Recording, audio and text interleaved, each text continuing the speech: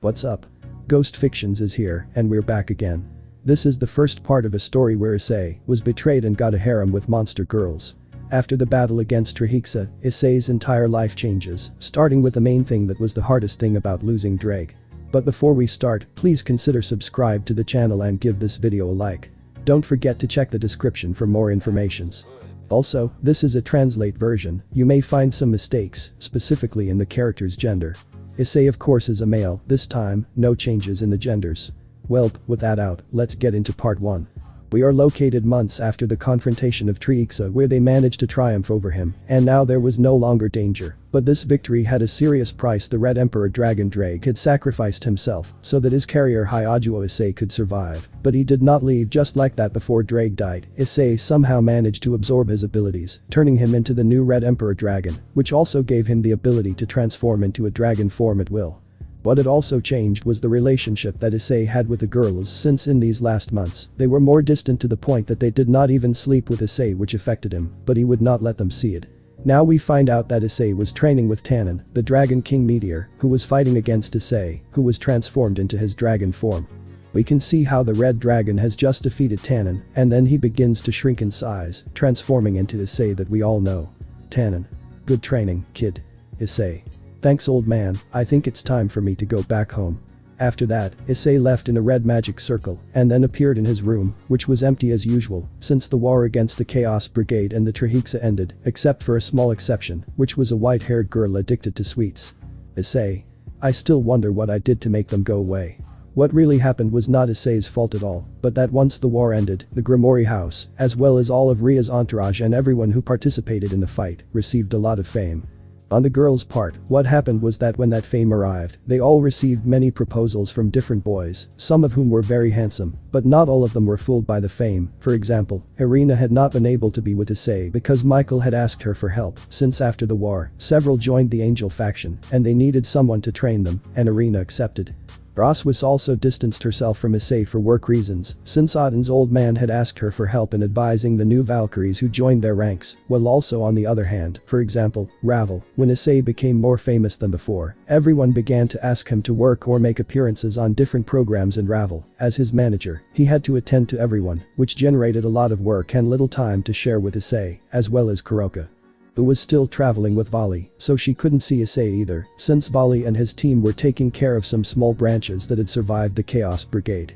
Meanwhile, with the other girls who accepted other boys, Ria's was the first to move away from Issei, since she was becoming interested in a young high-class devil who became interested in her after the war. The same happened with Akeno, who started a relationship with a young fallen angel, who according to her was very attractive.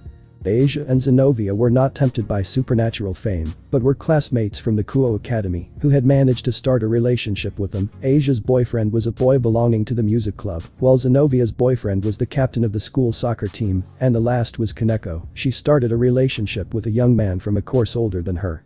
Returning to the brown-haired boy, we can see how he was alone in his room, so he decided to take a shower to get rid of the sweat from training with Tannen.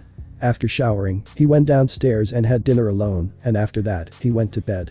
The next day we can see how the brown-haired boy woke up, he went to have breakfast, and after that he went straight to the academy, although Issei did not have much time left for him to finish school, and soon he would have to go to university. But Issei did not know what he could study, although it was not something that worried him much due to all the money that he had generated from the Op-I Dragon program, which left him enough to be able to live his entire life without working.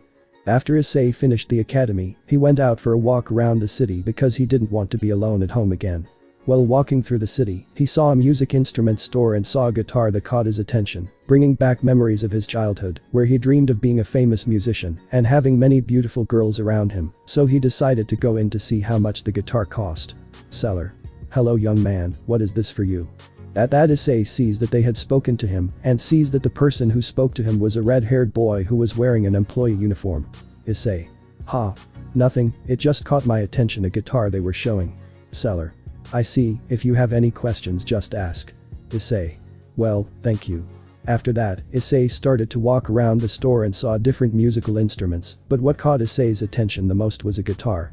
Issei took the guitar and tried it out to see what it was like. Issei noticed that the guitar was connected to an amplifier, so he decided to try it out to see if he had lost his practice. Meanwhile, the seller was watching what Issei was doing and how he was playing music. Seller. "Hey kid, you play pretty well. Haven't you thought about being a professional?"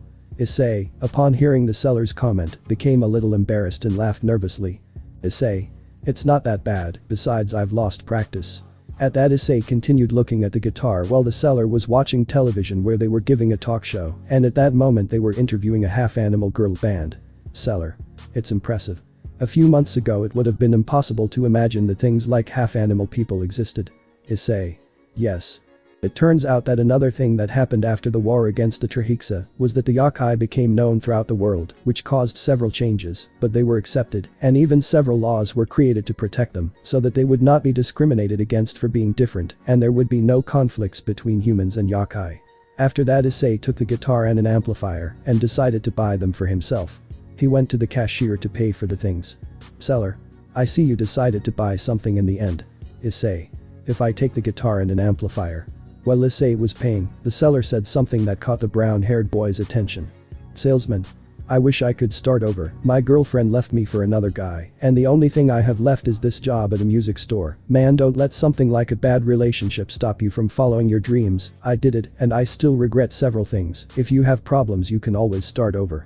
After that, Issei finished paying and took the guitar and the amplifier to his house. When Issei arrived, he started practicing since today he wouldn't train with Tannen since he had things to do, so he took advantage of the whole afternoon to practice. While Issei played, he realized that he hadn't lost much practice and still had some skills for the guitar. Thus continued the weeks of Hyajuo, Issei alternating between school and training with Tannen, and when he had free time he dedicated himself to practicing guitar. Several months had passed, and Issei finished the academy, but he still didn't know what to study, since he had doubts. He liked music a lot, but he didn't know if he was good enough to survive from it, since he didn't want to live off only his savings because of the Op-I Dragon program. Well, now we meet Issei, who was walking through the park because he wanted to go out for a walk today, even though the day was not good for him since it was cloudy and it seemed as if it was going to rain soon. While he was walking through the park, suddenly he stopped in shock at what he found in front of him. In front you could see how Ria's Gremory was walking through the park in the company of a young man with black hair. This would not have bothered him much if he did not see that they were arm in arm, but what broke his heart completely was seeing how Ria's kissed him on the lips and the boy reciprocated.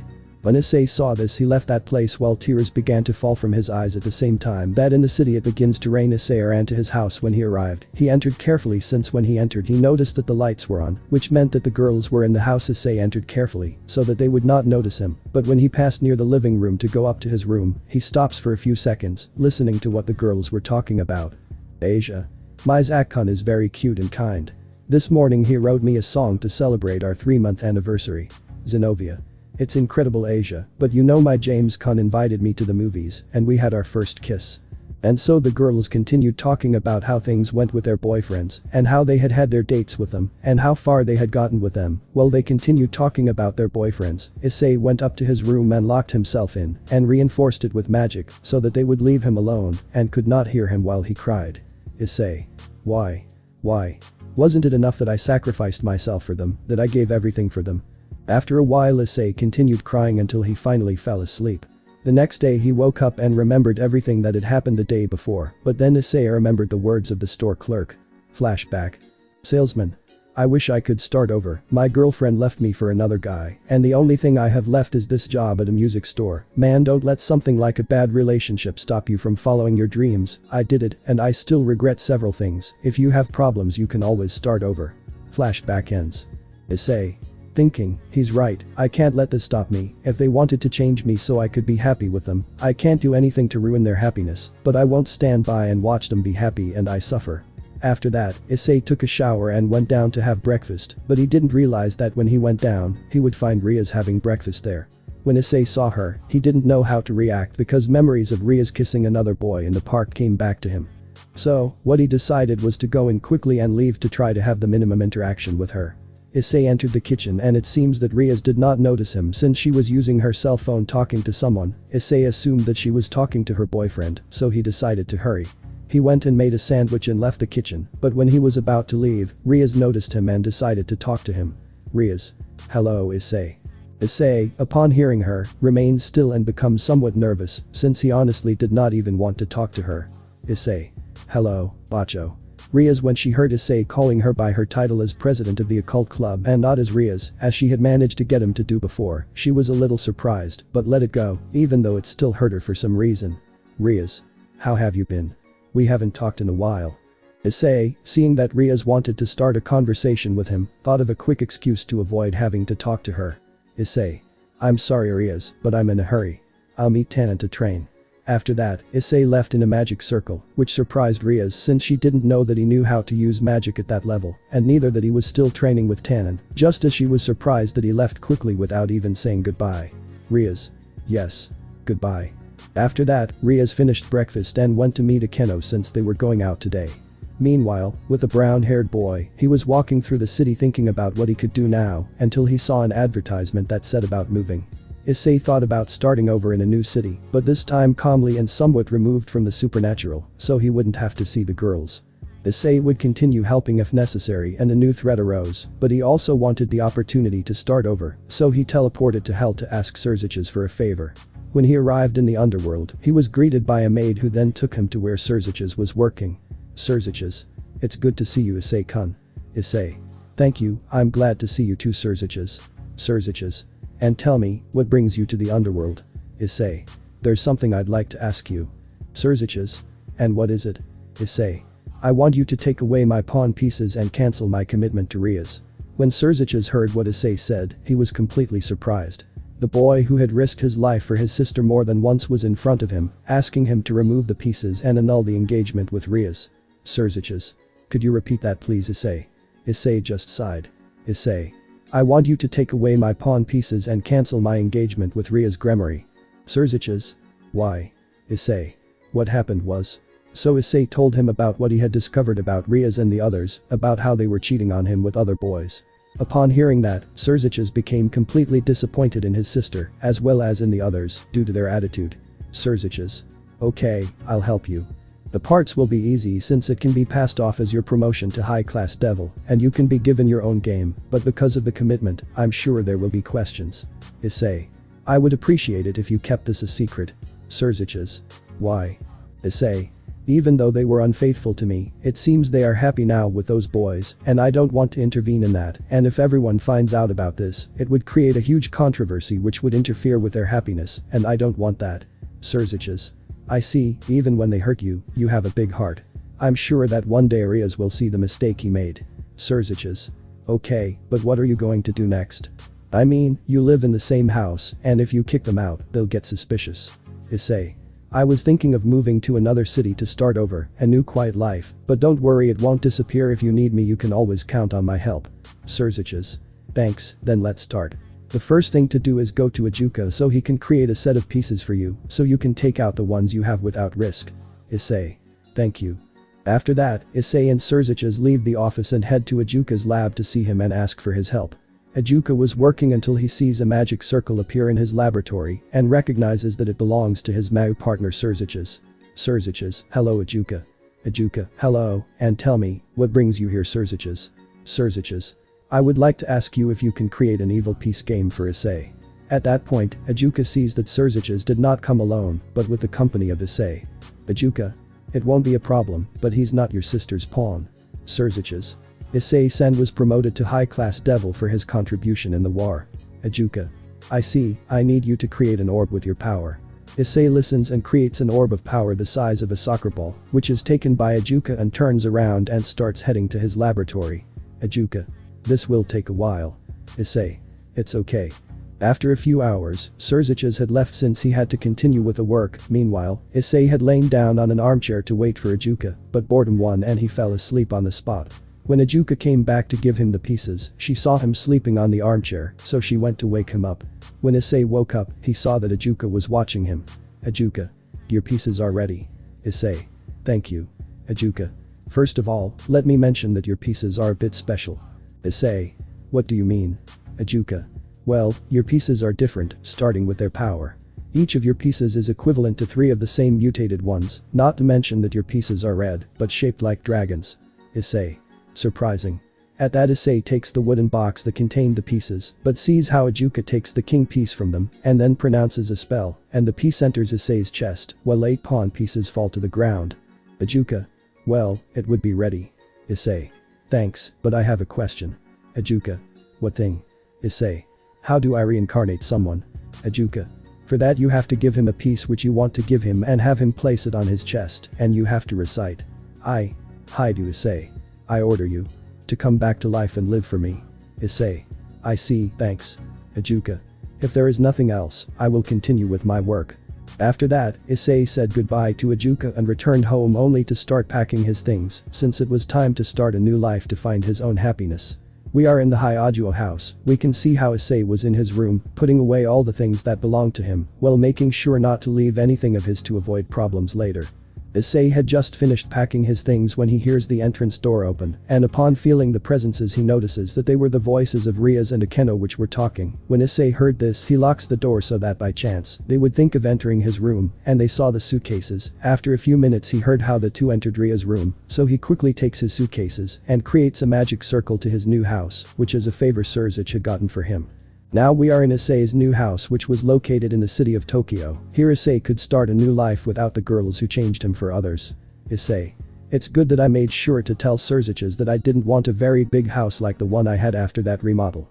Then Issei entered the house and was surprised by its interior, since it was a house with 4 bedrooms, 2 bathrooms, a modern kitchen, a living room, and what Issei liked the most was that Surziches had a room dedicated to music at the bottom of the house. In this room were all the necessary equipment. Issei. Thank you Surziches. After Issei finished packing his things into his new house, he took the opportunity to make something to eat and then went to sleep. The next day, Issei decided to leave early to get to know the surroundings of where he would live now. After walking for a while, Issei found himself in the center of the city, but wherever he was going, he could see that there were a lot of people gathered, which caught his attention, so he decided to go find out what was happening.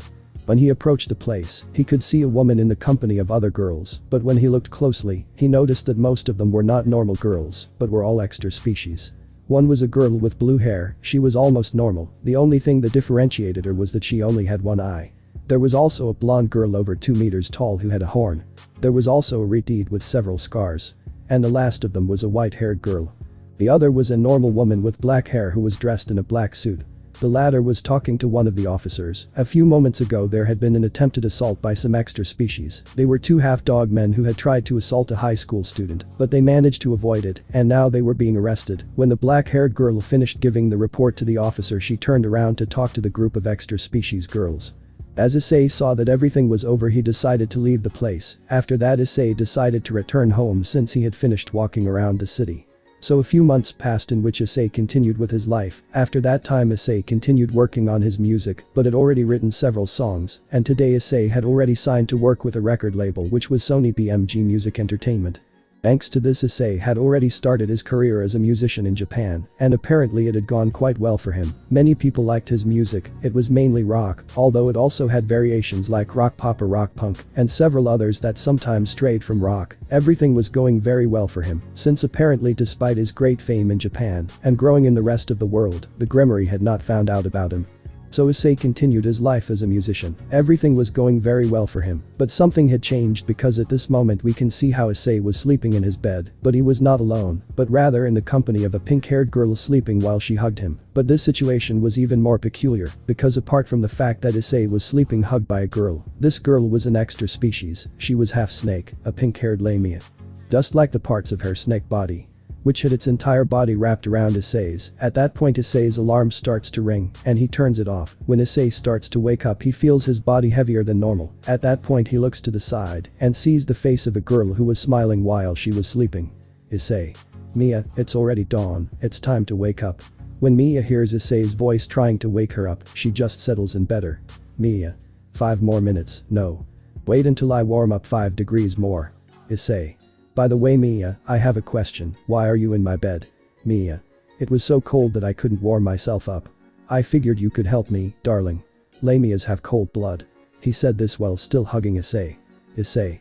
I see, 5 degrees more. Okay.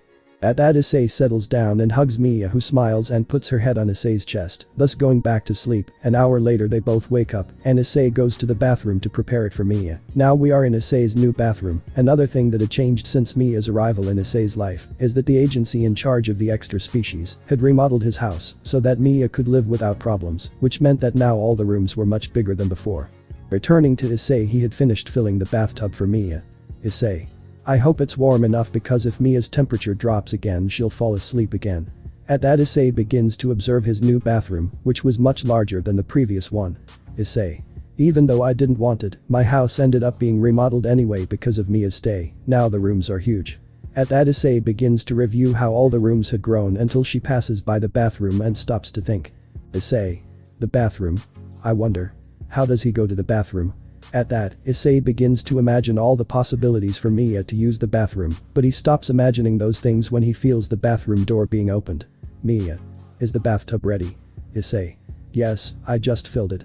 At that, Issei turns around while talking to Mia, but when he does, he sees that Mia is behind him, completely naked, so when Issei sees her, he blushes while a trickle of blood comes out of his nose. Mia. Thanks, darling, I'll take a bath first. After that Mia gets into the bathtub, but when she does the bathtub overflows which causes a lot of water to come out of it. Mia. It's warm. Japanese bathtubs are great. While that was happening, Issei had just stayed watching Mia and then recovered and left to prepare breakfast for the two of them. Mia. I read that there were many hot springs in Japan, I would like to go with you. Issei. Well, you see. At that, Issei turns around to talk to Mia, but he can't help but look at her breasts, which causes a little blood to come out of his nose again. Mia. What are you looking at? At that he stands up a little and realizes what Issei was watching. Mia. Pervert. Issei, seeing himself discovered, tries to escape from the place. Issei. I'll go prepare breakfast. But when he was about to leave the bathroom he felt something grab him by the waist and then quickly pulled him towards the bathtub, putting him fully clothed inside it, while at the same time Mia approached where he was. Issei. Mia, you're in the bathtub. You don't need me. Mia ignored what Issei was saying as she approached him and ended up hugging him from behind and putting her breasts on his back. Mia. You know. I read that there is something called mixed baths. So I want to bathe with you. While Mia was talking she moved her breasts on Issei's back. When he felt them he could feel how his lust began to grow, and it became more and more difficult for him to control himself. All this was because now being a complete dragon, his instincts were amplified, and having a sexy naked Lamia behind him was not good for his control. Issei. Mia, I think this is not the best. Mia. What's wrong with mixed gender bathrooms? Do they do obscene things in mixed gender bathrooms? Issei. No, but. Mia.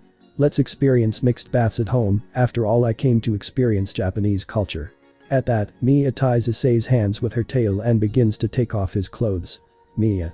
I just want to take a bath with you darling. Then Mia hugs Issei again and he feels Mia's bare breasts against his bare back. Issei. Thinking, if this continues like this I won't be able to control myself and I don't know what will happen. Mia. I want my first time. In that, Issei, in a quick movement with his foot, manages to open the cold water tap, which causes Mia to drop her because of the cold. Mia. Aha, it's cold. My temperature. After that, Issei tries to get out of the bathtub but is pulled by Mia's tail, which submerges him again in the water. Mia. What are you doing darling?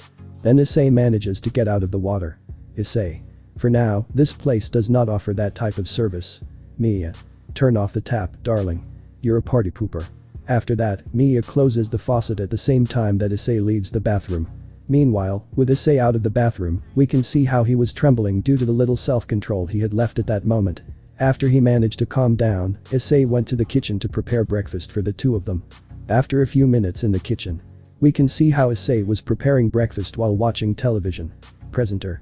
The popular ANM48 is fighting for the #1 spot with the new singer-songwriter Hyajuo Issei, who was a surprise this year with his great talent and incredible songs. He has quickly risen in popularity. What do you think? Interviewee. Both are amazing. On one hand they are the first extra species idol group, while on the other hand, there is issei-sen who is also amazing. Presenter. Hyajuo wouldn't have so much competition if it weren't for the animal girls who appeared a year ago, and apparently thanks to the new laws they have been very successful. Thus continued the report on the extra species and how everything had changed since they arrived. Meanwhile Issei was cooking eggs for breakfast and placing them on the table accompanied with other things. In that Issei takes the remote control and turns off the television and returns to the kitchen. Issei. Until recently I only hoped to be able to continue with my musical career. I never thought it would end like this. Smith. You can say that. Issei. Good morning Smith-san. Smith. Good morning, Hyajuo Issei-kun. At that, Issei looks behind him and sees Agent Smith sitting in one of the dining room chairs drinking coffee. Issei. What are you doing here Smith-san? Smith. I'm here for breakfast with a rock star. Issei. Did you come to eat? While they were talking, Issei had gone to see how the rice for breakfast was and if it was ready, as the situation was, he was serving it in a bowl. Smith. And also, I came to make sure that you are not carrying out illegal activities. According to the Species Exchange Act, anyone who hurts the girls will receive a severe punishment. I came to see you because your host family does not know the law. Issei. Are you blaming me? You brought Mia by accident, I'm not her host family. When Smith hears that, he just looks away while taking a sip of his coffee. Smith. I don't remember. Issei, upon hearing Smith's response, just lets out a sigh. Issei. You're a disaster and yet you call yourself a coordinator. When Smith hears that, he pretends to cry. Smith. Wow, you're really bad. Who would say stars are jerks? Issei only has a drop of sweat on his head. Issei. Really? Smith. Changing the subject, Mia says she likes it here, so you'll have to study law. It's good that you live alone. Issei. How one-sided. Smith. Please give me more coffee. Issei. Good, good. At that, Issei starts preparing coffee for Smith. Issei. I haven't heard him. At that, Smith gets behind Issei. Smith. Taking her virginity also counts. Issei, upon hearing Smith nearby, gets nervous just as he does because of what he just said and quickly turns around. Issei.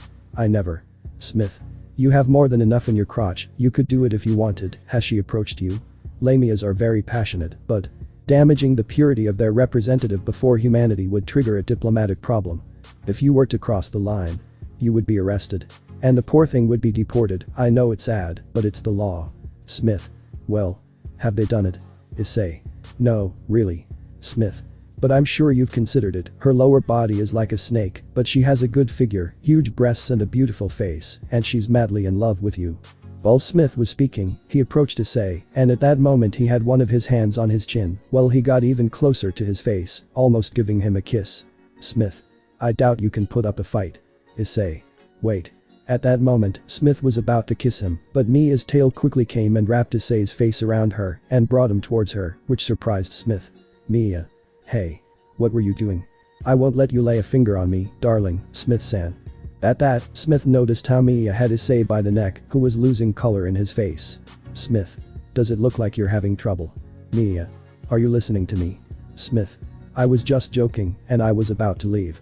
After that, Smith starts walking towards the exit, but then stops while he puts on his sunglasses. Smith. Darling Kun, remember not to commit any illegal acts, goodbye. After that, Smith leaves the house, leaving Issei and Mia alone. Mia sits on the floor with him while hugging Issei. After a few seconds, seeing that Mia didn't move, Issei decides to talk. Issei. Mia, if you continue like this you'll end up getting cold since your clothes aren't dry. Mia. Is the ban really that important? Issei. Huh. Mia. The moment I arrived, everyone was repulsed by lamias because half of our bodies were snake-like. While Mia was speaking, they both remembered the day Mia arrived at Issei's house. She had been brought there by mistake by Smith, but he invited her in anyway. At this moment, they were both in the living room talking to each other. Mia. That's why I was afraid you'd reject me. After a few minutes Issei runs out of the room, which leaves Mia sad because she thought he didn't want to be with her. At the same time she was shaking from the cold, since the temperature of the place was lower than what she was used to. But after a few minutes she is surprised because she sees how Issei came back with some sheets and covered his snake part so that he wouldn't be cold. And while he was doing it, he turns around to see Mia, and when they both see each other directly, Issei smiles at her. Mia. But you greeted me with a smile, you made me very happy. Back to the present, both of them were still sitting on the floor, while Mia hugged Issei. Issei. I have seen the extra species, they are not to be feared. While Issei was talking, Mia wrapped him around with her tail, and then threw him to the ground and got on top of him. Mia. I don't care about the law because no matter what you do to me, you could hurt me if you wanted to. Then Mia opens Issei's pants with the tip of her tail. Issei. Mia. Mia.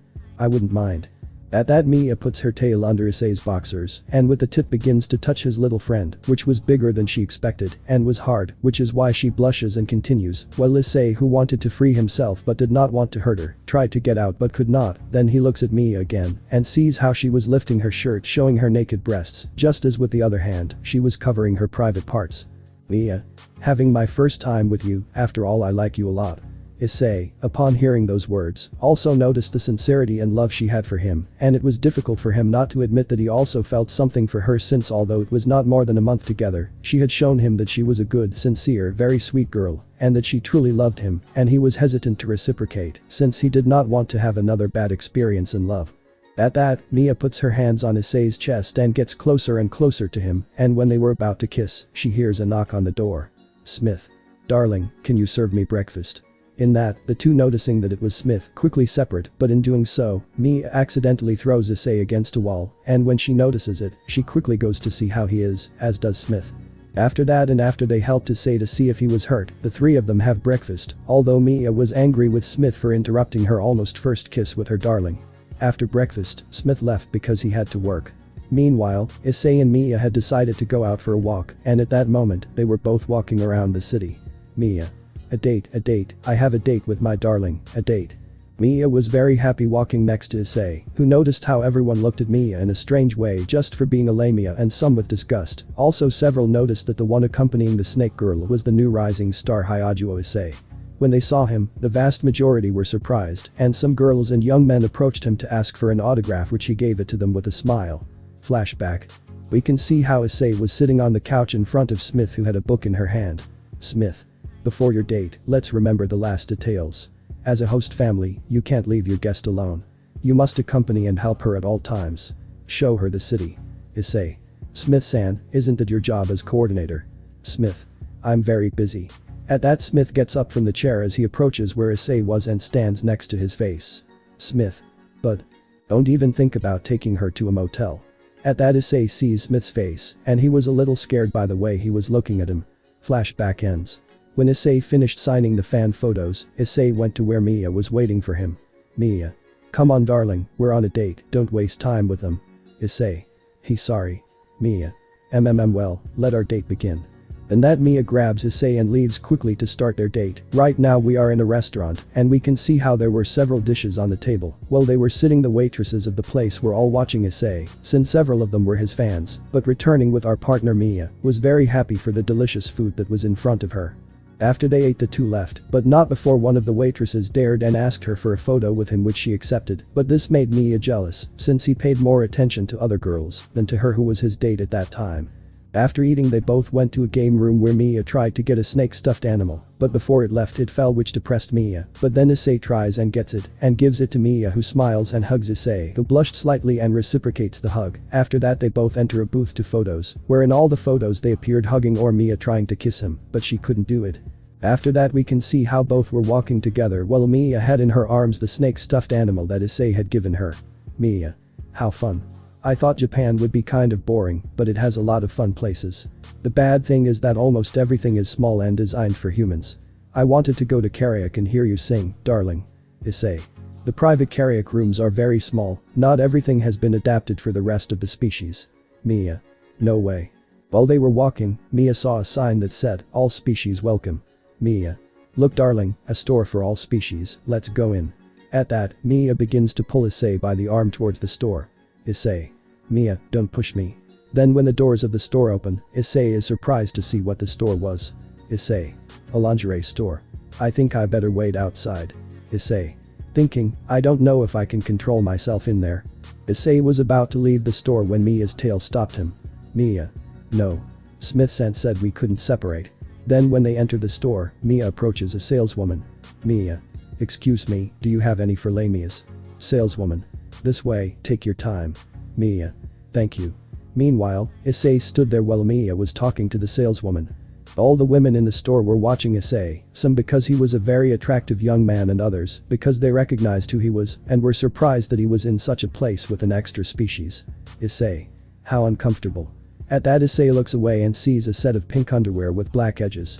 Issei. Does he even wear underwear? Like. Issei was about to imagine Mia in her underwear, but he heard someone talking to her, and when he saw who it was, he realized it was Mia. Mia. Darling, which one do you think is better? Look, what Mia was showing him were two sets of underwear, one was purple with black edges, and the other was pink with lighter pink edges. Mia. Since I don't usually wear bras, I'm not sure. Issei moves away a little since he was surprised by the question, then he sees how Mia lowers the part of her shirt from her neck and shows him her naked breasts since she wasn't wearing a bra, and Issei, seeing it, feels how little by little he begins to lose control, but he tries to resist. Issei. I don't know about that either. What if you try them on? Mia. Should I try them on? You're right. Then Mia enters a dressing room, but she drags Issei inside with her tail. Issei. Hey, why? Mia. We must be together at all times, so I want you to take a look and choose the one you like the most. At that time, while they were talking, Mia was taking off all her clothes and was passing the outfits to Issei to hold. At that time, Issei sees Mia and sees that she was naked, showing her breasts and covering her private parts with her tail. Mia. I'll wear whatever you choose, since I want you to like me more, look carefully before choosing.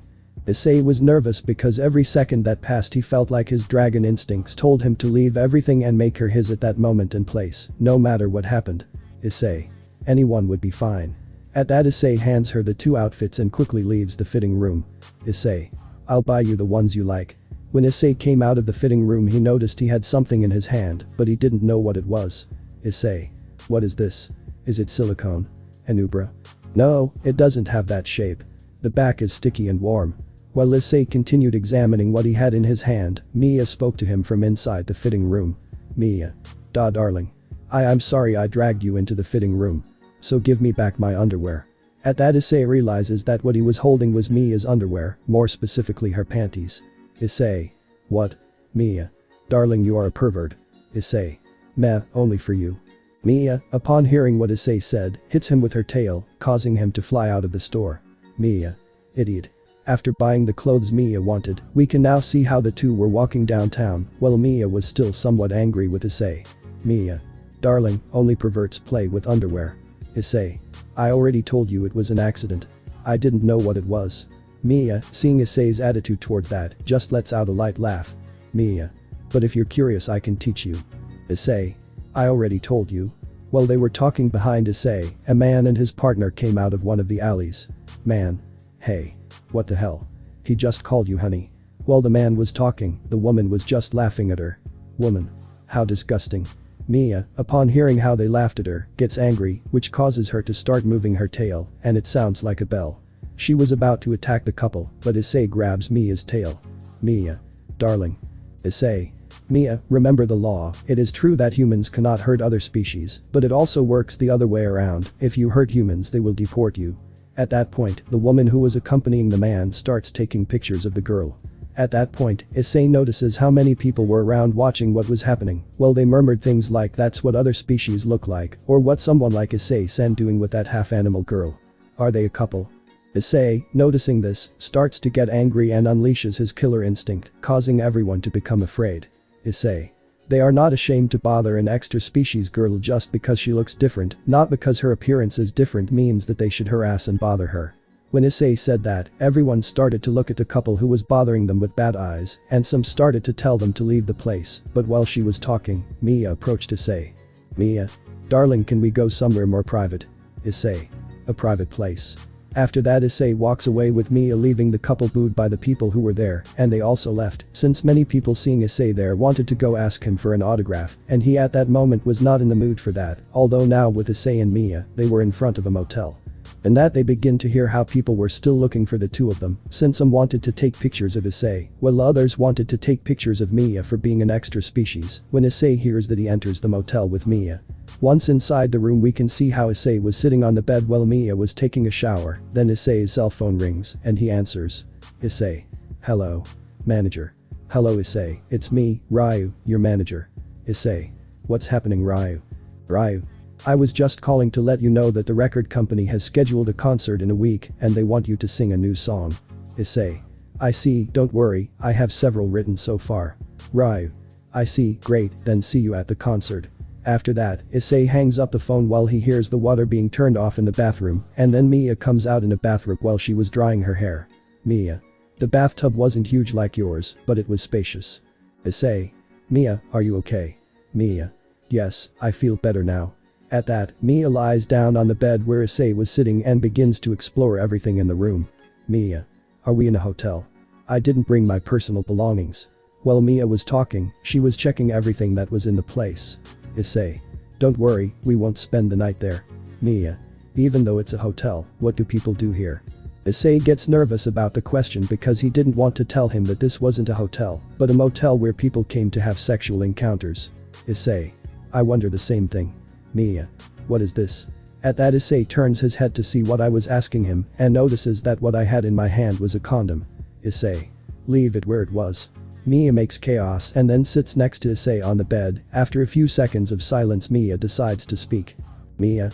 It seems that humans still dislike us. Issei. Huh? Mia. They're only nice to us because that law exists. Darling, are you nice to me only because you're afraid of getting arrested? Issei. No. Then Issei sees Mia take off her bathrobe, leaving her naked. Mia. Look at me, darling. Then Mia lies down on the bed naked with her arms open. Mia. I'm not scary. At that, Mia wraps her tail around Issei's head. Mia. Do you see how defenseless I am? I wouldn't do anything even if you hurt me. Do you still fear me? Issei. Mia. I don't. Then, when Issei was about to speak, he heard the wall crack and then saw it explode. Smith. Don't move. We're the Species Exchange Security Squad. At that moment, Issei sees Count. The wall had broken and he sees Smith standing, accompanied by several men with weapons. Smith. We've been informed that someone brought a Lamia with lustful intentions. According to the Species Exchange Act. At that, Smith notices that the person in the room was Issei. Smith. Go darling kun. Issei. Smith-san. How did you get here? Smith. Don't underestimate the government's information networks. Well, they actually use Twitter. In that, he shows a video where Issei came out defending Mia from the people who made fun of her. Smith. The things a star like you does in public don't go unnoticed. After that, Mia got dressed and they took the stuffed animal she had gotten for Mia, and the three of them left the place. But when they did so, the couple that had been bothering Mia before was at the motel reception, and when they saw them coming out of the elevator, they started laughing again. It seems they didn't care about looking bad in front of people. Man. What? The snake woman is in a motel. Woman. How disgusting. Smith. Hey you guys. Man. Can he even do it? At that moment, Mia was shedding some tears because of the insults they were saying to her. Man. Does she even have a vagina? Woman. How funny. I can't believe it. At that moment, Mia was getting angrier and was about to attack them, something that Smith noticed. Smith. Mia-chan. But while all this was happening, no one noticed how angry Issei was. Even his eyes changed, tearing like a dragon's. In that, in a quick movement and without measuring his strength, Issei goes to the subject and connects a direct blow to the mouth. He does it with such force that the man flies and crashes into his wife, and the two fly through the glass door, breaking it and crashing into a tree that also breaks. Smith and Mia were in shock by the show of strength of their darling, well with the couple. The man had lost 9 teeth and had a broken nose while bleeding and some other injuries from the impact of the tree and the door, while the woman was unconscious and was also bleeding. Issei. I think I went too far. Time skip. Now we are at Issei's house where we can see how Issei was sitting next to Mia and Smith was in front of them. Issei. Well, about those two. Smith. Don't worry, we talked and we reached an out-of-court settlement, but changing the subject, be more careful. Remember that you are famous and everything you do will be known. We were lucky that this time there was no one to record it and upload it to the networks. Issei. I know, thanks for your help. Smith. Well, goodbye. After that, Smith leaves the living room and starts to leave, but he sees Mia who was waiting in the hallway, and when he sees her, he signals her to come in to talk to him. Mia. Darling, why did you do it? Issei. If I did it, it would just be a common fight. If I hit them they won't deport you. Besides. You may belong to another species, but you're still a girl and someone important to me. I couldn't stop them from being cruel to you. Mia, upon hearing Issei's reasons, had tears in her eyes of happiness, while she blushed and smiled. Mia. Darling. Darling. At that, Mia jumps towards Issei and hugs him, and Issei falls to the ground next to her, but he hugs her back. Mia. I'm so happy, it means you see me as a girl. Are we still where we left off? At that moment, Mia was going to take off her clothes, but Issei stopped her. Issei. It would be best not to for now, but I hope this helps. At that point, Issei approaches Mia and gives her a tender kiss on the lips, which surprises her, but fills her with happiness, and causes her to shed a few tears of joy, and she reciprocates the kiss while hugging Issei. The kiss lasts several seconds and would have lasted longer if Smith hadn't intervened. Smith. By the way, darling, what's for dinner? The two, upon hearing Smith speak, quickly break away from the kiss. Mia. What are you doing here, Smith-san? Smith. What do you mean, I'm just hungry. Issei. How demanding. Then he sees Smith kneel down as if she were starving. Smith. Hey, getting that deal done was so hard. At that Issei goes to the kitchen. Issei. If you want, we have rice with curry. When Smith hears that, he raises his head and smiles. Smith. Really? Sorry for the inconvenience. Mia. Right in the best part. After that the three of them sat in the dining room to eat dinner. We are at the home of our favorite dragon, and we can see how he was on the terrace of his house hanging clothes to dry, but he was not alone, he was with his new partner Mia, who could be seen to be very happy while hanging clothes as she was humming with great joy. Issei. You're in a good mood, Mia. Did something good happen? At that, Mia stops hanging the clothes and turns around to see Issei. Mia. What are you saying, darling? How could I not be in a good mood? Yesterday was the best day of my life. In that Mia remembers how Issei protected her from those two jerks who wanted to bother her, and she also remembered that when they arrived home, they had their first kiss, which made Mia blush and start laughing with happiness, since she began to imagine herself a few years ahead, and how she was sitting watching how Issei played with a half-snake girl in the garden, while she caressed her stomach which was swollen, a sign of being pregnant. While Mia was imagining all of that, Issei was watching her with a drop of sweat because of her behavior, but then he saw how Mia stayed still and started to look at him. Issei. What's wrong, Mia? Mia. You didn't give it to me. Issei didn't know what she was talking about until he saw Mia approaching him and hugging him by the neck. Mia. Darling, you know you haven't given me my good morning kiss. Issei, knowing what Mia wanted, takes her face and brings her closer and gives her a soft kiss on the lips, causing Mia to become very happy, and after a few seconds they separate. Issei. Happy. Mia. Yes. Darling, I'll go get the rest of the clothes. At that, Mia turns around and goes to look for what was left of the clothes in the washing machine. While she left, Issei stayed to finish hanging up a few clothes, but without realizing it, he is grabbed by the shoulders by some claws, and they fly away, causing Issei to let out a scream in surprise. Mia, upon hearing the scream, quickly turns around to see what had happened. Mia. Darling. But when she did this she saw how many feathers were falling, and how Issei was being kidnapped by a blue-haired girl with wings who flew away. Mia. Hey. Darlings. Meanwhile, returning with Issei, we can see how, after a few minutes of flying fast, he had landed on top of a tree. At this moment, he opened his eyes and saw that he was hanging from one of the branches of the tree. Issei. Where am I? Unknown. You woke up. At that Issei looks in front of him and sees that there was a girl with blue hair who instead of arms had blue wings and her legs were just like those of a bird. She was flying in front of him watching him. The girl was only wearing shorts and a very short t-shirt. Issei. Who are you? Unknown. Poppy. Poppy. Poppy. The harpy. Issei, upon hearing the girl's presentation, was somewhat confused. Issei. How? Poppy harpy Poppy. At that the girl gets closer to him. Poppy. Harpy. Poppy. Or was it Poppy? Poppy. Pahi. Harpy. Poppy Poppy. Poppy Boppa Poppy. Issei, seeing that the girl wasn't getting anywhere, decides to change the topic of conversation. Issei. Hey, what about your host family? You shouldn't be alone. Poppy. That's why I brought you with me. Issei. Is that why you kidnapped me? At that, Poppy ignores Issei and gets distracted looking to the side. When she does, she sees an ice cream truck and sees how a mother was buying one for her little son. Poppy. Hey. What's that? Food. Issei, listen to me. Even so, Poppy continued ignoring Issei and in a quick movement, he flies and takes Issei by the shoulders and drops him on the ground. While she flew, she turned around to land next to Issei and takes him by the arm, starting to walk towards the ice cream stand. But then Issei noticed how Poppy took 3 steps and stood still. He turned around to look at him, and then he saw that she was taking him by the arm. After that, Poppy separates from Issei and keeps looking at him. Poppy. Hey. Who are you? Issei, seeing that Poppy had forgotten about him, was in shock. Issei had read in a book that certain birds, after taking a certain amount of steps on land, forgot everything they were doing, but he never imagined that Poppy would be the same as them. Issei. Thinking, she's a complete moron. After that, Issei accompanied Poppy to buy an ice cream. Now we can see how both of them were sitting on a park bench near the fountain eating their ice cream while they talked. Issei had bought a popsicle while Poppy had bought a large cone. Poppy. They didn't want to let me out until I learned the Interstellar Exchange Act. Issei, the Species Exchange Act. Poppy. But those things are too complicated for me, so when the exterminator got distracted. While he was talking, Poppy was playing with his ice cream, moving it around while he watched him. Issei. The coordinator. Poppy. I ran away. Issei. That's wrong. Poppy. Don't worry, I've run away before and he's never gotten mad, but he said that next time I'll be exported. What does that mean? Issei. They'll deport you. Right. You're in trouble. At that, Poppy was in shock, which also caused her to drop her ice cream and fall to the ground. Poppy. In trouble. When Poppy saw that I had voted for the ice cream, he stood up screaming. Poppy. I didn't even get to try a single bite. After that he fell to his knees crying. Poppy. It's so hard to hold. Issei. Thinking, no wonder with those hands. Issei. Do you want mine? At that, Poppy stops crying and looks at Issei with a smile. Poppy. Really? In that case, enjoy your meal.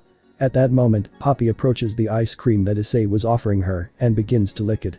While she was licking the ice cream, Issei was holding it, but she felt uncomfortable about it since, from the position they were in, it was clear that Poppy, instead of eating ice cream, was licking something else. Issei. Could you hold it? At that, Poppy stops eating ice cream and looks Issei in the eyes. Poppy. I might drop it. After that, Poppy continued licking the ice cream while exclaiming about how delicious it was and letting out some moans from the pleasure of eating ice cream, but he also got his face covered in ice cream since it was melting. Issei. This seems somewhat unseemly. While they were having the ice cream, all the people who were around the park stopped to watch what the two were doing at that moment. While they were watching, people commented on what was happening and that it was indecent. Lady. What are you doing? Lady 2. He's a pervert. Lady 3. Son, don't look. Issei, seeing that everyone was watching what was happening at that moment between him and Poppy, got nervous and simply decided that it was enough. Issei. That was all, no more ice cream. At that, Issei takes the ice cream out of Poppy's mouth, but as the ice cream was melting, several drops of ice cream jumped on Poppy, staining his face and body. Poppy. How sticky. Issei, seeing that Poppy was completely covered in ice cream, decided to act quickly. Issei. Come on. There's a tap over there. At that, Issei started walking towards the faucet but noticed that Poppy wasn't following him, and then he turned around to see where he was and saw that she was naked inside the fountain in the plaza. Issei. What are you doing? Poppy. I'm going to take a bath. Issei. I'm talking about your clothes. Poppy. Do you bathe with clothes on? Issei. Thinking, this little. Issei. Get out of there. But Poppy ignored him completely and threw himself into the fountain water. Poppy. That feels so good. It's so convenient that they have bathrooms in the city. While Poppy was bathing, Issei just watched this angrily since several men had approached the place just to see her naked while she was bathing in the fountain, but Issei got angry with all the perverts and let out a little of his killer instinct, which caused them all to get scared and run away from the place. Issei. Thinking, she's stupid, she doesn't know anything about humanity. Could she be more of a scatterbrain? At that, Poppy grabs Issei by the head with his paws and throws him into the water. Poppy. Don't stay there. Play with me. But Issei manages to free himself from Poppy's grip that was choking him. Issei. Stop. Don't involve me in this. Mia. I found you. At that, Issei looked to the side and saw an angry Mia approaching the place where Poppy was standing next to her. Issei. Mia, how did you find us? Mia. You bird. First you kidnapped my darling. And now this. Mia was watching as Poppy was naked while in the water and was hugging Issei against her body. Mia. I'm so jealous. Issei. What are you saying? At that point, Mia approaches where Poppy was to continue complaining to him. Mia. I also want to be able to run away with my darling. I'm going to kill you. Poppy. What? You want to fight? At that moment the two were face to face ready to fight. Issei tried to stop them, but before he could do it, Mia caught Poppy with her tail. Mia. Bad girl. I will cook you alive. At that, Poppy, in a quick movement with the claws of his feet, tries to scratch Mia, but only rips the shirt she was wearing, causing her breasts to be exposed. Poppy. What did you say, busty girl? Mia. What are you talking about? Poppy.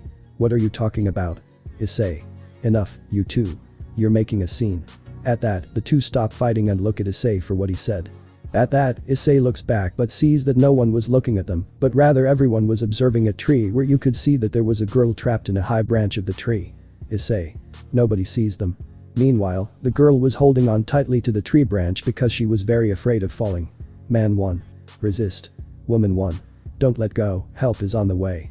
Man 2. Call the police. Woman 2. Call the fire department. Well, the girl was crying in the tree. Girl. Mama. Mama, mama. Returning with Issei and the two extra species girls. Poppy. Can't you come down? Mia. Isn't that dangerous? Issei. Yes, but don't forget that you're naked. Get dressed. At that, Poppy puts on his normal clothes while Mia, since she didn't have any other clothes, Issei took off his jacket that he was using and gave it to Mia to cover herself. Issei. We have to help her. Poppy. Of course. I'll take care of it. I'll peck her down. Issei. No. Poppy ignored Issei and started running to take flight and fly to the girl, but when he jumped to fly, he hit his face against the ground because he couldn't fly because his wings were wet. At that moment, Poppy looked towards where Issei was with a pout while tears formed. Poppy. I can't fly with wet wings. At that, Mia finishes putting on Issei's jacket and ties it under her breasts. Mia. Don't worry, I'll take care of it. The Lamias are good at climbing trees. At that point, Mia goes to the tree and starts to climb it like a normal snake would. Everyone watched as Mia went to rescue the girl, while Issei approaches and stands next to Poppy. Issei Mia. While returning with Mia, she was climbing the tree without problems. Mia. Okay, I'll save the little one to impress my darling, and maybe he'll reward me. At that Mia stops and begins to imagine how she rescued the girl, and then Issei came to congratulate her and gave her a kiss as a reward. She blushed while imagining it, while Mia climbed the amount of branches and leaves on the tree increased, which made it difficult for her to climb. Mia. But how many leaves, huh? Where's the little one? Damn, I got stuck. While returning with the little girl, she was holding tightly to the tree branch so as not to fall. Girl. Mom. At that point the girl starts to hear something approaching where she was and looks forward to see what was there. Mia. I found you. At that moment, the girl, seeing only parts of Mia's face, gets very scared, so much so that she loses her balance and falls from the tree branch. Mia quickly tries to move her tail to try to catch the girl, but she doesn't succeed. All the people who were watching were scared to see the girl fall, but at that moment, they all see how Poppy jumped and caught the girl. Poppy. My wings weigh a lot. When Poppy jumped he forgot that his hands were still wet, and when he tried to fly they were too heavy so he couldn't do it. He closed his eyes in fear, while he hugged the girl waiting for the impact, but after a few seconds of not feeling anything she opened her eyes and saw that she had been caught by Issei, who was now carrying her in a bridal manner, while the girl was hugging Poppy in fear. Poppy. Did you save me? At that Issei sees Poppy and smiles at him while still carrying her. Issei. Good job Poppy, you did well. Poppy, upon hearing Issei's congratulations, became very happy. After that, Issei left the girl and Poppy on the ground. The girl ran to where her mother was, who thanked Poppy for saving her daughter from falling. While that was happening, all the people who were watching were now applauding Poppy for saving the girl. While behind them was Issei with Mia, whose hair was full of tree leaves. They watched as everyone congratulated Poppy. Mia was crying because she had also tried to help, but no one acknowledged it. Mia. I also tried hard. Issei, upon hearing Mia while she was crying, caresses her head, removing the leaves from the tree that she had. Issei. Don't worry, I know, that's why I'll also reward you. At that, Issei gives a quick kiss on the lips to Mia, who stops crying and becomes very happy while hugging Issei. Mia. Thanks darling, I will keep trying. At that Issei just lets out a light laugh while hugging Mia. Issei. Yes, behave well Mia. At that moment, they both heard a bicycle stop behind them, and when they turned around, they saw that it was a police officer. Officer. Hey. I heard there was a girl trapped in a tree. Mia. How slow. At that, Poppy returned to where Issei and Mia were, who had separated from the hug. Issei. Vera, she rescued her. Officer. Really? Thank you very much. Poppy. You're welcome. Official. By the way, you're non-human exchange students, right? Where are your host families? At that the two girls look at Issei. Mia. I have my darling. Poppy. Are they going to export me? Issei. It's deport. At that Issei approaches Poppy and whispers to him. Issei. It means that they are going to kick you out of the country. Poppy. What? Official. Could it be that? In that, for fear of being kicked out of the country, Poppy hugs Issei, who unconsciously hugs her with one arm. Issei. I'm your host family. You're staying with me. At this answer the two girls were surprised. Mia. Darling. Officer. Could you show me your documents? When they heard that they were asking for Poppy's documents, they were shocked since they didn't have them. Issei. Shit. At that the police officer stares at the three of them. Official. Could it be that your documents? Smith. They're right here. Issei. Smith-san. At that point, everyone saw how Smith had arrived with Poppy's documents. After the officer checked the documents, he left on his bicycle, and Issei and the girls, along with Smith, went to Issei's house since it was late and it was getting dark. Issei. It was incredible, how did you get them in such a short time? We can see how the four were in the living room of Issei's house talking, and Smith drinking coffee and the girls drinking tea. Smith. I already had them with me. Issei. Hey. Why? Smith. Well, nobody wanted to accept this repeat fugitive so, well I came to force you. And that Smith toss. Smith. She ran away while coming to ask you to take care of her. Issei. Are you the coordinator who let Poppy escape? Then. I couldn't be. Smith. Anyway, Poppy-chan, this will be your new home. Poppy? Really? Mia. What? Smith. He is the lord of the house, so you must listen to him. When Poppy heard that he would be staying with Issei, he became very happy. Poppy. Hooray. Viva. Viva. Issei. Hey, can you both stay at the same time? Smith. Why not? Issei. Smith-san, you are too negligent. Smith. Poppy-chan, don't run away again. At that, Poppy finishes drinking tea and gets up and goes to Issei and hugs him by the arm. Poppy. Okay, I know I'm not very smart, but I learned something. I just have to stay with my husband, right? Nice to meet you, husband. Husband, let's take a bath. Let's continue where we left off. Let's go. Let's go. Let's go. Issei. Don't throw me away. At that moment Issei passes in front of Mia and the two look into each other's eyes. Issei. Hey. Mia. Why not? Darling, take care of Poppy-chan. Issei. Gee good. Poppy. Come on. Come on. Mia. Don't catch a cold. After that, Poppy and Issei go to the bathroom to shower together, while Mia and Smith stay in the living room. Smith. Mia-chan, you took it very well, I thought you would object. Mia. And it's not that bad. I admit that it's a little annoying that he came to our house without warning, but Poppy-chan is a girl, she's still a girl. She's just a girl. I'll accept it like the adult that I am. Smith intervenes in this. Smith. But Poppy-chan is your age. Mia is shocked when she hears that Poppy is the same age as her. Smith. Since harpies need small bodies to fly, they look much younger. After hearing that, Mia gets angry and quickly goes to the bathroom and with her tail destroys the door which almost hits Issei, but he manages to avoid it. Mia. Darling, I'll take care of her. After that, Issei leaves the bathroom and Poppy and Mia stay to bathe together. Now we can see how Mia and Poppy were bathing and Mia was washing Poppy's hair, but she did it with some force because she was angry with her. Mia. Pay attention, don't touch my darling. Don't lay a finger on her. Poppy. But Poppy doesn't have fingers. Mia. I don't mean that. If you do something to him, I'll pay for it. Meanwhile, outside the bathroom, we can see how Issei was preparing dinner for the three of them since Smith had left for his apartment. After dinner, Issei went to bed in his room and in the middle of the night, Mia gets in and wraps herself around Issei to warm up. Poppy also gets in the room and hugs Issei to sleep. The next day Issei gets up, being careful not to wake any of the girls. Before leaving the room, he kisses Mia on the cheek, which makes her smile and hug Poppy, thinking it was Issei. Issei went to see how much food he had left, and when he got to the refrigerator, he noticed that it was empty. After that Issei took a shower and went out to do the shopping for today's breakfast. Issei. I can't believe I have to go shopping so early. We met Issei just leaving a supermarket and he was carrying 3 large bags full of food. Issei. Mia and Poppy eat a lot, at this rate maybe I will need to use the money from the Oppai Dragon program. While Issei was walking and thinking about what he would do, without realizing that something was coming towards him very quickly, he managed to leave the street he was walking on and something hit him and sent him flying. Unknown. I can't believe we met, it must be fate.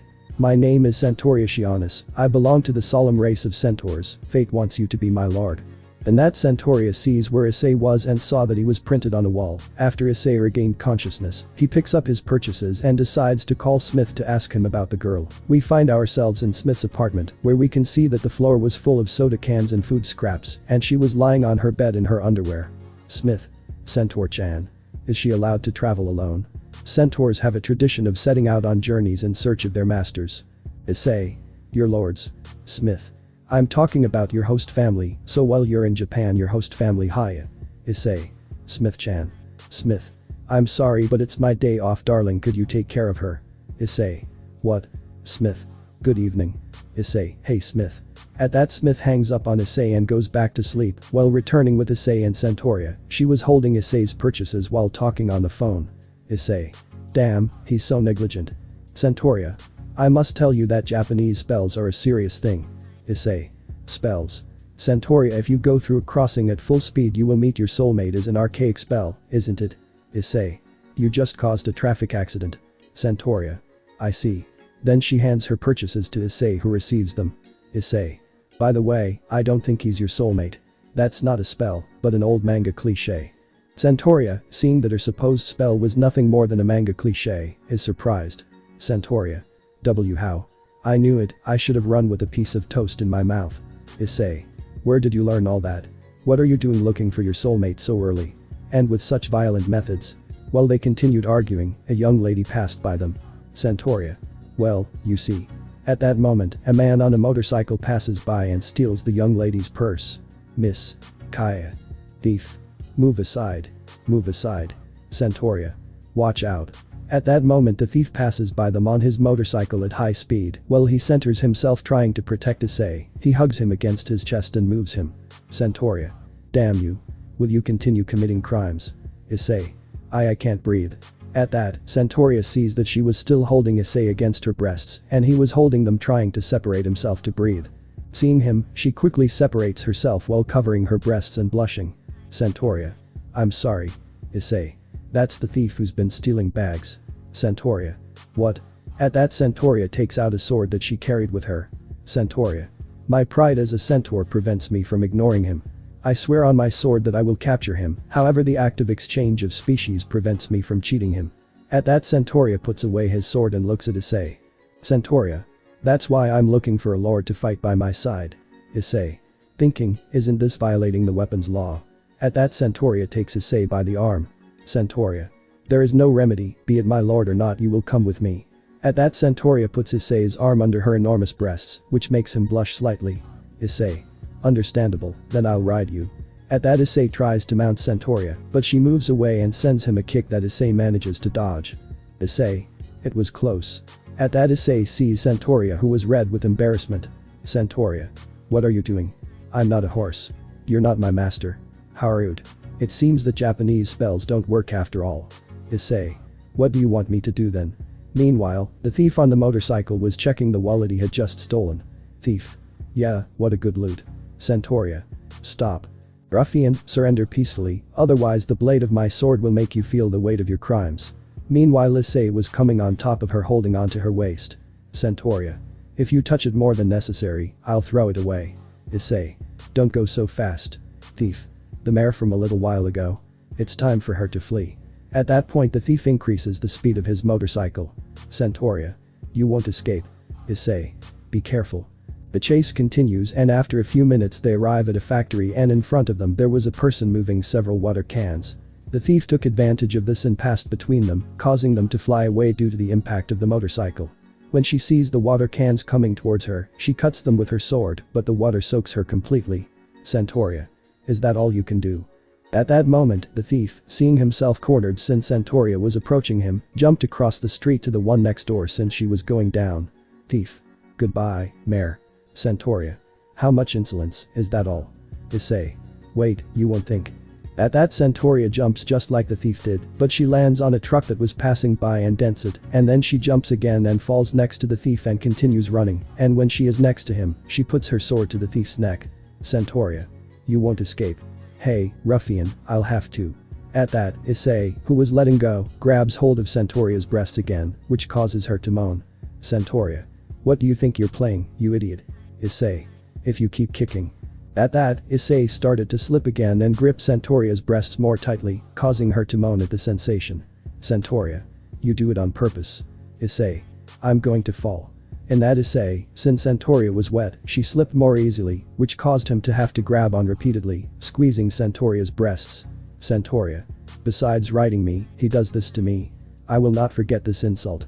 At that Centauria jumps a little, which causes Issei to jump too, and as he is holding onto Centauria's shirt, it breaks, leaving her breasts exposed. She drops the sword out of shame. Meanwhile with the thief, when he sees Centauria's breasts, blood comes out of his nose, and he loses control of the motorcycle, which causes him to crash into some jars that contain paint. Issei. Wow. Issei saw how the thief crashed, but now sees Centauria, who didn't stop, and sees that she was about to crash into a wall. He sees her and notices how she was petrified by shame. Without being able to avoid it, Centauria crashes into the wall and Issei falls off it. Centauria. You won't be able to keep messing with my bust. At that, Centauria begins to caress her breasts where Issei had touched her, but then she stops and blushes completely. Centauria. What am I doing? I will dye my sword with your blood. At that, Centauria looks for her sword, but sees that she doesn't have it, and sees how the thief she was chasing stands in front of her with the sword in his hand and covered in paint. Thief. Mare. I'll kill you. In that, the thief tries to cut Centauria, but Issei appears in front of her quickly, and with his arms in an X blocks her attack, and as Issei had reinforced his arms with his dragon scales, the sword breaks from the impact. This amazes the thief, but Issei quickly makes the scales disappear without Santoria seeing them and then hits the thief in the stomach, which causes him to spit a little blood and then turns around and kicks him in the head that sends him flying into some barrels of paint that were there. Meanwhile with Santoria, she only saw how Issei sacrificed himself to protect her. After that the police arrived and arrested the thief, well with Issei and Santoria. Issei gave her the sweatshirt he was wearing so she could cover her breasts. After that Issei and Santoria quickly went to Issei's house. When they arrived Issei decided to call Smith and now he is talking to her and with his arms bandaged because he could have hurt himself according to Santoria. Issei: I thought the same thing too, but I'm fine, so it was a fake sword, huh? In one part of the room we can see the sword split in two. Smith: I couldn't walk around with a real one, trying to catch that thief was crazy. Issei: I didn't do it because I wanted to, Santoria wanted to go after the scooter. Smith: Scooter? You haven't ridden it, have you?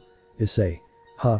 Smith: Only your lord married you is one of the commandments of the centaurs. From their point of view it's like marriage, if you mounted her against her will then. Issei: So? Smith: It would practically be rape. Ha. My yakisoba. Smith then hangs up because his dinner was burning. Meanwhile, Issei go to the door of the room he was in and see Santoria with her head down, so he quickly stands in front of her and bows, asking for forgiveness. Issei: Forgive me, Santoria-san. I didn't know it was so important. It was meant without any bad intentions. After a few seconds, seeing that Santoria was not responding, he decided to raise his head and saw that Santoria was in front of him, looking at him and also kneeling. Santoria: Instead of Santoria I want you to call me Cereal, that's what my close friends call me. Issei: What? Santoria: It was all my fault, I ended up getting involved because of my selfish sense of justice, and if that weren't enough, I hurt him. Issei: Don't worry, I didn't even try to stop you, you don't have to be so considerate. Santoria: Don't talk nonsense. At that Santoria takes Issei's hand and places it on one of her breasts so that he could feel her heart. Santoria: Can't you feel how agitated my heart is? I can feel my destiny. At that Issei feels like Santoria's heart was beating fast. Santoria: It's like the meeting of the great hero Heracles and the wise Chiron. Japanese spells are incredible. I really found the man who would be my lord since I arrived in Japan, not since I was born. No one had sacrificed themselves to protect me. That is why I Santoria Shionis recognize you as my lord and I swear eternal loyalty to you, my lord. Will you accept my vow of loyalty? Issei: Yes. Cereal. At that Issei was going to continue talking, but the door is opened by Mia and Poppy who were looking for Issei. Mia: Darling, did you find another girlfriend? Poppy: Husband. I'm hungry. Santoria: Did you say darling? Who are they? How indecent, my lord. Mia: Darling, did you hurt yourself? Poppy: And dinner. After that, Issei went to prepare dinner for the girls and him, and now we can see how the four of them were together for dinner. Santoria: Attention. Now that I'm here things will be different, my lord is in first place. Mia: My darling always comes first. Poppy: I think the same. And that while they continued arguing we can see how Issei continued cooking. Issei: Thinking, then why don't you help me with the chores? We are in Issei's house. We can see how it had become night and the full moon appeared in all its splendor. Well, inside Issei's house, we can see how he was at this moment only in his underwear while he was kissing Mia at the same time that with his right hand he played with Santoria's breasts and with his left hand he was caressing Poppy's butt. But you may wonder how Issei ended up having a foursome with 3 demi-human girls. Well, to know what happened we have to go back to the morning of that same day. Flashback starts. We are at our favorite red dragon's house. We can see how the 3 girls were in the living room talking. Mia was wearing glasses and holding a blackboard explaining the rules of the Species Exchange Act, while Santoria listened to what Mia was saying, and Poppy was reading the Species Exchange book trying to learn it. Mia: Okay, let's review the Species Exchange Act. First, humans and other species cannot hurt each other. Second, non-humans cannot leave without the company of their host family. And third, and most importantly. At that moment, Mia starts drawing on the blackboard of her hugging Issei while they were kissing. Mia: First come, first served. So you must obey me. Santoria: Don't change the rules. Poppy: Really? Santoria: Don't let him fool you, Poppy. After Mia finished drawing them kissing Issei, she turns around and asks if they understood. Mia: Any questions? Santoria-san. Santoria: Silence, I already know the act of exchange of species. At that moment, Issei enters the room, who had a slight hoof mark on his face while he was talking on the phone. Issei: Saria, Smith-san needs you to fill out your stay form.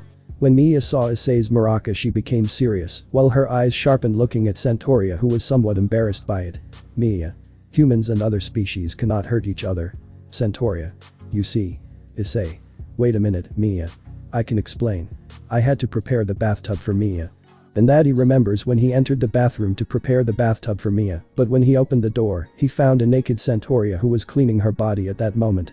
When Issei saw her naked, he felt a pulse inside him that told him to make her his at that moment, but he used his strength to control himself and not throw himself against Centauria at that moment. But on Centauria's part, when she saw that Issei was seeing her naked, she got embarrassed, and while she was covering her body, she sent a kick directly to Issei's face. Issei. I didn't think Saria was in the bathroom at that moment, it was my fault. At that, Centauria approaches where Issei was and speaks to him. Centauria. I didn't sweat at all during my morning jog, if only I had locked it. Sorry. While Centauria was holding Issei's hands, all this was observed by a jealous woman of mine. Issei. Don't worry, it was just an accident. In that, Mia thinks between Centauria and Issei and separates them. Mia. Darling, stop defending Centauria. Centauria, go fill out the form. Centauria. Bye, good. Mia. Gosh, centaurs are so violent, he only saw you naked. Centauria. What? You're not one to talk. Smith Domo told me how you tried to attack some humans. Mia. I couldn't control myself, they were insulting me. Centauria. Instead, my lord stepped between a sword strike to protect me. At that point, Centauria and Mia start to fight, and both hold hands and start pushing to see who wins while they were still arguing. Mia. So what? My darling protected me from some jerks. Centauria. You were much braver to protect me. Issei. That's enough.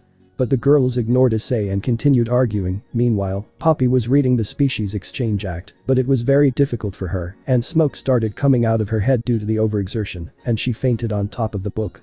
Issei. Poppy. Poppy. The Interstellar Exchange Act is very confusing, my head is burning, I want to take a bath. Issei. Well, go to the bathroom. At that, Poppy gets up and looks at Issei. Poppy. I don't want to bathe alone, husband. Issei. What? Go with me or Centauria. Then he looked at where Mia and Centauria were, but they were still arguing. Mia. I've bathed with him. Centauria. My lord has. Held my breasts. Mia. What? I'm so jealous. After that, Issei accompanies Poppy to the bathroom. In the bathroom, we can see how Issei had filled the bathtub with water and puts his hand in to check its temperature. Issei. How cold? Poppy. Okay, let's get started. At that, Poppy starts to undress, but Issei stops her. Issei. Wait a minute. Poppy. Okay. At that, Poppy turns around to see what he wanted. Issei. Smith-san bought you a swimsuit, although I don't know why he bought a school one. At that, Issei took out a swimsuit that was the one they used in schools, and on the front it had the name Poppy written. Poppy. But I won't be able to wear it because of my wings. After that, we see how Issei was helping Poppy. Issei. Where does he get in? Poppy. Not a husband yet. Issei. I'm not used to it, so I don't know which hole is which. Poppy. Will you make him come in? Issei. Until the end. At that, Poppy lets out a moan. Poppy. I'm coming in. Issei. It's a bit tight. Poppy. It's okay. Issei. Place your other leg in the remaining hole. We can see how Issei was helping Poppy put on his swimsuit, and she had already put the first leg in and was now putting the other one in. Poppy. Like this. Issei. I'm not watching, so I don't know. Issei was helping Poppy since lately his dragon instincts had been stronger than before, mainly the lust he felt when he saw the girls, so one way to control himself at these moments was to not see Poppy's naked body while he puts on his swimsuit. At that, Poppy puts his leg inside the hole, and Issei starts to lift the swimsuit, but as he does so, it touches Poppy's butt. Poppy. Ah, careful, it tickles. Issei was using almost all his willpower to control himself right now. Issei. Finally, you must pass your arms. Poppy. But my feathers are in my way. Issei. Don't worry, it's very elastic. At that, Issei stretches the swimsuit so that Poppy can put his arms inside it and then adjusts it, but in doing so, he accidentally touches Poppy's nipples, which causes her to moan and blush slightly, and then turn to look at Issei. Poppy. Husband. In that moment, Issei tries to calm down and throws himself into the cold water to try to appease his instincts and not rape Poppy. Issei. Sorry, I need to cool down a bit, I'm playing alone. At that, Issei hears the water moving and sees that it was Poppy, who after entering the bathtub lies down on Issei's chest while he was floating in the water. Poppy. Then I'll cool off with you. It feels so good. Issei. I look like an otter with her cub. Poppy. I think we look like brothers, if I had a brother he would surely be like you. Issei. Like me? Poppy. Well, I say it because you play with me, you are kind even if I make mistakes, and you congratulate me like harpies are women. I don't know what brothers are like, but I always wanted one, so I am very happy. Issei. I guess I wouldn't mind being your older brother. Then Poppy sits on Issei's stomach. Poppy. Then let's behave like brothers. Poppy takes Issei's hand and places it on her breasts. Issei. What are you doing? Poppy. My heart started racing when you touched me a little while ago. I want to feel it again. Issei. Please don't. At that point Issei separates from Poppy, but Poppy gets angry about it. Poppy. Hey. Are you going to resist? Bad boy. I'll have to force you. At that, Poppy gets up and points her claws at Issei to force him to do what she wanted, but at that, the door is broken down, and many arrows are fired at Poppy, who is stuck to the wall, but has no wounds, only her swimsuit is caught. At that, Issei sees who it was and sees Centauria with a bow and arrows. Centauria. I can't believe it. I was understanding because I thought you were a child, but are you my age? You won't get away with this. Poppy. I can't move. Meanwhile Issei comes out of the water and approaches Centauria. Issei. Saria. Centauria. Go ahead, my lord, mount my back. Issei. Huh. Okay. Mia also arrives at the bathroom. Mia. Stop right there. Are you going to run behind my back? Smith-san will come for the paperwork, Center, fill out the form. At that moment, Mia shows Centauria the form she must complete, but then she sees where she was, and only sees how Centauria came running towards her without the intention of stopping, and that's how it was, since she passed by, crushing Mia. Mia. Mare. After a few minutes we can see how Centauria was running through the streets with Issei on top of her hugging her waist. Centauria. Poppy should calm down soon. At that Centauria accelerates a little and since Issei was not holding firmly, he releases the hug and to avoid falling, he grabs Centauria again, but without realizing what he is holding tightly are Centauria's large breasts. After running for a while, we can see how Centauria arrived at a park and began to walk, still with Issei on top of her, squeezing her breasts. Centauria. Are you okay, my lord? Issei. Huh? I'm fine, my clothes dried while I was riding with you. Centauria. Really? In that case, I could let go. At that, Issei finally notices that he was squeezing Centauria's breasts and sees how she had a blush on her face. Issei is sorry. At that, Issei quickly releases Centauria's breasts, but when he does so abruptly, which causes Centauria to let out a moan. Centauria. Neglect, as your servant is no problem. Issei. My servant. Don't exaggerate. At that Issei gets off Centauria's back and she turns around to look at him. Centauria. I'm not exaggerating. We centaurs value loyalty to our lords more than anything. That's why I was looking for a lord to serve. My father, my grandfather, and my great-grandfather did the same. I'm a knight before I'm a woman. It's not an exaggeration, but the spirit of my people. Issei. I understand, but now you are in Japan, I know that your culture is very important, but couldn't you relax a little? Centauria. But. Issei. You should take advantage of the Species Exchange Act, that's why you came. Is there anything you want to do? Centauria. Anything you want to do? At that, Centauria looks away and sees a couple walking past them holding hands while they were talking. Issei saw them too. Centauria. Well. You see. Nothing. At that Issei looks into Centauria's eyes again, which makes her blush. Issei. Don't be shy. Centauria. My hand. Issei. Your hand. Centauria. I wish you would hold my hand. My hands have only held bows and swords, so. I assume that's what girls did in human society, it doesn't have any meaning. Excuse me, it was just a maid's outburst.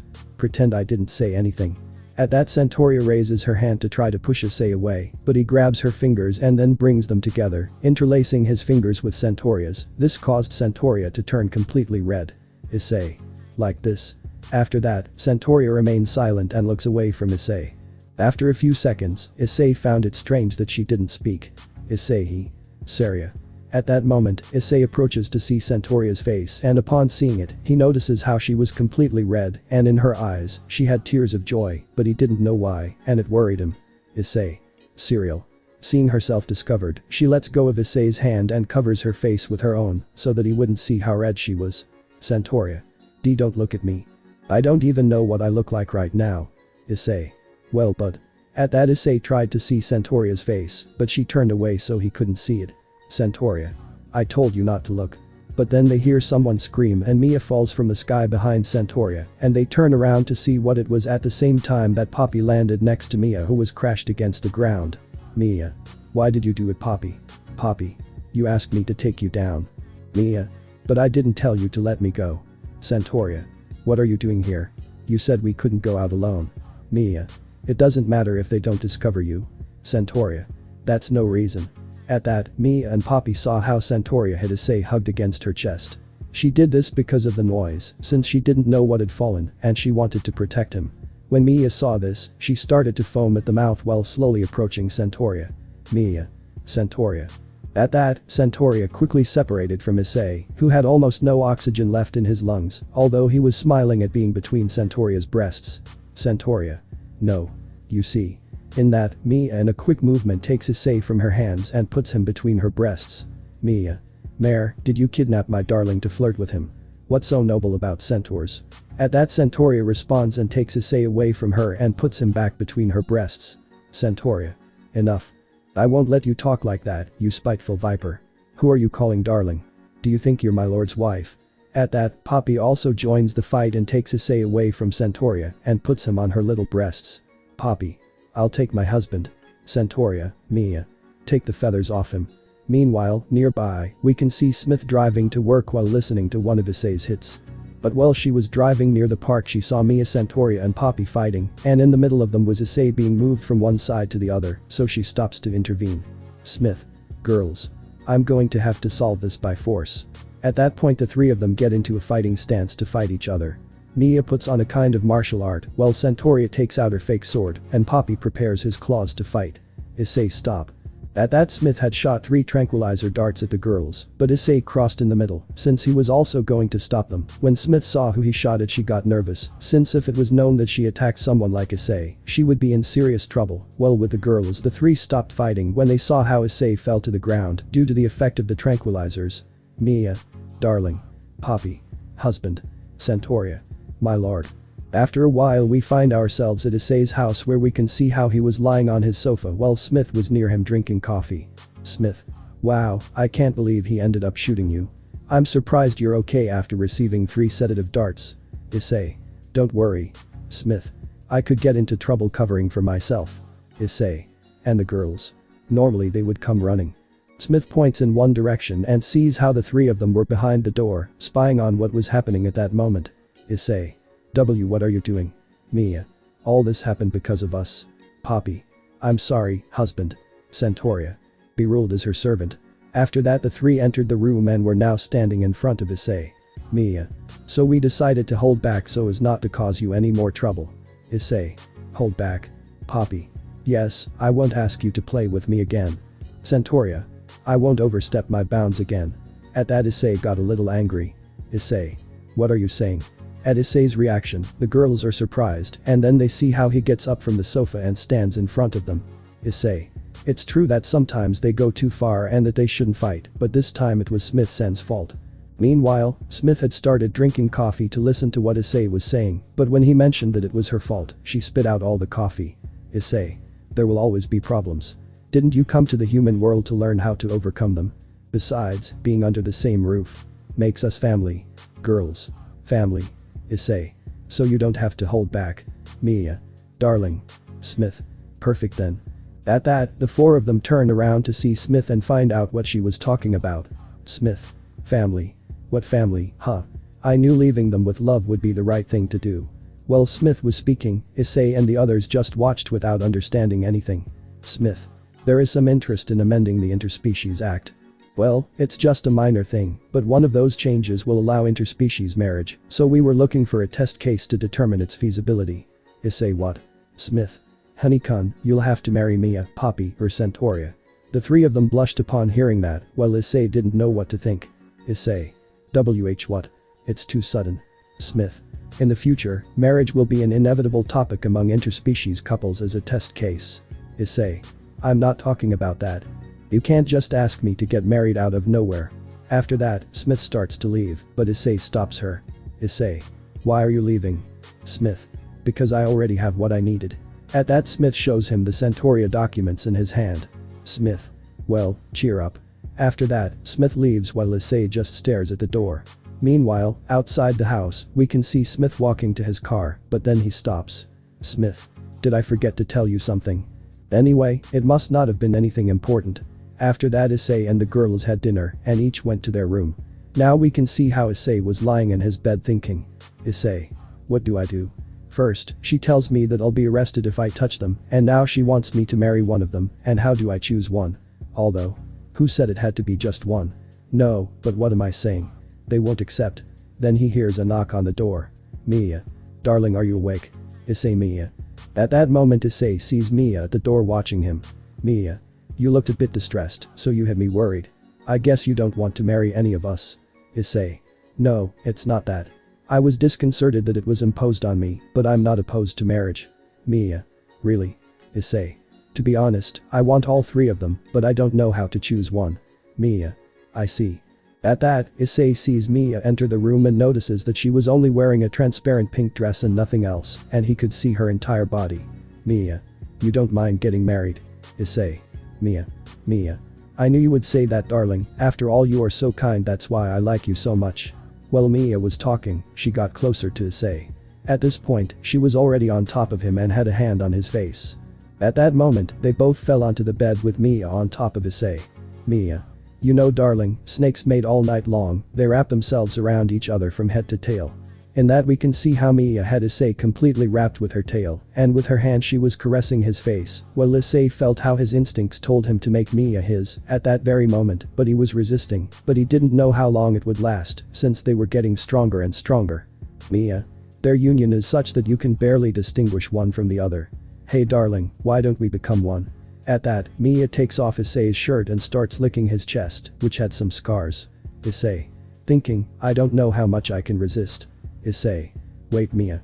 At that moment, Issei's room window breaks and a naked Poppy comes in, wearing only a t-shirt that was too big for her. Upon entering like that, Issei falls to the floor and Mia faints from the impact, and Poppy falls on top of Issei. Issei. Are you okay? Poppy. I'm fine. Issei. What? At that moment Issei sees Poppy on top of him, and that she was completely naked. In fact, she had her legs open. Issei. Hey, where is your underwear? Poppy. No problem, since we will get married it's fine. Issei. What? Do you even know what marriage is? Poppy. It means to mate. At that, Poppy turns around, giving Issei a show, while she took off her pants, leaving him only in his boxers. Issei. Poppy, we shouldn't. Poppy. Why not? I'm an adult, I can mate, so there's no problem. I can even marry you. Issei. Thinking, what's going on with them? They've changed a lot since the marriage thing came to light. At that moment the door is knocked down by a Centauria that was running. The door falls on Poppy's head and knocks her off. Issei. Centauria. I arrived very late. Issei. Thanks cereal, everyone acts very strange. Centauria. I'm not surprised, we are on a full moon, and it makes our instincts awaken like never before. Issei. The full moon. Centauria. And with marriage on the table they must have lost control. Issei. I see, and you, are you okay? Centauria. Of course. The full moon can't make me lose my mind. I swore my loyalty to him. My body and heart are his, so he can do whatever he wants to me. At that Issei, who was looking at the moon through the window, is turned around by Centauria, who takes his hands and puts them on her breasts so that he can squeeze them. Centauria. In essence we are practically married, come on, touch me as much as you want, my lord.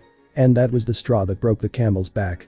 Issei could no longer control his instincts, so he let himself be carried away by them. He approaches her face and kisses her passionately, which surprises her, but after a few seconds he reciprocates, while the others wake up and watch this with jealousy. Mia. Darling, it's not fair. Issei. You know they're not behaving very well, so I think it's time for a punishment. When Issei said that, they don't know why, but the three of them were a little excited, and after that, Issei approached Mia and kissed her, while Sarah and Poppy approached him because they also wanted to. Flashback ends. And this is where we begin and will continue. After separating from Mia's kiss, Issei stopped playing with the girls and laid Mia on the bed, and he got on top of her while he took off his boxers. When the girls saw it, they were surprised by how big it was. Line break. The next morning we can see how Issei begins to wake up, and when he opens his eyes, the first thing he sees is the naked girl sleeping hugging him, and that Issei gets all the memories of what he did with the girls at night. After a few minutes the girls also begin to wake up, and as each one woke up to their surprise, Issei greeted them with a kiss. Issei. Good morning girls. Mia. Darling, you were very rough last night. Poppy. Poppy's butt hurts. Centauria. I'm sorry my lord, I've failed you again. I was supposed to prevent something like this from happening. Issei just smiles and kisses them again. Centauria. But my lord, what will happen now? He was supposed to marry one of us, but he ended up sleeping with all three of us. He should have only done this with her. Issei. Don't worry Saria-chan, I've already solved it. Mia. What are you doing darling? Issei. I decided that I will marry the three of them. We are at Issei's house where we can see that it is morning and Issei was preparing breakfast for his now new fiancés, who due to circumstances from the previous night will stay in bed resting all day today. After finishing preparing breakfast, Issei placed everything on a tray and took it to the girls. Issei. Breakfast is ready. Mia. Thanks darling. Poppy. Husband, I'm hungry. Centauria. My lord, I'm sorry I can't help you today. Issei. Ejij, don't worry, after all it was my fault that now they can't walk. The girls would blush and a silly smile would form on their faces as they drooled just by remembering what happened the night before. Issei. Well, I have to go now. I'll be back at lunchtime to cook. You guys rest in the meantime. Centauria. Yes, my lord, I will make sure that they do not cause any damage while I am not here. At that Issei approaches Centauria and gives her a soft kiss on the lips, which makes her blush. Issei. Thanks Saria-chan, I trust you. Mia. Darling. I want a kiss too. Poppy. Husband, you can't leave without saying goodbye. Issei just laughed at the girl's attitude and went and kissed Mia and Poppy with love, and when they finished, they both had a smile on their faces. Issei. Okay, I'm leaving. Issei left the room leaving the girls alone while they ate their breakfast. Meanwhile with the brown-haired boy, when he left the room, he created a magic circle and teleported to the record label where he worked, since in a few days it would be his concert and he had to go plan everything that had to do with it, like the songs he would play and the other things. This took him all morning, and when it was finally ready he returned to his house since he had to prepare the food. Before going to cook, Issei went to see how Mia and the others were. When he arrived at his room he saw that they had eaten everything and now they were watching television where they were broadcasting one of Issei's old concerts. Issei. I'm back girls. Mia. Welcome home darling. Centauria. How did it go, my lord? Poppy. Husband, I'm hungry. Issei. It went well. I went to the record label to finish preparing some things for my next concert. Mia. Darling, when is the concert? Issei. It's in 3 days. Girls. Can we go? At that, Issei sees how the girls were with stars in their eyes, waiting for Issei's answer to know if they could go to her now fiancé's concert. Issei. Of course, I actually wanted you to accompany me. Girls. Hey. Issei. Well, I'll tell you to reserve a VIP room for yourselves. The girls, upon hearing that they would be in a VIP room, became very excited and Issei could only let out a light laugh at the girls' attitude. After that, Issei went to the kitchen to prepare lunch. For lunch, he prepared rice with meat and curry for Mia, Poppy, and him. For Centauria, he prepared a salad. To drink, he served them orange juice. But without them noticing, Issei took out a bottle with a phoenix tear and poured it into the juice so that they could recover faster. After lunch the girls felt better in some strange way and were able to walk again without problems. Meanwhile, with Issei, he went to the music room of the house because he wanted to practice the songs he would play the night of the concert. While he was practicing, the girls hid and began to listen to Issei play in secret.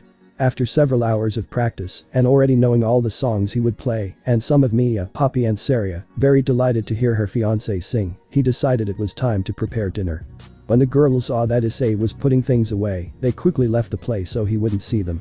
When Issei went back up to the living room, he saw how Centauria was cleaning his sword. Poppy was with the video games that Issei had bought for him, but he noticed that Mia wasn't with them. Issei. Saria-chan, where is mine? Centauria. He is in his room, my lord. Issei. You know Saria-chan, just call me Issei. It's a bit uncomfortable that you call me sir all the time. Remember that now you are my fiancé. Centauria. Why yes, I Issei-kun. At this, Centauria blushed completely at the way she called Issei, and he only laughed lightly and then approached her and kissed her softly, which only caused her to blush even more. Issei. Dinner will be ready soon. After that Issei started cooking. Meanwhile in another part of the house we can see how Mia was in her room lying down while hugging her pillow, and you could see that she was very happy. Mia was imagining Issei dedicating a song just to her in the middle of the concert and publicly asking for her hand in marriage, while the entire audience that was there applauded him. After that, Mia began to feel a delicious smell reaching her room. Meanwhile, returning with the girls, downstairs she continued cleaning her sword, but then Poppy jumped on her. Poppy. Hey, Centauria. Play with me. Centauria. Don't continue, Poppy, I'm polishing my sword. Poppy. Centauria. Centauria. I already told you no. After Centauria refused to play with Poppy, she went back to playing alone. Meanwhile with Issei, he finished cooking. Issei. Well, this should be enough. At that moment Issei appears on the stairs. Issei. Dinner is ready. Then Poppy arrives where Issei was. Poppy. Husband, play with me. Issei. After dinner, Poppy. Poppy. Let's go. Let's go. At that Mia goes down and approaches where the pot with the food was. Mia. It smells so good. What are we having for dinner today? At that moment, Mia uncovers the pot and all she sees is a mass of water with green eyes and a tentacle on top watching her. When she sees it, she screams. Mia. Kai. This scream caught the attention of Issei and the girls, and when they saw what was happening, they saw Mia with something on her head that was choking her. Issei Mia. In that, everyone is going to help Mia, but the thing that attacked her, seeing itself threatened, fled the place, leaving Mia to fall to the ground, but Issei caught her before that happened and carried her to the couch where he laid her down and put a cold cloth on her head. Issei. What happened? Centauria. This is a slime. Issei. Are you talking about those slimes? Centauria. Humanity still doesn't know many species, slimes are one of them, but don't worry, I'll protect you, my lord. I swear on my sword. Even if it's a replica, don't let inferior beings like slimes harm you. Issei only had a drop of sweat come out because of Centauria's attitude. Issei. Thank you. Then Poppy arrives and hugs Issei from behind. Issei. Hey. Poppy. Let's play. Play with me. At that Centauria separates Poppy from Issei and starts scolding her. Centauria. This is not the time for that. Poppy. What does it matter? Centauria. What are you saying? Issei was just watching the two arguing. Issei. Poppy really likes video games. In that moment Issei was soaking the cloth that Mia had on her head, but to his surprise, slime came out of the fountain where he had the water. Centauria. Get down on the ground. Get away from my lord. Then Centauria attacks the slime with her sword, but this is completely useless since the sword passes through it without damaging it and it is covered in slime. Centauria. What? It didn't work. But slimes are the weakest creatures in RPGs. Issei. Your knowledge comes from video games. Then the slime attacks them both and then escapes from the place leaving them both covered in slime. Issei Seria-chan, are you okay? Centauria. Yes, I think so. At that Issei sees Centauria and sees her completely covered in slime, which caused her clothes to become translucent and he could see Centauria's breasts without problems since she was not wearing a bra. Centauria. I never imagined that thing would be so strong, my body became sticky. My lord. Issei. Well. I'll go take a shower, be careful Poppy. At that, Issei quickly heads off to the shower, knowing that if he stayed a few seconds longer, he wouldn't hesitate to strip Centauria and rape her right then and there. Now we are in the shower where we can see how Issei was cleaning the slime from his body and had a towel covering his private parts. Issei. I never imagined a slime would appear. At that Issei cuts off the water since he had finished rinsing. Issei. What do I do? Should I call Smith-san? Centauria. My lord, you see. I was wondering if you were okay. Issei. Yes, I'm fine. Centauria. I understand then. On the other side of the door we can see how Centauria was taking off her clothes to enter the bathtub with Issei. Centauria. Excuse me. Then Centauria enters the bathtub and Issei sees that she is completely naked and wearing a towel, but it barely covers her breasts and stomach. Issei. Hey. Seria-chan, what are you doing? If you wanted to do it, tell me. Centauria. Why, you're wrong. I don't have any bad intentions, the slime might attack him again so I can't leave him alone, it's my duty. Issei. But. In that Issei covers his erection that formed when he saw Centauria enter the bathroom naked. Centauria. True. At that Centauria tries to take a step closer to Issei, but slips on the water that was on the bathroom floor and ends up falling on Issei, and Issei's face ends up between her breasts. Centauria. Since I couldn't get the slime off my body, I thought you could help me. At that Centauria gets up as does Issei who, upon seeing Centauria naked in front of him, tries to control himself but finds it very difficult. At that, Issei takes a brush and begins to brush Centauria's body. Centauria. Sorry for the inconvenience. Issei. It's nothing, you got dirty when you were trying to protect me, but I see that you can't reach this part, don't you wash? Centauria. I do it with a long-handled brush. But today it's very dirty. Meanwhile, at the bathroom door we can see how a shadow was watching what was happening inside, returning with Issei and Centauria. She lay down next to her lord who, seeing her close to him, came closer and kissed her while playing with one of her breasts, which made Centauria moan. Issei. You know Seria-chan, I'm glad we're getting married because over time, even though it wasn't long, I fell in love with you like the others. Centauria blushed completely at Issei's words and tears formed in her eyes from happiness. Centauria. My lord. At that Issei and Centauria kiss again, but at that Issei feels a drop fall on his head, at that they separate from the kiss, and both see slime that was on the ceiling. End of lemon. Centauria. When did the slime come in? At that Centauria tried to take her sword, but she didn't have it in the bathroom and ended up taking something else that was hard. When she realized what she took, she blushed and got nervous, since she didn't want her lord to think that she was a pervert, and this caused her to slip and fall next to Issei. Issei. Saria-chan, are you okay? At that, the slime that grew due to the amount of water it had absorbed takes Issei with its tentacle and lifts him up. Issei. Hey. I'm not food. And that Issei sees how the slime begins to vibrate and change shape, and so the slime transforms into a woman. Issei. What? A girl. So that's what her species is like. At that moment the slime stands in front of Issei and suddenly hugs him, putting Issei's face on her chest. Issei. What are you? And that Issei falls to the ground and the slime falls with him. The slime starts to play with her breasts and puts them in Issei's face. Issei after a few seconds starts to run out of air and takes his head out of the slime's breasts. Issei. Wait, it's very sudden. At that the slime takes the brush with which Issei was cleaning Centauria's body before sleeping with her, and the slime begins to clean his chest. Issei. Hey. What? Why are you cleaning me? At that, Issei tries to get up and with one arm he was going to get the slime off him, but the slime takes his arm and puts it between his breasts while he continues cleaning him. Issei. Wait. Are you listening to me? Don't you understand what I'm saying? At that the slime leaves the brush aside and begins to clean Issei's body with her breasts. Issei. He's cleaning me just like I did with Saria-chan then. Could it be that he's imitating us? Is she imitating us because he's trying to communicate? Wait, that's what it means. At that, the slime takes out the towel that was covering Issei at that moment and tries to sit down on Issei's dragon, but in a quick movement, he jumps into the bathtub and manages to free himself from the slime. Issei. I'm sorry Slime-chan, but I will only sleep with women I have a relationship with. Now please stay there. After that, Issei gets out of the bathtub with Centauria, who was a little dizzy and had weak legs. After leaving Centauria in her room, Issei goes to change his clothes and then goes down to the living room to see how Mia was. When he arrives, he sees that Mia was better than before. At that moment, Centauria also arrives, already changed, but if you look closely, you will notice how difficult it is for her to walk. Centauria. It's incredible that my lord managed to defeat the slime by dissolving it in the bathtub. Mia, darling, you are amazing. Issei. It's nothing, it was just luck. He could have absorbed the water and become a giant monster. What surprised me was that he took human form. While Mia and Issei were talking, Poppy was playing on the console behind them. Centauria, Mia. Human. Issei. She had huge breasts.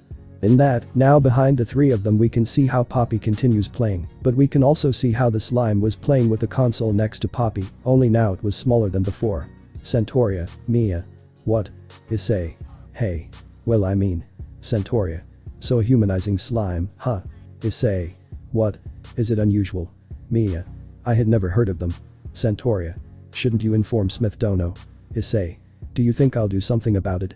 Mia. He's so negligent. Centauria. Would it be okay to leave her in the bathtub? Issei. I'm not sure. Mia. I doubt he'll escape. In that the three look back and see how the slime was naked playing tennis with Poppy on the console, and when the game ends the two turn to see where Issei was with Mia and Centauria. After that Issei decided that the slime would stay until he knew what they would do with her. He left her in the bathroom while he went to sleep in his room like the other girls, each one went to hers. The next day we can see how it had already dawned and suddenly the cry of Lamia is heard. Mia. Hi Aya. My cup. We can see how in the living room were all the people who lived in that house, and you could see a slime with a cup and other objects floating inside. Mia. My mug matched my darling's. Centauria. What does this mean? In that we can see Centauria with her sword in her hand, but the sword was covered by slime from the slime. Centauria. My sword is covered in slime. Mia, Centauria. That's slime. At that Issei stands in front of the two to stop them from trying to attack the slime, who was sitting smiling without understanding what was happening at that moment. Issei. Come on, come on. Then Poppy arrives and hugs the slime. Poppy. Come on, don't get mad at her, she doesn't do it on purpose. Issei. Sue. Poppy. I thought Sue would be a good name for a slime. Sue. Poppy. Yes, Sue. Mia. Do I speak? Issei. She's very good at imitating. At that Centauria puts away his sword and relaxes a little. Centauria. However, she cannot remain naked. Mia. But she can't wear clothes because of that slimy body. At that point, Issei comes up with an idea of what Sue could wear, so he quickly goes to look for something, and after a few minutes he comes back with a yellow raincoat and puts it on her, along with some boots of the same color. Mia. A raincoat. Issei. Since it doesn't absorb water, it won't become transparent. Mia. Good idea, darling. Poppy. How pretty you are. At that, Sue begins to open and close her raincoat, revealing her naked body. Issei. Hey. Mia. In fact, she even looks a little sexy. Centauria. However, I think it was a little bigger. Why did it shrink? Issei. He must have lost water when he left the bath, in fact that could even be his real size. While they were talking, Poppy was trying to get Sue to say her name. Poppy. Poppy is Poppy. Sue. Poppy. At that moment, Mia approaches Issei and begins to whisper. Mia. But darling, what are we going to do? Issei. Huh. Centauria. I don't think he came by the right means, he could have arrived as a stowaway or in some other illegal way. Issei. Is she an illegal immigrant? Meanwhile with Poppy and Sue, Poppy was happy because he had gotten Sue to pronounce his name correctly and was now hugging her. Meanwhile with Issei and the others, they were together talking about what they would do now with Sue. Centauria. Shouldn't you give it to Smith Dono? Issei. Since we don't know where it came from, they wouldn't know where to send it. Centauria.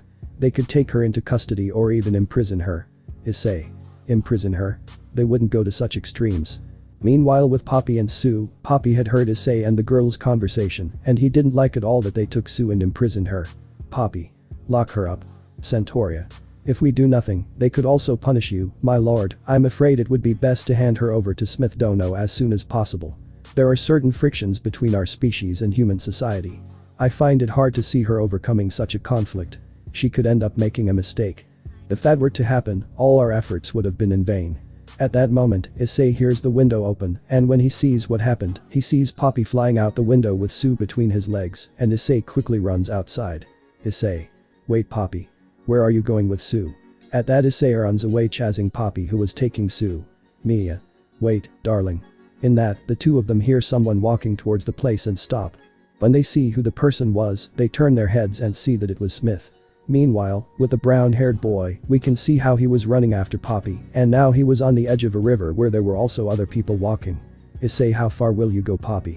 While they were flying, Sue looked down and saw the river, which made her afraid, and she started to move in fear. Since Poppy didn't expect her to move like that, he let go of her because he couldn't hold her any longer. Poppy. Ha. Don't move so much. But Sue doesn't listen to Poppy, and in the end she ends up falling, and meanwhile below them, we can see how Issei was following them and suddenly sees how Sue was going to fall on him. Issei. Shit. After Sue fell on Issei, Poppy came down to see how Sue was, who had fallen on Issei, who was currently face down on the ground. Sue, who had scattered, reformed without any problem. Poppy. Are you okay? Wow, you're intact. After that, Sue gets up as well as Issei, and Poppy helps her get dressed. Poppy. But why did you start moving out of nowhere? Issei. I think it was because he saw the river and got scared as it dissolved in the bathtub. He must have thought he would die if he fell into the river. Poppy. I see, forgive me, Sue. Issei. You can apologize later. Why did you run away? You know very well that you can't go out if you're not with me, and you took Sue-chan with you. Poppy. Because they were trying to arrest Sue. He didn't do anything wrong. Issei. That's not entirely true. But the Species Exchange Act. Poppy. It doesn't matter, I'll protect Sue. At that, Poppy hugs her protectively. Issei. Protect her. Sue. Protect. Then some children come running to where Poppy was. Child 1, hey Miss Bird. At that moment, Poppy and Issei saw where the scream was coming from and saw 4 boys and 2 girls. Boy 1. We are playing with water guns. Child 2. Why don't you play with us? Issei. Poppy, do you know them? Girl 1. Miss Bird always plays with us. At that, Issei recognizes the girl. She was the one who had been trapped in the tree and had been saved by Poppy. The children recognized Issei since they had seen him on television for his concert. Issei. Wait, always. Girl 1. Yes, we played yesterday too. At that, Issei looks fixedly at Poppy, who gets nervous because of Issei's gaze. Issei. Poppy, have you been secretly going out? Poppy. Ahahaha. Issei. But why are you so popular? At that point, the children throw water balloons towards Poppy. Children. Run. Poppy. You'll see. Wait. At that moment, Poppy starts chasing the children, and while she was playing with them, Issei starts to observe Poppy and discovers why he was so popular with the children. When Poppy caught them, he hugged them and in doing so, he put them close to his chest, which could be seen through the wet clothes, and drops of blood came out of the children's noses. Poppy. I caught them. Issei. Thinking, so they are little perverts. At that, Issei feels someone tugging at his sleeve and sees the two girls who were accompanying the group of children looking at him. Issei. What's wrong, little one? Girl 1. We were wondering if. Girl 2. We were wondering if you could give us your autograph. Issei thought about that for a few seconds and then smiled at the girls and took out a pencil he had with him and signed each of their hats, which made them very happy. They both hugged Issei and then went to play with the others while Issei watched as Poppy had fun with the children. Issei. Thinking, I must admit that she has the skills of a caregiver, she also tried to protect Sue, she may have a great maternal instinct. Meanwhile, Sue, who was next to Issei until now, goes to play with them, and meanwhile with the boys we can see that they were wetting the girls with the water pistols, and they were covering themselves while trying to cover their hats, so they wouldn't get wet, since they had Issei's signature. At that Issei sees Sue who was kneeling next to the river, and with the tentacles on her head she was absorbing water. Issei. What are you doing? And that Issei sees how Sue grows by absorbing the water just as her breasts grow a lot. The children who were also watching Sue were in shock, since they were surprised to see Sue grow, especially the boys to see Sue's now enormous breasts. Issei. Thinking, I see the more water it absorbs the more it grows, but why doesn't it want to grow? At that Sue imitates Poppy and takes one of the children and puts him between her breasts, which causes the child to blush completely, and when she lets go, a lot of blood comes out of his nose and he faints with a smile on his face. Issei. I see he's imitating Poppy. At that the other children also approach her. Child 1. Now to me. Child 2. No, to me. Child 3. No, I want one too. But then the children see how Sue puts his finger in front of them and they are surprised by this, but suddenly Sue throws a lot of water from her finger, which wets all the children and also causes them to drop the water guns which are caught by Poppy, and he gives them to the girls who begin their revenge and start shooting the children with them. The children run away from the place being chased by Poppy. Sue and the girls while they were shooting at them, and then we see how they run up the mountain reaching the bridge that was over the river. Then, when Issei arrives upstairs and sees Sue playing with the children, Santoria's words come to mind. Santoria. My lord, I think it would be best to hand her over to Smith Dono to avoid problems. Issei. But he does nothing but have fun. And that Issei hears a car approaching and sees a red truck coming towards them. Meanwhile in the red truck we can see how a blonde man was driving it and a woman was in the passenger seat. The blonde man came with some patches on his head, since it seems that he had been hit before and that left him with many wounds, but he did not care. Man. Ha what a nice car, nothing beats an American car. Woman. This thing is crazy.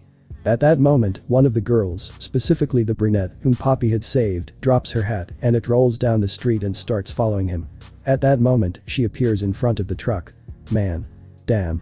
At that moment, the man tries to brake but loses control of the truck. Issei. Watch out. At that moment the girl looks to the side and sees how the truck was approaching her. At that moment everyone sees how Sue jumps quickly and saves the girl. Sue ends up stuck to the wall while she hugged the girl who was intact while the truck crashes into a part of the bridge near where Sue was. Sue. Are you okay? At that moment the girl, out of fear, begins to cry in her arms. Issei. Thinking, Sue saved the girl using her body as an impact absorber. At that, Sue takes the hat that was near them and puts it on the girl, while everyone comes running to see how Sue and the girl were doing. Poppy. You were great, Sue. Girl. Miss Lime. Thank you. Poppy. Are you okay, Sue? Sue was silent. Poppy. What? Are you saying your body got stuck to the wall? At that point, the wall where Sue had been stuck began to break, since the impact of the truck was very strong, and this caused the part where Sue was stuck to crack and then break, causing Sue to fall into the river. Poppy. Sue. At that, Poppy quickly tries to reach Sue and manages to grab her hand, but since it was made of slime, it slipped from Poppy's grasp. Poppy. It's slippery, my hands won't be able to hold it. If Sue falls into the river. Sue. Poppy. At that, Poppy, upon hearing Sue, looks into her eyes. Sue. Thank you. After that, Sue ends up slipping and, since Poppy can't hold her anymore, she falls backwards by force. Poppy. Sue. At that, Poppy begins to shed tears for losing his daughter until suddenly he hears her speak. Sue. I'm fine. At that everyone looks out to see what happened and they see how Sue was on top of the truck in the back. They will wonder what happened. What happened was that when Issei saw how the wall broke, he quickly went to try to help her, but he couldn't reach and it broke and Poppy managed to hold her, so without wasting time, Issei went to where the truck was and opened the door where the driver was unconscious, which Issei recognized as the man who was bothering Mia, and when he saw him he couldn't resist. hitting him again in the face, which sent him flying out of the car to him and the woman who was with him. After that, Issei got in and drove the truck, which fell off the bridge, and with it he managed to catch Sue, preventing her from falling into the river. Sue. Poppy. Meanwhile, Poppy was very happy to see that she was okay, and the other children were also happy to see that she was okay. At that moment, Issei got out of the truck. Issei. I was close. At that moment, Poppy saw that the person who had saved Sue was Issei, so he was happy. Poppy. Husband. At that moment, Issei looks up and sees Poppy flying down. Poppy arrives and goes directly to Sue and hugs her, and Issei sees this with a smile. Poppy. Sue. Sue. Sue. I'm fine, I'm fine. Sue reciprocates Poppy's hug and begins to caress her back to calm her down. After that, the three of them leave the river and go to the children's place to say goodbye. While Poppy and Sue were saying goodbye, Issei was talking on the phone with Mia. Mia. What? You want him to stay home? Issei. You don't have to answer like that. You have nothing to worry about, she's not bad, she just needs a little education. Centauria. But my lord, it will be too late by the time that happens. Issei. I don't want to report her, she hasn't done anything wrong, we just have to teach her a little common sense. Centauria. However. Mia. But. Issei. It will be fine, consider her as a daughter. Centauria. Mia. A daughter. At that, Centauria and Mia begin to imagine Issei with them having a daughter and how each one had a life alone, it's him and his daughter. When she thinks that, her face turns red. Mia. Well, if you put it that way. While Mia was talking, she calmed down and started playing with the telephone cord. Centauria. What am I thinking? At that point, the Centauria starts banging his head against a wall to try to suppress those thoughts. Centauria. I'm just a servant, I can't afford these fantasies. But then she remembers the night of the full moon when she had her first time with Issei. She also remembered what happened in the bathroom and the kiss, along with the words that Issei said to her. All of this caused her to not be able to stand it anymore, and smoke started to come out of her head. Issei. Hey, don't let Smith find out, okay? Poppy. Sue. Good. Mia. Or by the way. Issei. What? Wait, I'll hang up. I'm getting home. At that, Issei hangs up and puts the cell phone in his pocket and opens the door of his house, but when he sees who was inside he is in shock. Issei. I'm here. Mia. By the way, Smith-san just came, so try not to let him discover you. At that, Mia turns towards the door and sees Issei standing in front of it with Poppy and Sue, and she also sees Smith, who was looking at them. We are in Issei's house and we can see how everyone was gathered in the living room, and we can see how Mia at this moment was in front of everyone while she began to explain the situation that was happening at this moment. Mia. This is an emergency, the government discovered the existence of the slime we are harboring. Centauria, we are talking about the government, what can we do? In that, Mia, in response to Centauria's question, looks at Issei. Mia. Commander darling, any suggestions? Issei was just watching this with a drop of sweat, since he didn't think the girls would exaggerate things like that, since he knew that simply talking could solve things, or if not, nothing that a little help from Surziches couldn't fix with magic. Issei. Why are you asking me so suddenly? Although I'm surprised that you're on Sue's side now. At that, Mia smiles as she takes off her military hat and speaks with a sweet voice. Mia. I highly doubt she'll become a love rival for us. Centauria. HMP. I acted according to my lord's decisions. At that moment the doorbell of the house rings, which makes Issei stop paying attention to the girls to go open the door and see who it was. Unknown. We are from the Species Exchange Security Squad. Issei. I see. At that, Issei goes to open the door and sees many men who came with overalls and helmets. Sir. Hello again, hi Ajuo-san, sorry for the inconvenience. At that point, all the workers who accompanied the gentleman entered Issei's house and began to remodel one of the guest rooms in Issei's house, while Issei only saw how they broke the ceiling, the floor, and the walls to remodel the room. Issei. And the girls. At that moment, Issei starts looking for the girls around the room, but there was no sign of them anywhere. At that moment, one of the workers approaches him with some papers that Issei had to fill out. Sir. You have welcomed many girls, you are a very good host. Please sign the papers for the new room with a pool. Issei. Thinking, a room for Sue. Seems like Smith-san can be nice from time to time. Meanwhile, in another part of the city, we can see how the girls were in the middle of a park, since they had fled the place after hearing that the people who were knocking on the door at that moment were from the Species Exchange Service. Mia. We should be safe here. Centauria. Let's hide until things calm down. Poppy. Hey, we forgot my husband. Will he be okay?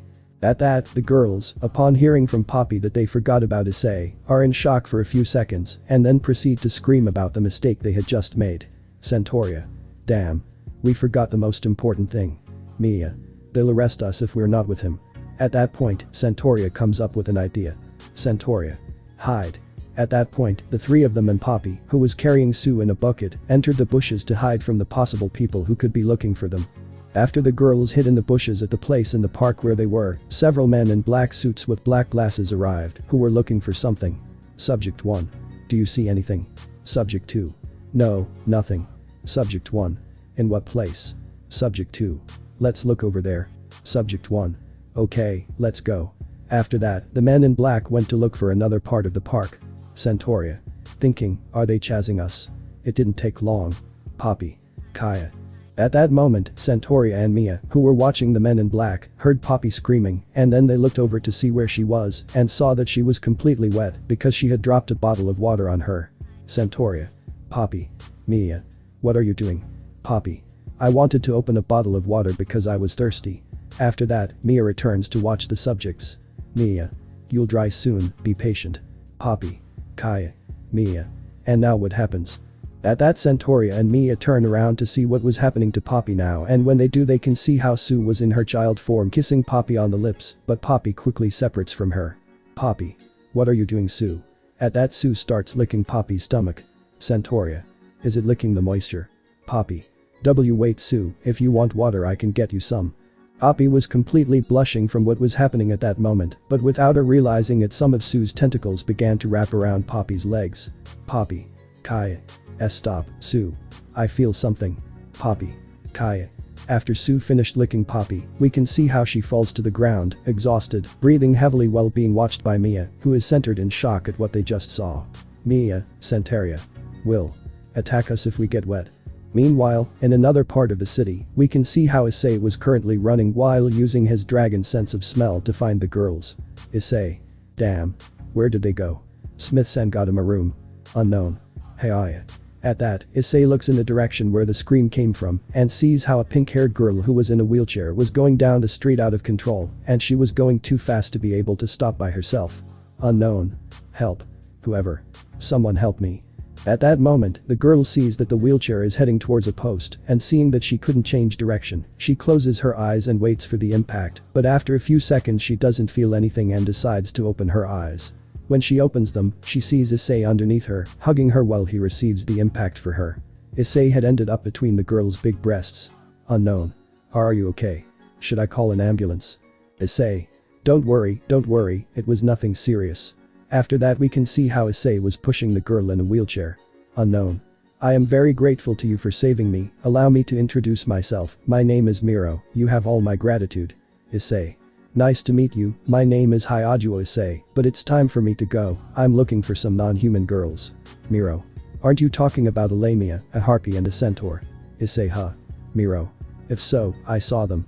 Meanwhile, returning with the girls, we can see how Sue was back inside the bucket, but Centauria and Mia were all covered in Sue's slime, while Poppy was still unconscious on the floor. Centauria. Gosh, I never imagined that Sue would be so untreatable when she got dehydrated. Mia. Now there are more men in black, what do we do? At that point, the Centauria leaned out to see how many there were. Centauria. Let's wait for our chance to change hiding places. At that, Mia puts on a mocking face while looking at Centauria. Mia. What? Centauria. Why are you making that face? Mia. Can we hide somewhere else?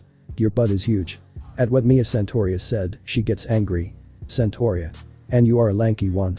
At that moment, Centauria approaches where Mia was, but in doing so, she breaks a water valve, which causes her butt to become completely wet.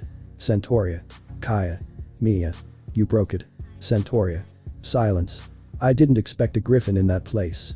In that, Mia will see how much was wet. Mia. Wow, you're completely soaked, anyone would think you peed yourself. Centauria. Huh. At that, the two of them stop dead in their tracks as they remember how Sue acted when there was a water source nearby, which made them nervous.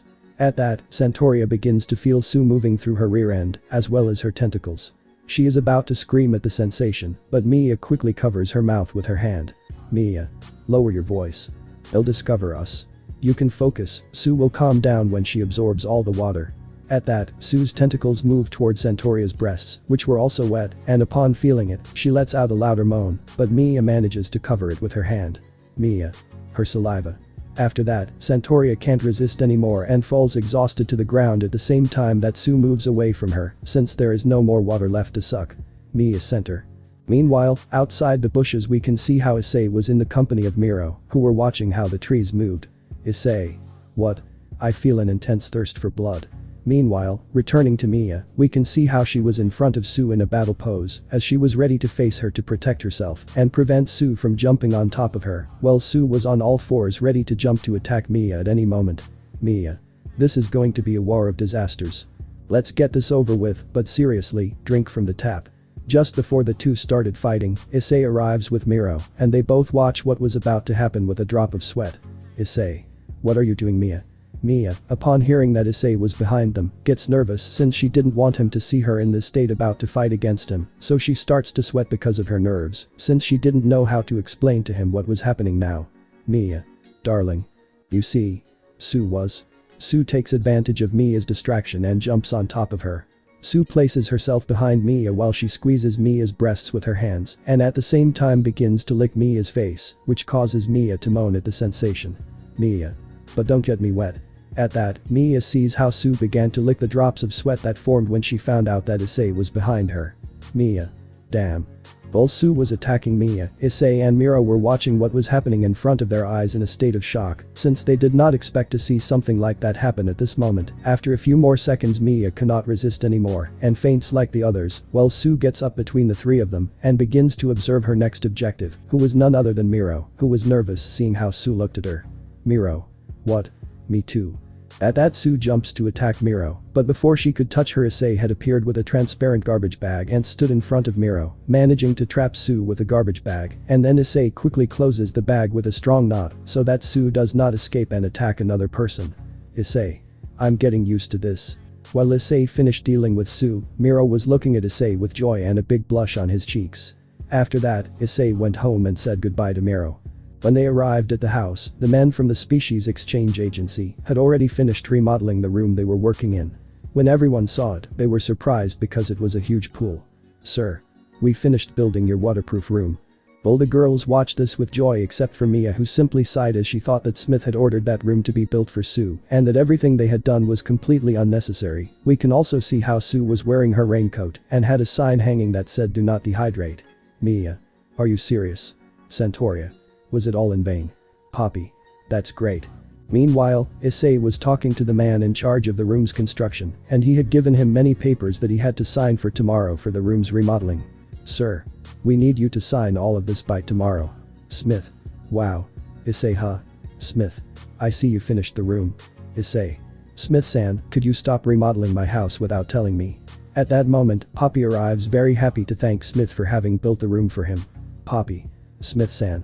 Smith-san. Thanks for building a room for Sue. Smith. Pay attention, I do all kinds of jobs, I find hosts, enforce the act and conduct experiments, but my salary stays the same. You want me to deal with a new species and an illegal immigrant? Screw it, that's not my problem. Everyone was in shock at the answer Smith just gave them. Issei, Santeria, Mia. What? Smith. So I'll pretend I haven't seen any slime, it's all yours. Santoria. Thinking, will it be okay? Issei. Thinking, how negligent. Mia. It's a relief, Sue. Issei. So why did you build a room for Sue? Smith. What? Well, this room. Then the door of the room opens and someone enters it. Miro. Excuse me, have a nice day everyone. At that, everyone sees that the person who enters was the pink-haired girl who was accompanying Issei in the afternoon. Issei. Hey. What are you doing here? Smith. She can't go out without company. Do you know how much we looked for her? Miro. My apologies, but I was very anxious to see the city and my host ended up rescuing me. It must have been fate. Issei. Your host. Does that mean you'll be staying here? Santoria, Mia. What? Smith. Okay, darling Kun, I'll introduce you. She's. Miro. I am Maran Lorelei, the mermaid. At that point her dress lifts up and from under it comes out a mermaid tail of a rolling color, while where her ears should be some kind of pink and yellow fins emerge. Miro. I will start living with you from now on, it will be a pleasure, sir. After that, everyone went to sleep and when they woke up, everything was normal. Issei prepared the meals, and now he was carrying Miro, while he was showing him the second floor of his house, while being watched by a jealous girl of mine, who saw how Issei carried Miro, and behind them was the pink background, and they both seemed to be in love, according to them, while she saw how Issei approached to kiss Miro. Issei. Is it okay with you like this, Miro-san? Miro, just call me Miro, sir. Issei. Okay, let's go. Miro. Yes, let's go together. Mia. Darling. What are you doing flirting with her? Issei. Mia. What are you? At that point, Mia gets fed up with that and jumps on Issei's back, and he slips because he was wearing socks on the wooden stairs, and since he had no grip, Mia's push causes the three of them to fall down the stairs, and when they reach the ground, Issei ends up underneath both of them, and with Mia's breasts and Miro close to his face. Miro, are you okay, sir? Mia. Hey. I'm more worried. In that, out of anger with Miro, Mia squeezes her tail, but in doing so, she ends up crushing Miro's wheelchair and breaking it. She screams for what she just did. This scream alerts the others, and they go to see what happened. Issei. Why did you do that? I just wanted to show you the second floor. While they were talking, Santoria was on the phone with Smith as he was asking for a new wheelchair for Miro. Mia. Boo bud. Santoria. Smith Dono says he'll bring you a new wheelchair. Issei. Until then I'll have to carry you.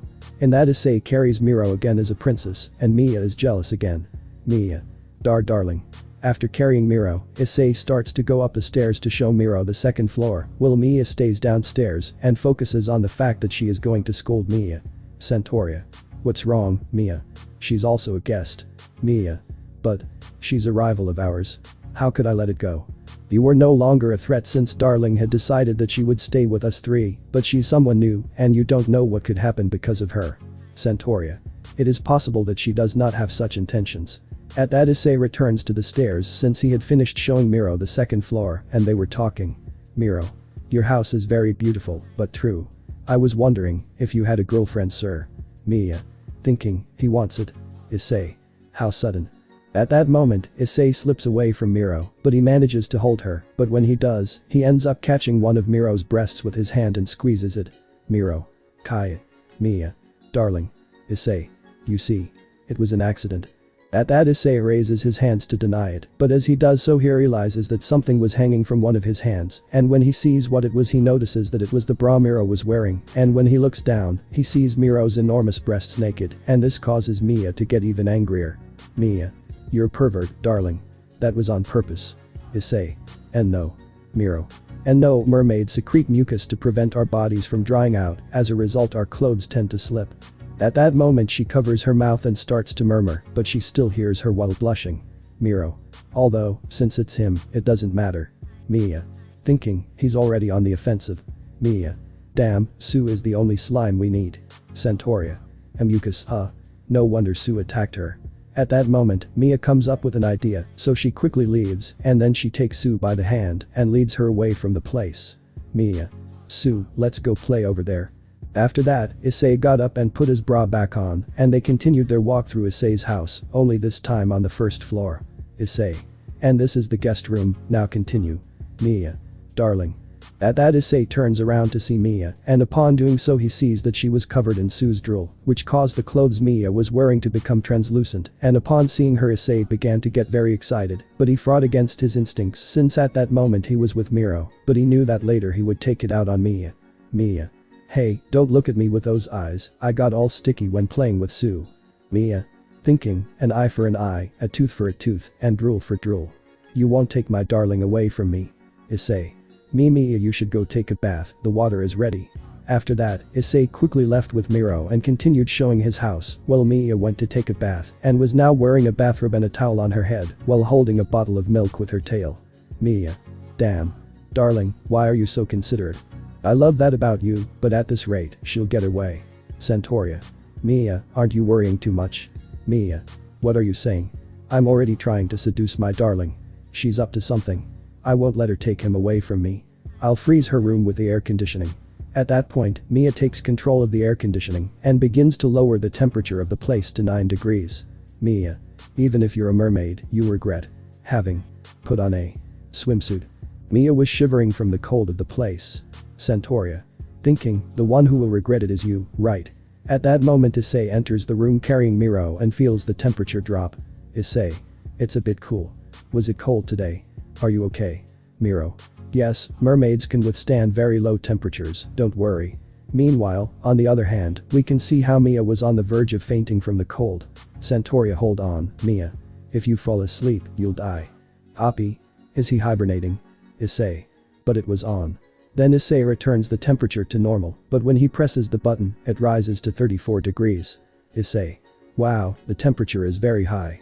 Then Issei tries to put it back to normal, but the air conditioning remote control doesn't work. Issei. Hey. It's not working. Could it be the batteries? Just a moment. Miro. Good. At that, Issei leaves the room to look for more batteries for the air conditioning remote control and leaves the girls alone. Miro. How warm. Mia. We'll have to work together to protect our darling. Centauria. Don't involve me in this. Mia. We are friends and companions, will you also help, Poppy? At that moment, Mia went to where Poppy was and saw that she was hugging Miro and was asking him to play with her. Poppy.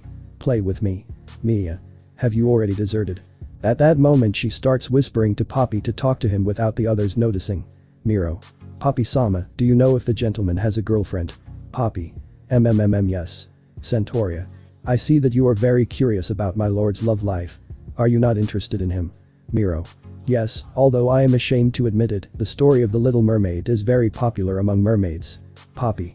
The Little Mermaid. Miro. It's about a mermaid who falls in love with a human prince. In exchange for her voice she becomes a human, but in the end her love doesn't bear fruit and she turns into sea foam. It's a very sad love story. We mermaids are fans of romance. I usually attend operas and musicals of tragic romances. Centauria. Operas and musicals. Your vocabulary, etiquette, and the air that surrounds you are not those of someone common. Finally, Smith Dono was very courteous with you. All of that is very suspicious. Mia. Well done, Centauria. You're finally useful. Miro. Centauria-sama, won't you be my lord's bride? Centauria. Hey. Well, I'm. At that Centauria gets very nervous since she still hasn't completely gotten used to being recognized as Issei's partner. Mia. I see the rumors were true. When Miro started talking, Centauria calmed down and started listening to what she had to say. Miro. They say that centaurs are a very proud people. No, I feel a greater nobility on your part, yes. Like a medieval knight who swore eternal loyalty to his lord. At that moment, Centauria begins to see Miro and imagines her as a queen sitting on a throne watching her, and she kneels in front of her with armor on. Centauria. What is this aura surrounding you? I feel like I'm standing in front of a queen. Miro. I never imagined that I would find someone with such magnificence. I thank fate for bringing us together, Centauria-sama. Centauria. Why yes. Miro. I expect great things from you. Centauria. If I swear by. Mia intervenes by grabbing Centauria by the neck with her tail to prevent her from continuing to talk. Mia. Return to the real world. Centauria. What am I doing? Mia. Oh well. I swear you won't take my love away from me. Do you understand? Faced with this reaction from Mia, she just smiles and lets out a light laugh. Miro. I never intended to do it. Mia. Huh. In that serious way, he is talking to Mia. Miro. I swear. I won't do it. After that, Issei returns to the place with the new batteries for the air conditioning control, but upon entering, he feels the heat of the room. Issei. How hot. I found the batteries. Then when Issei comes in he starts coughing. Issei. Miro. Are you okay? Miro. I'm sorry. Mermaids can only breathe on land if our gills are wet, but the heating dries the air. Issei. I see. I'll take you to your room. Miro. Thank you very much, sir. Issei. Mia, could you change the batteries? After that, Issei gave the batteries to Centauria and then carried Miro to take her to the pool so she could cool off. Meanwhile, in the room, we can see how Centauria was changing the batteries in the remote control while Mia had her head buried in the living room couch and then she started to complain. Mia. I know he's got something up his sleeve. Centauria. Mia, that's enough, my lord has to carry her since you destroyed his wheelchair. Mia. She's not the only one who loves fairy tales. Centauria. What? Mia. In fairy tales the prince always rescues the princess, then they both live happily ever after. While Mia was speaking, she remembered her childhood where she read fairy tale stories where the prince came out carrying the princess after rescuing her, and while she was reading, she had a stuffed animal of a prince hugging her with his tail. Mia. I always dreamed of being carried by a prince. After that, Mia imagines herself in a wedding dress while Issei was carrying her in a suit. Mia. My prince. But. My darling is carrying that mermaid. Centauria. Thinking, isn't it an impossible dream? At that point, while Mia was talking, she tried to imagine how Issei would carry her, but he couldn't think of any way to do it since Mia was too big and heavy for him to lift. Mia. I tried to seduce him with my swimsuit. At that, Mia throws a tantrum again while hitting the sofa because she was so angry. Centauria. Why don't you put one on? Mia, upon hearing Centauria's idea, stops throwing a tantrum and comes up with an idea. Meanwhile, in another part of the house, more specifically in Miro's room, we can see Issei talking to her. Miro. Is it true that you don't have a girlfriend? Issei. Haha well. Issei was about to answer Miro's question, but the door to Miro's room opened and Mia, Centauria and Poppy walked in, wearing bathing suits. Mia. Excuse me. At that moment Issei sees them in bathing suits and sees that the two who had entered at that moment, Poppy and Mia, looked very sexy and he already felt how his instincts told him to possess them in that same place without caring that he was close, but he was controlling himself as much as he could, but at that moment he sees how Mia begins to play with the top of her bathing suit and that made her tits bounce. Issei. Thinking, I'm sorry Mia, but tonight you will have to pay for all the provocations of the day. Mia. Wow, this pool is huge. I wanted to swim, doesn't that bother you? Miro. No, go ahead.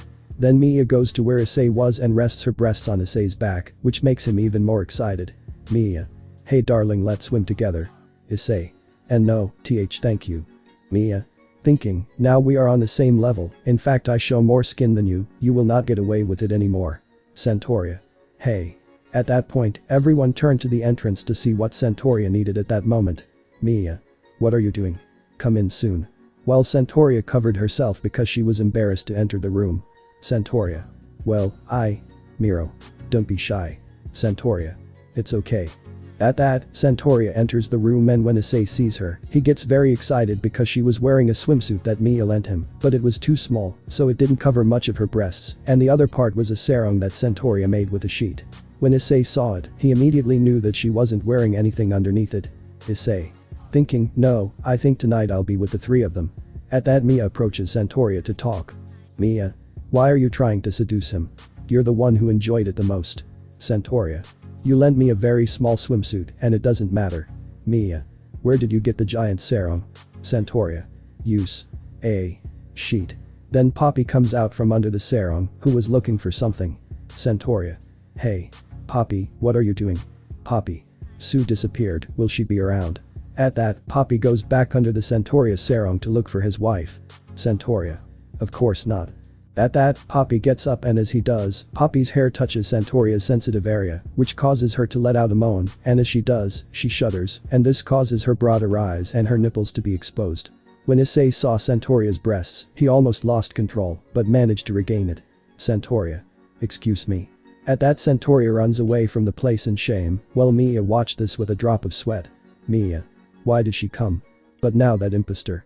At that point she turns around to see Miro, but when she does she sees how Miro and Issei were falling into the pool and were almost about to kiss, but they enter the water before. Mia. Darling. He finally showed his true intentions. Stay away from me, darling. At that, Mia, without thinking, jumped into the pool to try to rescue Issei, but the more she swam, she realized that the pool was really deep. Mia. But how deep? And cold. Darling. In this way, Mia loses the oxygen she had while her body becomes cold and numb. Mia. Oh no, I'm losing my body heat, my body isn't responding, I won't be able to save it like this, so I'm going to. At that moment, Mia passed by where Miro and Issei were drowning, and Issei saw how Mia was drowning. Mia. Darling. When Issei saw Mia passing by them, he quickly let go of Miro and swam to where she was to rescue her. When he got to where Mia was, he grabbed her and started swimming to get out of the pool. At that moment, Mia regained consciousness and saw how Issei was carrying her like a princess in the water. Mia. Darling. After that, Issei takes Mia out of the pool and places her on the edge so that she can stand and breathe without problems while Issei still holds her back. Mia. Thanks darling but. Miro. Are you okay Mia-sama? At that moment he comes out of the water and hugs Mia, trying to share her body heat. Miro. What can I do? You're so cold. I'll warm you with my own body. Mia. What? Issei. Calm down Miro-san, I think there's still hot water so it's best if you go take a quick bath. Miro. Can I accompany you? Mia, it's okay. After that, everyone gets out of the pool. Issei goes to change his clothes, while Mia and Miro go for a bath. Now we can see how Mia and Miro are in the bathtub. Mia. I'm sorry. For being so rude. Miro. Were you? Mia. Thinking, I don't even notice it. Mia. Yes, I'm sorry, but I swear I won't let you take my darling. At what Miro said, she smiles. Miro. That was never my intention. Mia. Huh. Miro. I didn't tell you, I'm a fan of The Little Mermaid. What I want is an impossible love like the one in the story. I will support you so that your relationship with him goes well. The only thing I ask is that from time to time you let me have some adventures with him. Just then, while she was talking, she had taken Mia's hands and was looking at her with stars in her eyes, while Mia only had a drop of sweat on her head. After that, the two of them finished bathing and went to their rooms, but on the way, Mia met Issei. Issei. Mia, do you have a second? Mia. What's up, darling? Issei, follow me. And that Issei goes to his room and Mia was following him. When Mia enters Issei's room and sits on Issei's bed, without Mia noticing, she places a magic circle to prevent the sound from leaving the room and waking the others while she closes the door. Mia. What happened? Then Issei goes to where Mia is and kisses her passionately while playing with her breasts. After a few minutes of kissing, they separate due to lack of air. Issei. You know, you spent all day trying to provoke me. I think it's time for you to get what you deserve. Mia. Darling, At that Issei kisses Mia again and this time he takes off the robe she was wearing when she came out of the bathroom, and that's how Issei and Mia had a night full of passion where Mia had to accept everything he caused during the day. Line break. We are in the brown-haired boy's room where we can see how Issei was lying down, and on top of him, we can see that Mia was sleeping, but if we look closely, we can see how she had a big smile on her face while she hugged Issei. In that the brown-haired boy begins to wake up and notices an extra weight on top of him. When he opens his eyes he sees Mia. Issei. Thinking, she looks gorgeous sleeping. At that Issei hears Mia start to murmur while she sleeps. Mia. Darling. Harder. Don't stop. I want to have lots of children, darling. Issei only blushes slightly because of what Mia said. He looks at his watch and sees that it's already 7:30. It was time for him to get up and do things, or else the others would wonder where he was, and the last thing he wanted was for them to find him like he was now. Issei. Mia, it's time to wake up. Mia. Darling, 5 more minutes. Then Issei, seeing that Mia didn't wake up, decides to wake her up with a kiss. After several seconds of kissing, Mia finally wakes up. Mia. Good morning, darling. Issei. Good morning, my girl, come on, today is my concert. At that Issei gets up and goes to the bathroom, while Mia tries to get up from Issei's bed but falls face down on the floor. Issei, upon hearing the crash, quickly leaves the bathroom and sees Mia lying on the floor. Mia. Darling, I have a problem. Issei. What's wrong, Mia? Mia. Darling, I don't feel from the waist down, you were very rough on me last night. Issei, seeing the problem, approaches where Mia was and carries her like a princess, which makes Mia very happy, and she settles on Issei's chest with a smile. Issei. I guess I'll have to help you until you're better. Time skip. After some making love time with his snake wife, Issei decided it was time to leave, so he cleaned himself completely as well as washed Mia's body, and then carried Mia to bed carrying her. She had woken up but couldn't move the lower part of her body. After that he left her in bed and went to the kitchen to serve Mia a glass of juice and mix it with a phoenix tear, but then he noticed that he only had 2 left. Issei. Thinking, if I continue like this the phoenix tears won't last long, I think I have to control myself better. After that, he took the glass to Mia and then went back down to prepare breakfast. He served it on the table and with the aroma of the food, everyone arrived to have breakfast. What Issei had prepared were hotcakes, eggs, bacon, and toast accompanied by orange juice. Now they were all sitting down eating what Issei prepared. Miro, this is delicious, sir. Issei. Thank you, but Miro-san, you can call me Issei. Miro. It's okay, Issei-san. After that, everyone finished eating and Issei had to leave since he had to go meet his agent. Issei. Girls, I'm going out. Mia. Darling, what will happen with the concert? Issei. Girls, pay attention. At that point, everyone starts listening to Issei since he was going to tell her something important. Issei. I have to go meet with my manager, someone will come to pick you up in the afternoon before the concert starts.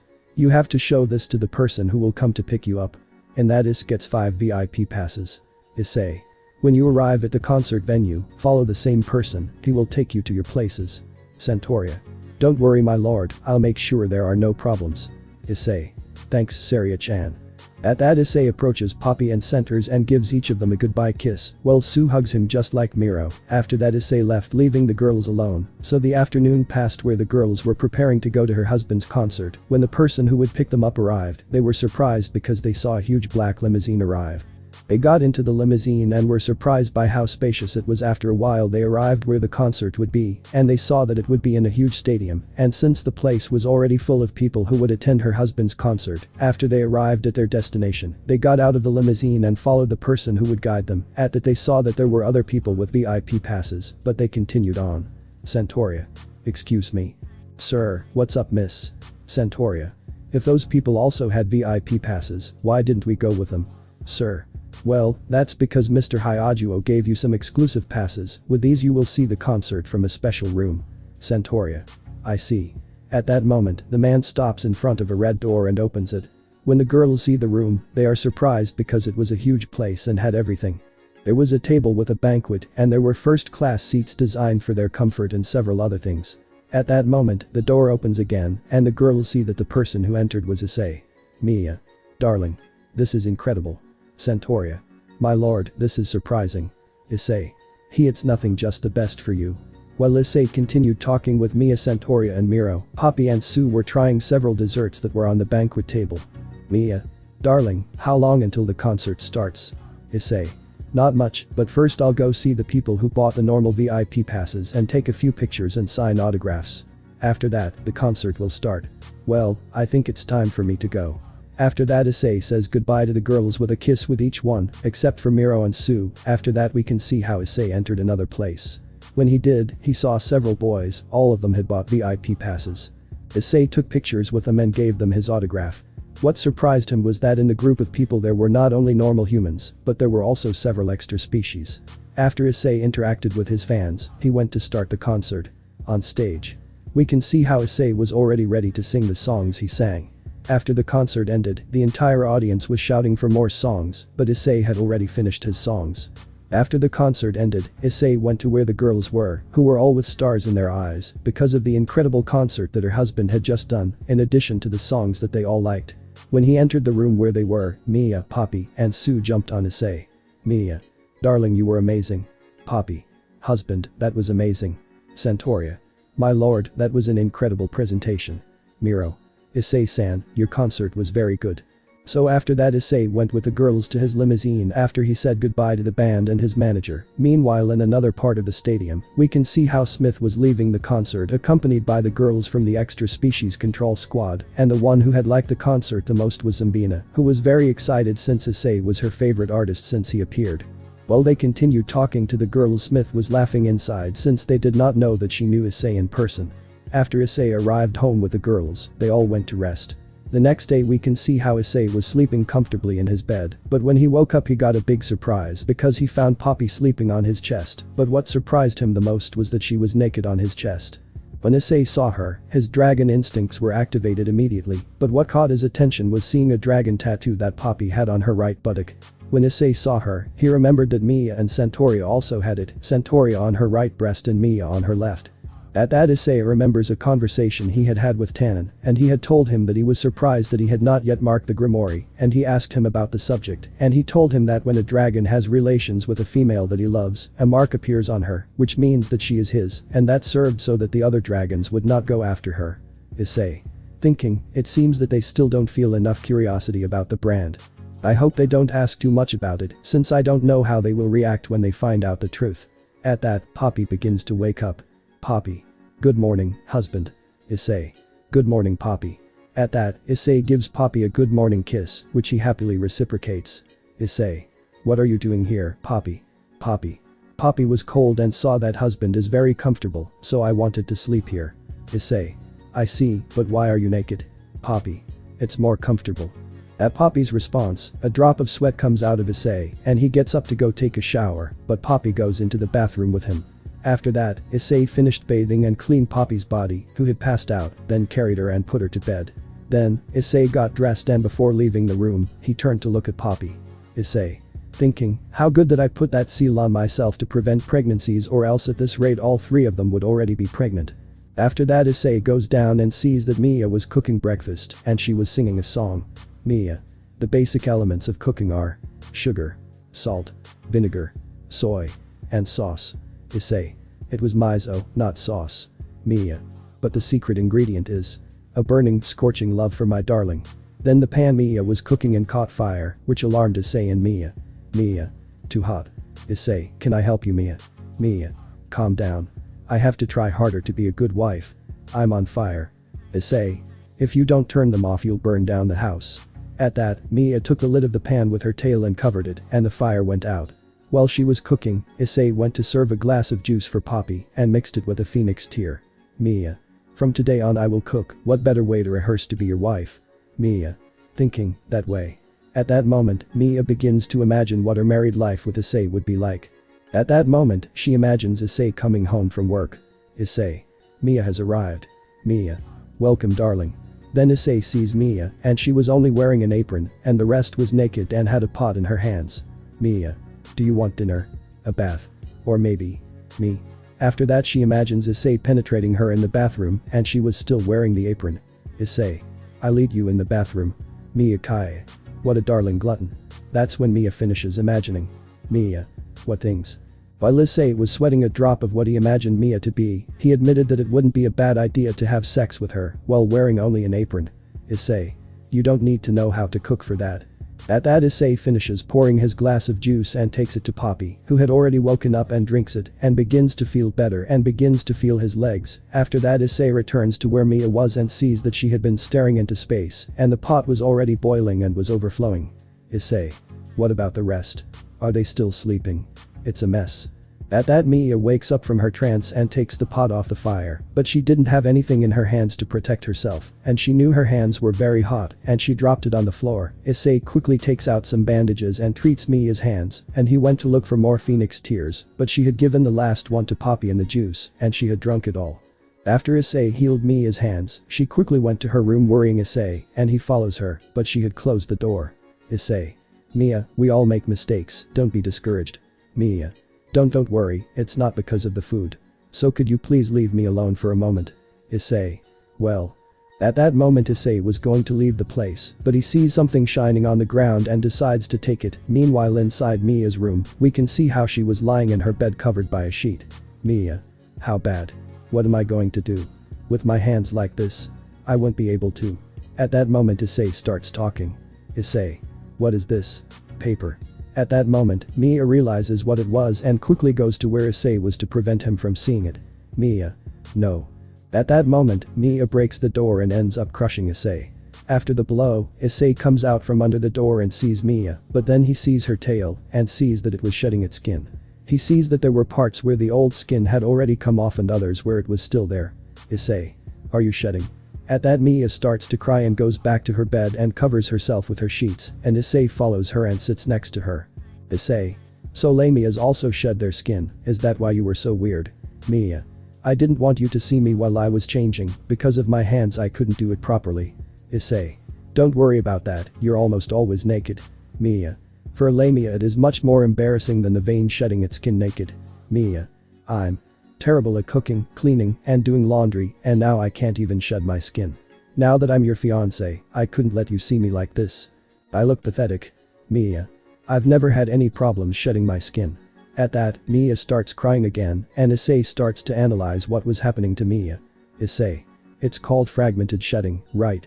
It happens when snakes are under stress. Maybe changing homes has caused you stress, but you can't stay like that. Mia. What? Darling, where did you learn that? Issei. I've been studying, Smith-san recommended it to me. At that, Issei remembers when Smith gave him several books about snakes so that he could take good care of Mia. Issei. If we were going to live together it was the least I could do.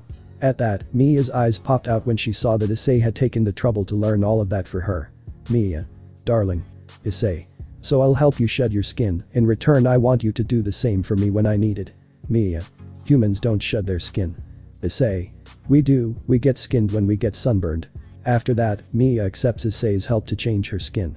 Her snake side is revealed and Issei places himself behind her, but the problem is that Mia was also showing Issei her butt and had it raised towards him, which caused him to have to control himself. Issei. Alright, here I go. Mia. Yes. Issei. Let me know if it hurts. At that, Issei begins to carefully remove the skin from Mia's snake part with one hand, while with the other he had a cloth and was pressing to remove it better. Issei. It comes out very easily, it seems like I'm doing it right. While Issei was removing Mia's dead skin, she was letting out small moans, which made it harder for Issei to control himself. Issei continued removing Mia's skin, and sometimes he had to lift another part with his finger to start removing more skin. The problem was that it was hard for Issei, and since Mia's skin was sensitive, she began to moan from the touch. Issei. Thinking, come on, you can do it. Mia trusts you. After that, Issei reached the tip of Mia's tail, and she let out a loud moan, but Issei was grateful for the magic circles against the noise. Mia. Darling. The tip of my tail. Issei. It's sensitive, isn't it? But it resists a little, Mia. In that, Mia was very sensitive, and that's why she squeezed Issei with her tail, and he tried to continue pulling out the skin, but Mia was squeezing hard. Mia. Darling, I can't. I'm going crazy, I'm losing control. Issei. Calm down. Just a little more. Just the tip. Mia. No. After a few minutes, a tired Issei is seen, but he had dead skin on his hand, and Mia was breathing tiredly in bed. Issei. I got it. Now the front skin is missing, right? Turn around, right? Mia. Well. Issei. Since we finished with the tip of the tail, the rest should be simple. At that, Issei sees that what was left to be removed was near Mia's private parts, and he blushes, since he didn't know how long he could hold out. Mia. Darling, be careful, I'm going to take it off. Issei. Shouldn't you take care of that part yourself? Mia. But. It's a very delicate area, if I don't remove the skin I could get itchy, so darling, go ahead. Issei. Good. At that, Mia takes off the panties, and Issei gets nervous, since he needed all the control possible to not have sex with her right then and there. After a few minutes, Issei had already removed almost all the skin, but at that moment he sees that a piece of skin was missing, and it was very close to her private parts. At that, Issei begins to approach slowly, and Mia was very sensitive. At that, she feels Issei touch her, and this makes her let out a moan. Issei, hearing it, almost loses control, but he quickly takes out the last piece that was missing and turns around to breathe and try to calm his excitement. After that, Mia and Issei calm down, and Mia gets dressed and goes to cook, but not before giving Issei a kiss as a thank you. When Mia finishes cooking, Issei comes down and sees the Poppy was not there, but Mia had served the table. Mia. Go ahead darling, eat whatever you want. At that, Issei sees the dishes that were on the table and sees that all the food was purple and gave off a smoke of the same color, and even some things were bubbling. Mia. Thanks for helping me. Issei. Enjoy your meal. When Issei finishes eating, he falls on the table while a ghost comes out of his mouth. Issei. Thanks for the food. Mia. You ate it all. Issei. Thinking, I've never tried anything like that, the way Mia's cooking is really strange.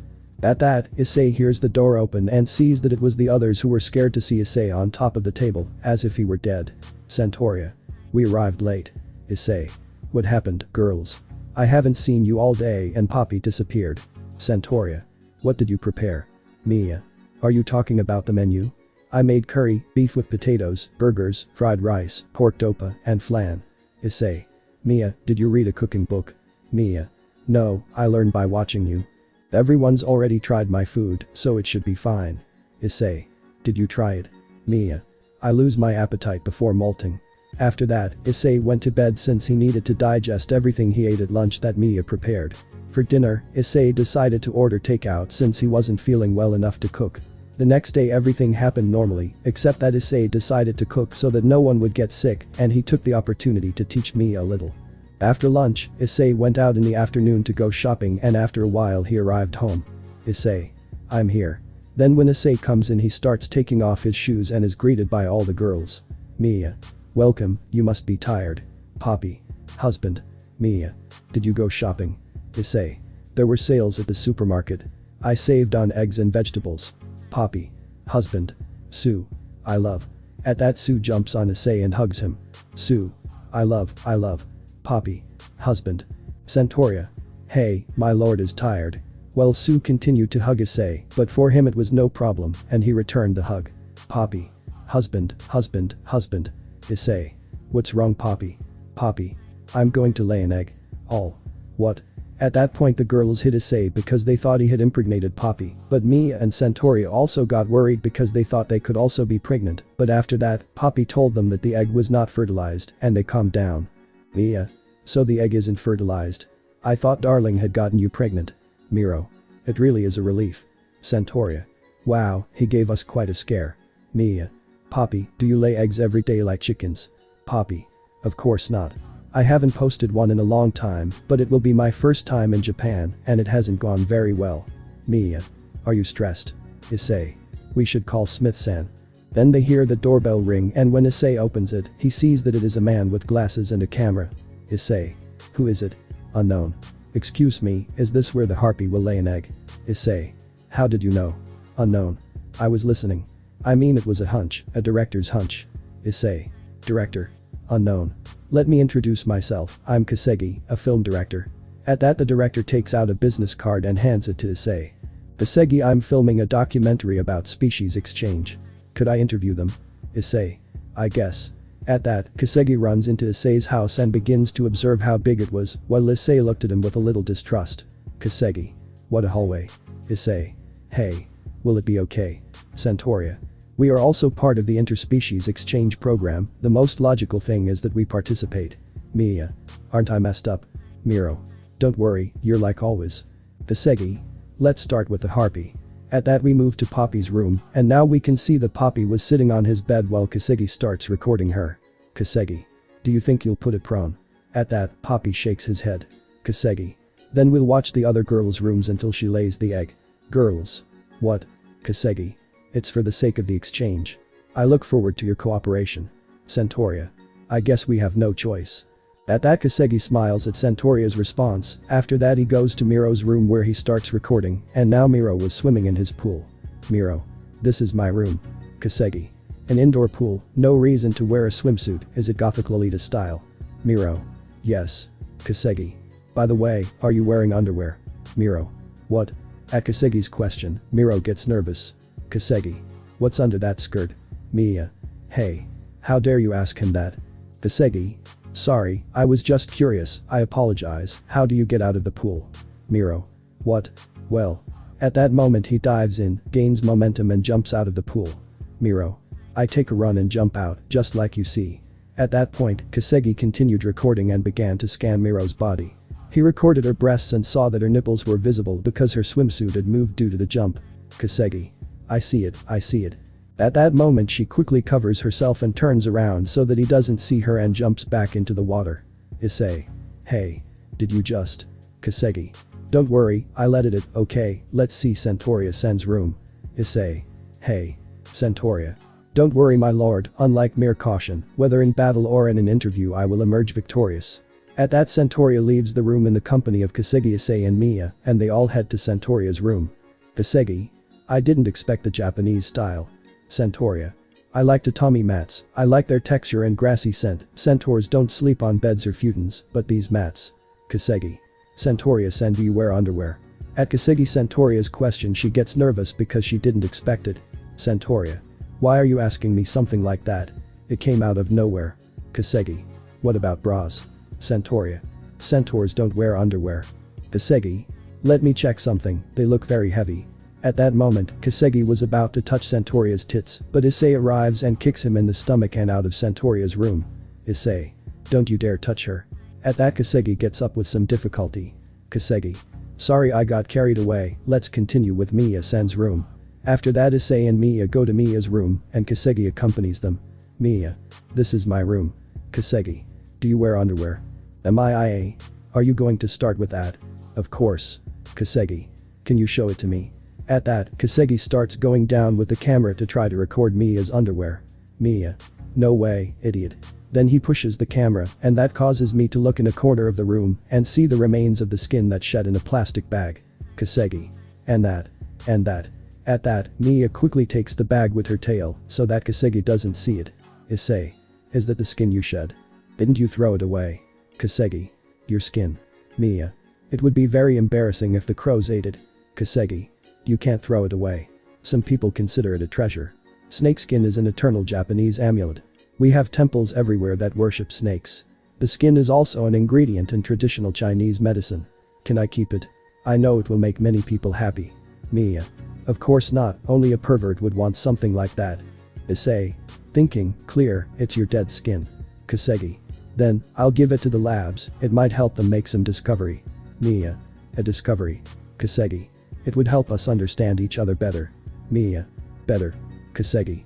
I could even help you marry any human man. Mia. To get married. At that point, Mia begins to imagine what it would be like if they made a discovery with her dead skin and then made a great medicine, then earned a lot of money and married Issei, and the others became her bodyguards. Mia. In that case, if it's in the name of friendship. Kasegi. It's a shame, it would be worth more with images of the silent film. Then when Issei hears this he starts to suspect him more, but when he was going to do something he arrives to talk to him upset. Miro. Sir, Poppy-sama is. Issei. What? Then everyone runs to Poppy's room and when they arrive they see her sitting on her bed nervously. Issei. Poppy. Poppy. I think. It's going to come out. Issei. Calm down, Poppy. Mia. Use the Lama's technique. Inhale, inhale twice, and exhale once. Miro. He's going to hyperventilate. At that Kasegi approaches Poppy and starts recording. Issei. Will you also film this? Kasegi. But of course. Very well, Poppy-chan, lift up your skirt. Issei. What? At that, Poppy listens to her and lifts up her dress and shows her purple underwear that she was wearing at that moment. Poppy. Good. Issei. I don't think it's necessary. Kasegi. Come on, husband, help Poppy lay the egg. Issei. Fucking what? At that, Issei gets behind Poppy and starts caressing his stomach. Kasegi. Very well, my husband. Issei shut up. Kasegi. By the way, what are you going to do with the egg? If it's okay with you. Issei. Shut up already. Poppy. Husband a little more. Issei. Sorry, be more careful. Poppy. A little further down. Issei. Thinking, I feel something hard. It must be the egg. Poppy. Husband. It's coming out. The egg is about to come out. Issei. You can do it, Poppy. Kasegi. Okay, take off his underwear. Issei. What? Kasegi. It is in the name of understanding and friendship. Issei but. Poppy. Husband is fine. At that Issei begins to slowly lower Poppy's underwear. Kasegi. Thinking, very well. Give me the uncensored images of how you lay the egg. A harpy egg is worth at least 3 million yen, together with the uncensored images I could earn for. No, 5 million, non-humans are a gold mine. Sue. They're also idiots. It turns out that he was saying everything that Kasegi was thinking at that moment. All. What? Kasegi. What? Sue. We're getting to the most exciting part. I can't wait. Kasegi what? Mia. So that's what it was about. Centauria. Understanding. Friendship. What nonsense. Miro. Vulgar man, have you no shame? At that Centauria takes out his sword, Miro takes out a large seashell, and Mia takes its tail to hit Kasegi. Mia. Were you trying to make money with us? Centauria. With that camera and Mia's skin. Miro. We'll keep them. Kasegi. Don't touch me. At that, Kasegi takes the bag with Mia's skin and, along with his camera, hugs her with his body, protecting them. Kasegi. Non-humans can't touch me. They're my property. A part of me. They have no right to touch her. Issei. Director. At that point Kasegi began to feel an incredible killer instinct that scared him. Issei. Didn't you forget the egg? At that Issei throws the egg into the air and Kasegi drops the camera and Mia's skin to catch it. Kasegi. My 3 million. And just when the egg was in front of Kasegi's face and he almost caught it, Issei hits him in the face, breaking the egg against it, but with that blow, he also destroys his nose and knocks out 14 of his teeth and fractures his jaw in the upper part while sending him flying against a wall. Issei. If you want eggs, they're cheap at the store. After Issei sees C fainted, he steps on the camera and smashes it into pieces, while the girls watch this with admiration and a blush on their cheeks, and all of them let out hearts. Girls. Master, sir, my lord, darling. Mia. But, darling, you broke Poppy's egg. Issei. In fact, it was one of the eggs I bought at the supermarket. Centauria. Well thought out. Issei. Thanks, Sue. At that Issei strokes Sue's head. Mia. I didn't know you could do that. Centauria. Can you read minds? What a surprise. Miro. Kai Chik's the egg is about to come out. Then everyone goes to where Poppy was to see her and she starts to lay the egg. Centauria. You can do it, Poppy. Miro. There's not much left. Mia. Remember the Lama's technique. Inhale, exhale. Inhale, exhale. Mia. It's coming out. Centauria. It's huge. Miro. Wow, he stretches a lot. Issei, come on Poppy, you can do it. Then that Poppy drops the egg and Mia catches it. After that everyone goes down since it was late and it was time for dinner. When they saw where Kasegi should be he had disappeared, but Mia's skin was still there so they didn't care much. Now we are in the dining room where we see everyone sitting at the table and Smith-san leaning against a wall drinking coffee, and we can also see that Poppy was sitting on Issei's legs hugging him. Centauria. What do we do with Poppy's egg? Miro. I didn't know they could be so valuable. What will we do? Issei. What do we do, Smith-san? Smith. I don't get paid enough to get involved. At that, Smith approaches Issei and whispers something in his ear. Smith. By the way, honey-kun. Issei. Yes. Smith. The director's name and address on his business card were fake. It seems he had experience. He's a repeat offender. I'll have to investigate him. Issei. Good. Smith. By the way, what's for dinner? Issei. Mia will cook tonight. You can stay if you think it's okay. Hey Poppy, what about your egg? Poppy. In the refrigerator. Issei. In that place, someone could cook it by mistake. At that point, everyone tenses up as they remember that it was Mia who cooked and she used everything there was. At that point, Mia turns around with tongs in her hand holding a huge boiled egg. Mia. Today we will have my specialty, boiled eggs. Meanwhile, elsewhere we can see how Kasegi was in a small house listening to a concert of the Animal Girls on television while complaining about Issei. Kasegi. That damn brat, he ruined my egg, my camera and all my information. This one was gathering thread on a spool. Kasegi. I'll have to keep selling cobwebs. Unknown. I see you're busy. Do you need help? I have a lot of threads. Kasegi. Shut up.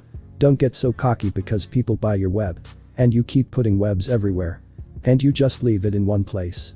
Unknown. In one place. At that moment, the unknown woman who had some threads in her hands tightens them and the cobwebs completely envelop Kasegi, not letting him escape. Unknown. Are you referring to this? He throws out 3 million like it's nothing. Or he's very kind or he's a wolf in sheep's clothing. How disgusting, but I'm a little interested.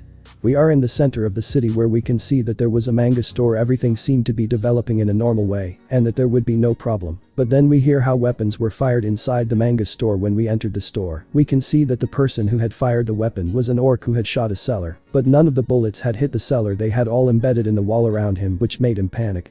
At that, all the otakus who were in the manga store turn to look at the orc who shot, and at that the orc speaks to them. Orc 1. Dear fellow otakus, we apologize, but this store belongs to the Pioneer Orc organization. After that, the orcs took the people who were in the manga store hostage. After a while, the police arrived to take care of the situation. They began cordoning off the area and keeping the civilians away so they wouldn't hinder their work. After they finished that, the other police officers were going to take charge, but when they found out that they were non-humans, they couldn't act, so now the police chief was meeting with other people, including the mayor and specialists, discussing what they would do in this hostage situation with non-humans. Now we can see that inside the tent where the people were arguing, a police officer is delivering her report on the situation. Official. We don't know what's happening because they closed the blinds, but according to the customers who managed to escape, the criminals are a group of 6 orcs, all of them armed. They barricaded themselves in the store with 4 employees and customers as hostages. Mayor. What do they demand? Official. Well. Meanwhile, in the manga store, we can see how one of the orcs was with a megaphone with which he was indicating what the demands of the group of orcs were. Orc 1. We, the Pioneer Orc organization, demand more adult content of orcs with knights, and that's not all, we also want variations like orcs with elves and orcs with sisters. Returning to the tent where the police chief was with the other people who were in shock by the demands of the orcs. Mayor. What is it all? Official. They also demanded new content for orcs with witches, with teachers and with secretaries. Their demands are ridiculous, but the problem is that they are not human. The Species Exchange Act protects the rights of non-humans, including orcs. There is nothing that the police can do. Mayor. Can't we arrest those criminals? Minister. Since it is a new act, it is full of legal loopholes. Mayor. This is your problem too, Minister. There's no time to think about that law. Minister. You can break it if you want, but you would be dismissed or arrested. Mayor. Don't talk about breaking the law. Smith. Don't worry, that's why we're here. At that, Smith takes a sip of the coffee he had in his hand, but when he tastes it, he is disgusted and spits it out. Smith. What a bad coffee. Mayor. What are you doing drinking coffee? Minister. Smith-kun, can you resolve this with the Interspecies Exchange Security Squad? Mayor. Are you going to let them handle this? How will they get close? They have excellent senses of smell. Meanwhile, returning to the manga store, we can see how some orcs were standing guard while others were reading hentai. Orc 3. That's it. Orco 2. A great work in its anonymous era. Meanwhile, in another part of the manga store, we can see how the orc leader was attentive to everything that was happening since he had smelled a strange smell. When he confirmed where the source of the smell was, he aimed his gun and shot repeatedly. When he finished shooting, a red-haired woman fell from the ceiling in agony. Orc leader. A ninja was spying. Orc 2. You mean a Kinoichi? Orc leader. She's quite a beauty. Girl. How did they discover me? Orc leader. By smell, orcs can smell women from a kilometer around, that's why the police can't approach with weapons either. Meanwhile, outside the manga store, we can see how some police officers who were with shields began to wonder what happened inside the manga store. Police. Did you hear gunshots? Policemen too. Why yes. Meanwhile, returning to the inside of the manga store, we can see how the girl who had been shot was now on the floor in a pool of her own blood, supposedly dying. Girl. Damn smell fetishists. Orc leader. With great honor. At that, the orc leader kicks the girl away, and when she turns around, he points his weapon at the woman's chest, and she gets scared. Orc leader. But I hate rude girls. At that point the orc leader takes out his phone and dials a number to contact the police. Orc leader. Should I speak to the police? I just took care of one of their agents. While he is speaking, he shoots the girl again without scruples. Meanwhile, where the police were, they were upset because according to them, they had not ordered any attack and were taking care of the matter while they were still talking on the phone with the leader of the orcs. Orc leader. It was self-defense, of course, he violated the Interspecies Exchange Act and attacked him. I had no choice. Mayor. We didn't order anyone to enter. Officer. An agent. Mayor. Who acted without authorization. At that moment, the mayor approaches Smith, who was calm while drinking coffee, and then he lets out a slight laugh at what he heard, and the mayor noticed. Mayor. I hate to ask, but I need your help. Smith. Don't worry, we're ready. Meanwhile, returning to the manga store, we can see how one of the orcs had found a girl inside the store who was hiding. Orc 2. Leader. At that the orc takes the girl to where the orc leader was pulling her by the arm. Orc 2. This girl was hiding in a corner. At that point, the other orcs, seeing the girl the other had found, got excited because she looked just like one of their favorite hentai characters. Orcs. She looks just like the witch Mako-chan. Orc 3. How could we have missed it in this store? Orc 4. I swear I checked carefully. Girl. Hey. And that the girl steps on a liquid and sees where it came from, and when she does, she sees the body of the redeeted girl covered in blood on the floor, and when she sees it, she screams and tries to escape from the place running towards the window, and when she tries to escape, she pulls the blinds and starts screaming. Girl whoever. Someone help me. Whoever. At that point, the orc leader approached the girl from behind and breathed next to her face, which scared the girl even more because of how close the orc was. Orc leader. There's no need to be scared, we're gentlemen, we would never hurt a girl. At that point the orc leader starts playing with the girl's breasts while she gets even more scared. Orc leader. We also abide by the Interspecies Exchange Act. Then with his other hand the orc puts it on the girl's face, and while she moans, he puts a finger in her mouth. Orc leader. So. Let's get to know each other better. After that, the orc leader begins to lick the girl's face, and she begins to scream in disgust at this. Orc leader. Let's show the police our interspecies exchange. Orc 2. How unfair, leader. Orc 3. We want to participate too. Orc leader. Okay, we'll take turns. Meanwhile, far from the manga store, 2 kilometers away, we can see how on top of one of the buildings, there was a blue-haired girl who had a huge rifle in her hands. Girl. Just as we planned, they gathered in front of the window, and the blinds are no longer there. I can see them perfectly. While the girl was speaking, she had placed her rifle on the ledge of the building, and then proceeded to load the weapon, and then aim at the manga store. When she had the target in her sights, she fired repeatedly. The bullets went at an impressive speed and hit directly at the weapons that the orcs were using, destroying them completely. Meanwhile in the tent the orcs were scared, since they did not know what was happening at that moment, since suddenly their weapons were destroyed by some bullets that they do not know where they came from, since their sense of smell could not detect any weapon fired within their smell radius. Orc 2. Weapons. Orc leader. I didn't smell any firearms. Did they fire from beyond our range of smell? It requires too much precision. What the hell? Meanwhile, returning to the building where the blue-haired girl was, we can see that she has already fulfilled her mission. She gets up and prepares to leave the place, and then the wind moves her hair, revealing her only eye. This girl was none other than Minako the Monoculus. Minako. I finally finished. They made me wait for a long time. The gusts at this height dried my eyes. Minako. Was it necessary to be 2 kilometers away? Did they do that to annoy me? Meanwhile, returning to the manga store, we can see how the orcs were alarmed, since they did not know what to do now, since they had lost their weapons and were scared. Orc 5. What will we do? We didn't bring any spare parts. Orc leader. Calm down, we still have the hostages. At that point, one of the walls of the manga shop cracks, and after a few seconds it is destroyed and generates a cloud of smoke, and this scares the orcs even more, since when the smoke cleared, they could see a huge person in armor. Orc 3 what? Orc 2. Who is that giant? At that, the person who was in the armor turns to look at them, and after that, he hits the 2 orcs, and when he does, some stone pillars come out and trap the orcs, and the pillars crash against the ceiling. Armor. Come on, hostages, this is your chance to escape. At that, the person who was inside the armor takes off his helmet and reveals a blonde girl with a horn on her forehead, and this was none other than Trihexa the ogre. Trihexa. I'm also a girl. Meanwhile, in the other part of the tent, we can see how the remaining orcs were scared, talking with their leader about what they would do now. Orc 4WH, what will we do? We lost the hostages. Orc leader. Calm down, we still have one left, we can use it as a shield. Orc 4. But the weapons. While they were talking, the corpse of the red-haired girl began to move again. The first thing she did was smile, then she stood up and pointed her weapons at the orcs. Girl. Do you want me to lend you mine? At that point the orcs turned to see where the voice came from and saw how the supposedly dead girl got up again, as if nothing had happened, and then she started shooting at her, but one of the orcs came up behind the girl and grabbed her, squeezing her neck with his arms. Orc 4. You bastard. You were just pretending to be dead. Were you wearing a bulletproof vest? In that case, I'll use my strength to split your bacon. I mean, your spine. At that point, the girl, seeing herself in trouble, takes her weapons and aims at the orc, but bullets would come out of his chest, and without further ado, she began to shoot. After several bullets hit the orc, he drops her because of the pain, and the red-haired girl was standing as if nothing had happened, while the orc fell to his knees because of the pain of the bullets. Girl. Damn, more holes. These bullets will make me gain weight. Orc 4, why are you still alive? Girl. Because. At that moment, the girl opens her jacket, exposing her torso and even her chest, and the orc sees how her body had been pierced by bullets and was bleeding, but they were as if nothing had happened. Girl. I'm the most animated corpse in the world, Zombina-chan. Zombina. Crawl away, you filthy pigs. At that, Zombie turns to the only orc left standing since the others were unconscious. Zombina.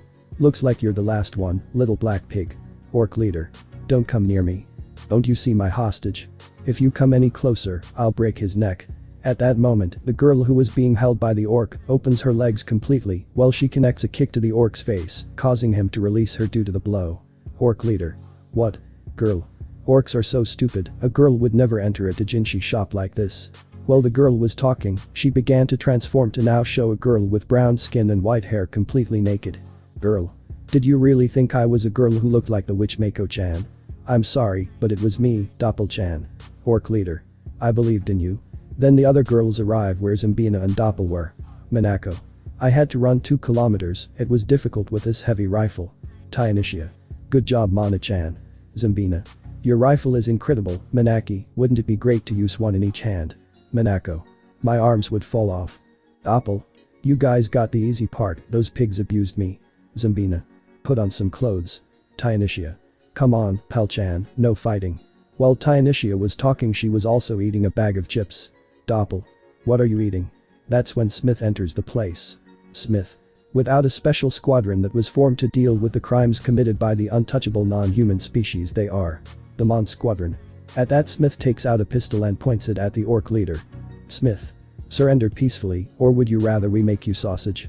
At that the orc starts laughing, which worried the girls because they thought he would do something crazy, but suddenly he stops laughing. Orc. Okay, I give up. The girls were sweating a drop at the change in attitude. Orc.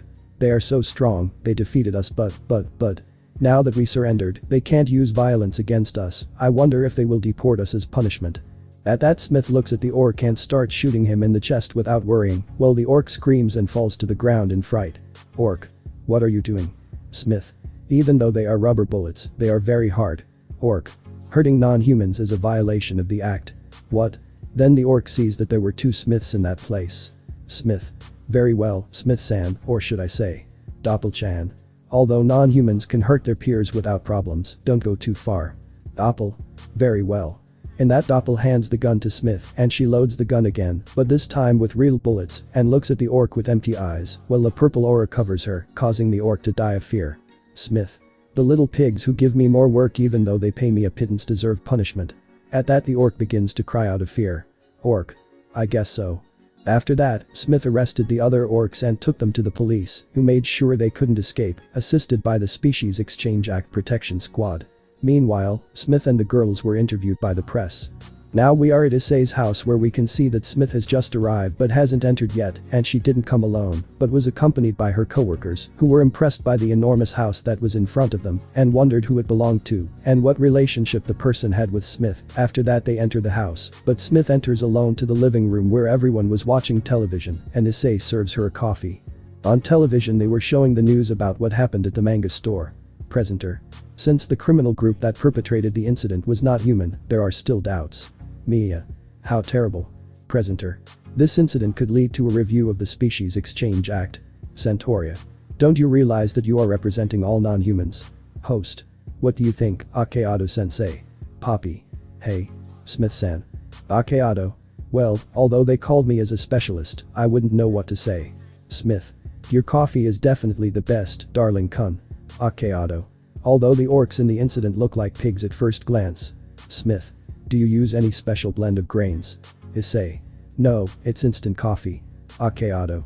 They are more closely related to wild boars. Smith. By the way. I invited my coworkers, is that okay? Issei. What? At that moment, the door to the living room opens and Issei sees the girls he had seen on TV, and Zambina greets them with her eyes closed. Zambina. We came to eat. Minako. Excuse me. Doppel. Hello, good afternoon. Tainishia. I'm hungry. At this Issei just sighed and knew he would have to prepare more food for dinner. Issei. Ha. Well, you're welcome. In that Tainishia, Doppel and Minako see the person who spoke to them, and when they see who it was they are in shock, since they did not expect to be in the house of someone as famous as Issei. Meanwhile Zambina opens her eyes and sees that her companions did not move from the door. Zambina. Girls, what's going on? At that Tainishia points forward and Zambina sees that she was pointing, and when she sees the person in front she is also in shock. In front of her was her favorite musician watching her with a smile on her face. Zambina could not contain her emotion any longer and fainted on the spot. This took the girls out of shock and called the attention of the others, who when they saw her fainted, went to see what was happening to her. Well, Smith just laughed at the girls' reaction. And that Issei carries Zambina and takes her to a chair to rest, but when she was about to arrive she wakes up, and the first thing she sees is how her favorite artist was carrying her like a princess. This caused her to get more excited. Zambina. If this is a dream, I hope no one wakes me up. At this, Issei only lets out a slight laugh at the girl's attitude. Issei. It's not a dream, beautiful. When Zambina heard Issei call her beautiful, she blushed completely and almost fainted again. Meanwhile, Issei's girls watched this with jealousy, and Zambina's companions were also jealous of them because a person as famous as Issei and handsome was carrying her. After that Issei went to prepare dinner for everyone, while the girls watched television or talked, but as Zambina was interrogating Smith, how he knew Issei and more things, and Smith just laughed at Zambina's attitude since she behaved like a child. Then when everyone was having dinner Zambina sat next to Issei, which made Mia jealous since that was her seat, since on the other side was Centauria, and she was about to complain, but Issei whispered to her to let him pass this time, and that he would make it up to her later. After that he gave her a quick kiss, which was what finished convincing Mia, who sat next to Minako. After dinner it got late, and Smith and the girls said goodbye to Issei, but Zambina did not want to leave without an autograph from him, so she took his jacket and asked Issei to sign it, which he accepted with a smile which got a zombie blush. Issei. Well, see you later, zombie-chan. Zambina, upon hearing her idol call her with a loving suffix, turned completely red and very happy. Zambina. Thank you for the food, it was amazing to be able to meet you, I'm your biggest fan. Issei just let out a slight laugh at the girl's attitude, and an idea occurred to him to joke with her. In that Issei approaches Zambina's ear and whispers. Issei. You know, I would love to see a beautiful and sexy woman like you again. Zambina was almost on the verge of fainting because of what Issei said, but what caused her to faint and Tainishia to end up carrying her was that when Issei finished saying goodbye, he said goodbye with a kiss on Zambina's face very close to her lips. This was too much for her, and she couldn't take it anymore. After that Issei entered the house and saw how the girls were jealous of how he behaved with Zambina, but nothing that Issei couldn't solve with a busy night with Centauria, Poppy and Mia, and with a date for Miro which he happily accepted, although Issei had to admit that Zambina was very beautiful, and if she caught his attention, and that he wouldn't play with her and her feelings, so if this ended in something serious, he would take responsibility and accept it. After that, everyone went to bed, or that would be if Issei didn't have to compensate the girls now. When he arrived at his room, after cleaning everything and making sure that Miro and Sue were in their rooms and that the sound seals worked, he saw that Mia, Poppy, and Centauria were in it, in sexy and revealing clothes. Mia. Darling, it's very unfair that you were flirting with that girl in front of your fiancés. Poppy. Husband, I want to sleep with you. Centauria. My lord, such inappropriate behavior. Scene change. The next morning we can see how Issei got out of bed, careful not to wake any of his loves. After that, Issei went to the shower and then got dressed. He took advantage of the fact that it was 9 in the morning and everyone in the house was asleep to go to the underworld to talk to Surziches, since he needed more phoenix tears to be able to heal the girls. We are at Issei's house. He was up and was in the living room. He was checking that the girls were sleeping so he could leave without problems, but he made sure to leave a note that he had to leave for work. When he finished writing the note, Issei created a magic circle and teleported to the underworld. When he arrived at the underworld, he appeared in front of the Grimoire mansion, since he came to see Surziches to ask him for a favor. Then he knocked on the door and was greeted by Grafia, who smiled when she saw Issei. Issei. Hello, Grafia-san. Grafia. Good morning, Issei-san. What brings you here? Issei. I came to see Surziches. Grafia-san. Grafia. Follow me please. After that, Issei followed Grafia into the mansion. Grafia. It's been a while, Issei-san. Issei. Yes, I was busy. Grafia. I know, especially after what happened with Miss Grimoire and her entourage. At the mention of this, Issei gets a little depressed. Issei. I see you already know. Grafia. Yes, Surziches told me and I am honestly disappointed by the attitude of these people. Issei. Yes, I know, I don't know what I did to make them not care anymore. Grafia. It wasn't your fault, Issei. Issei. Huh. Grafia. Riaz is still immature. When I see the mistake she made, she will regret it. Issei. I see. Grafia. Also, congratulations on your new career. Issei. Thanks, Grafia. Grafia. You know you were already famous before that among the factions, but now that has increased even more. Several families have sent Surziches engagement requests for their daughters with you at their insistence. You are not only a hero, now you are also a music star. Issei. Haha, thanks. Grafia. Even Milikas is a big fan of you and your music. Issei. It's good that you like it. Then they both arrive at Surziches' office. Issei. Well, see you later, Grafia. Grafia. See you soon, Issei-san. After that, Grafia leaves the place and Issei knocks on Surziches' office door. Surziches. Go ahead. At that, the door to Surziches' office opens and when he looks up he sees that the person who entered was Issei. Surziches. Good morning, Issei-kun. Issei. Hello, Surziches. Surziches. It's good that you came, Issei-kun. Issei. What's going on? Surziches. I had to talk to you about something important. Issei. Well, I'm here now. Surziches. What happens is that in the place where you live now, there have been reports that rogue demons have been lurking around and I would like you to take care of them. Issei. I see, don't worry, I made sure they didn't cause any problems, but I also wanted to ask you something. Surziches. What do you need, Issei-kun? Issei. I would like to know if you can get me more phoenix tears. Surziches. What do you need more for? Have you ever faced someone who caused you problems? Issei. Hey. Well. It's not that. Surziches. So what else would you spend them on? Issei. Well. In that, Issei tells Surziches about his new partners and everything that has happened with them and also what he spent the phoenix tears on. Surziches. I see, but don't you think it would be better for you to learn healing magic for those things? Besides, since you are a dragon, I don't think there are enough phoenix tears. Issei. You're right, but who can teach me that kind of magic? Surziches. I'll ask Grafia to teach you so you don't have so many problems, but healing magic is mostly for them to recover their energy and relieve pain. Issei. It doesn't matter, it will still be useful to me, thank you. At that, Issei was about to leave, but Surziches stops him again. Surziches. Another thing, Issei. Issei. What's wrong, Surziches? Surziches. I hope you're ready for when they realize it, your fame increases more and more. Issei. Don't worry, I'll take care of that when the time comes.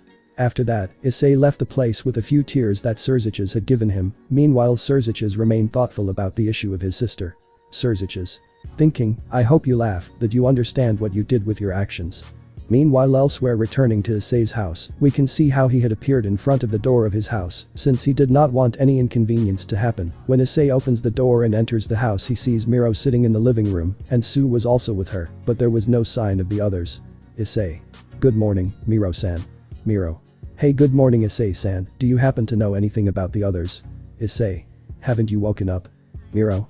It seems not, since I haven't seen them all morning. Issei. Well, don't worry, I'll watch them.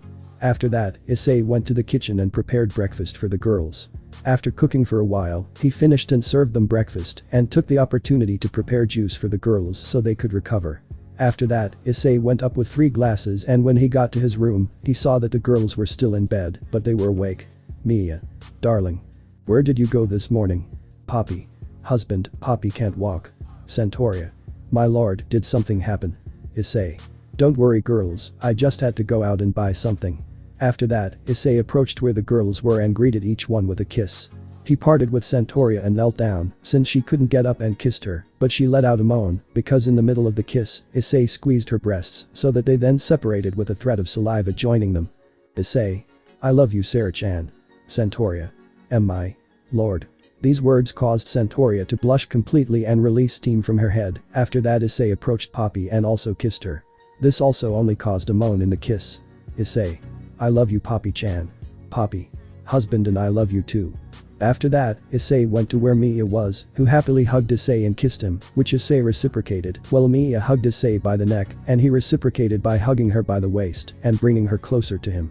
After a few minutes, they both separated and looked into each other's eyes. Issei. I love you Mia-chan. Mia. I love you too darling.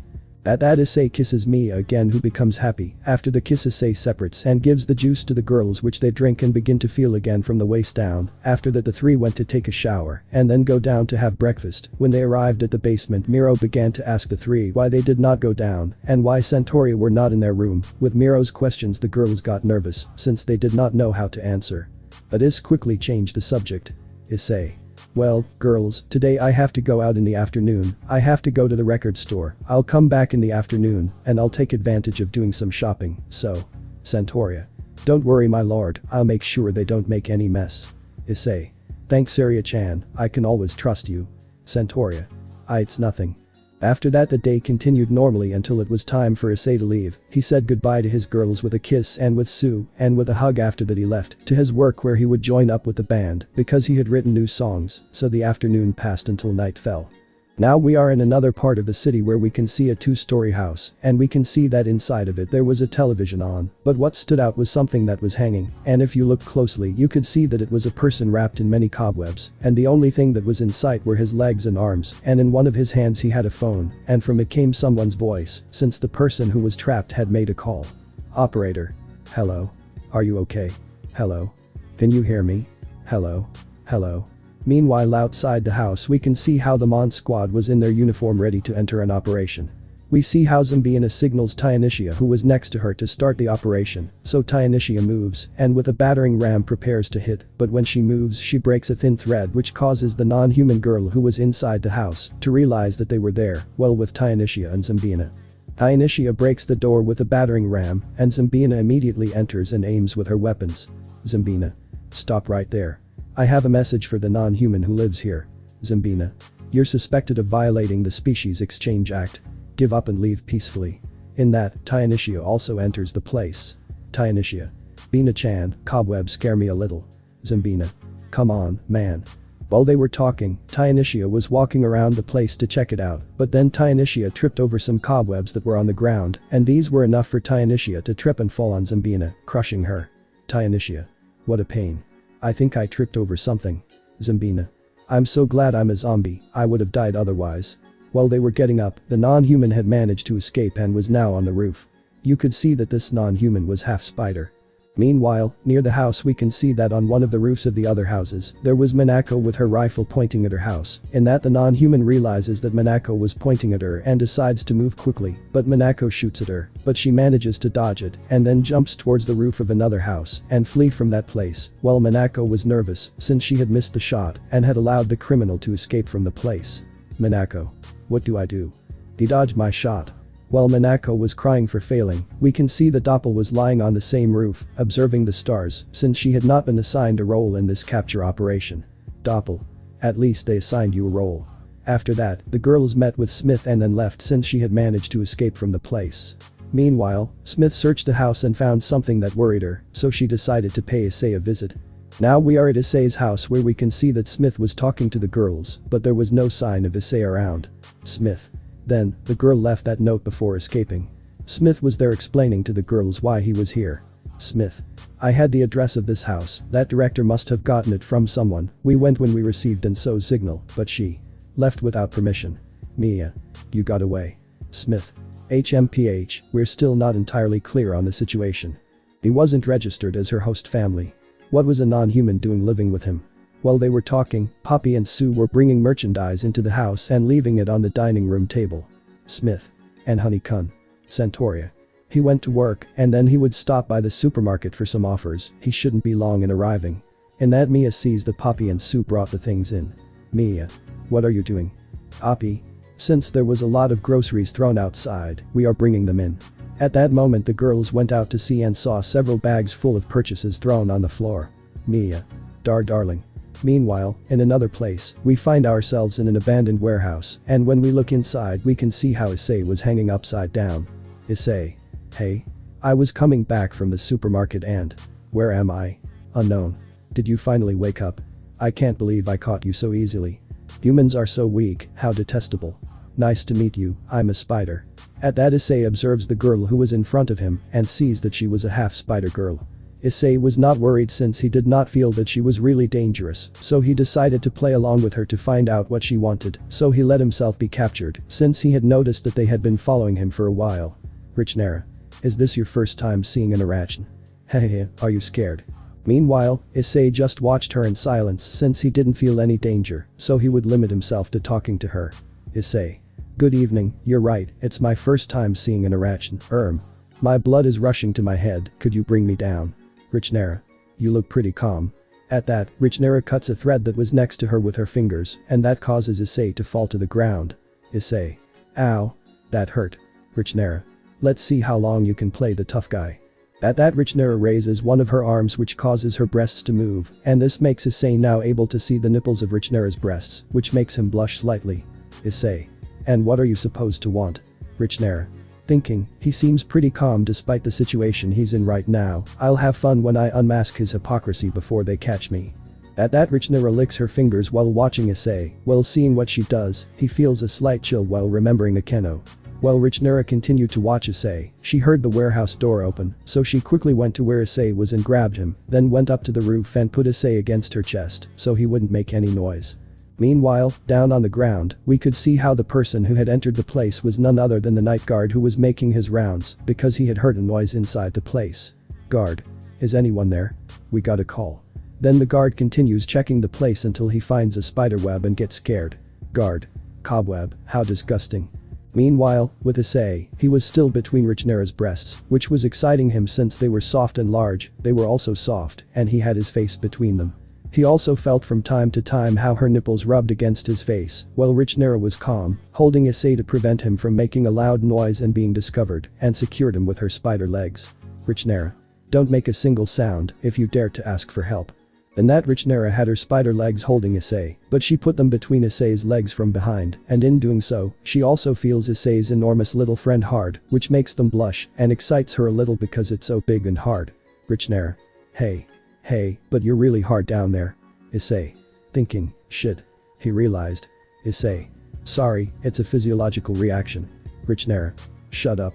At that, Richnera places her web over Issei's mouth to silence him, but he tried to speak, but only babble could be heard. Meanwhile, downstairs the security guard was scared by the noises he heard at that time. He heard a louder one, so he checked the ceiling, and when he was about to shine light on where Richnera was, she moved quickly and put Issei between her breasts again to silence him, while the guard ran away from the place out of fear, since he hadn't found anything on the ceiling.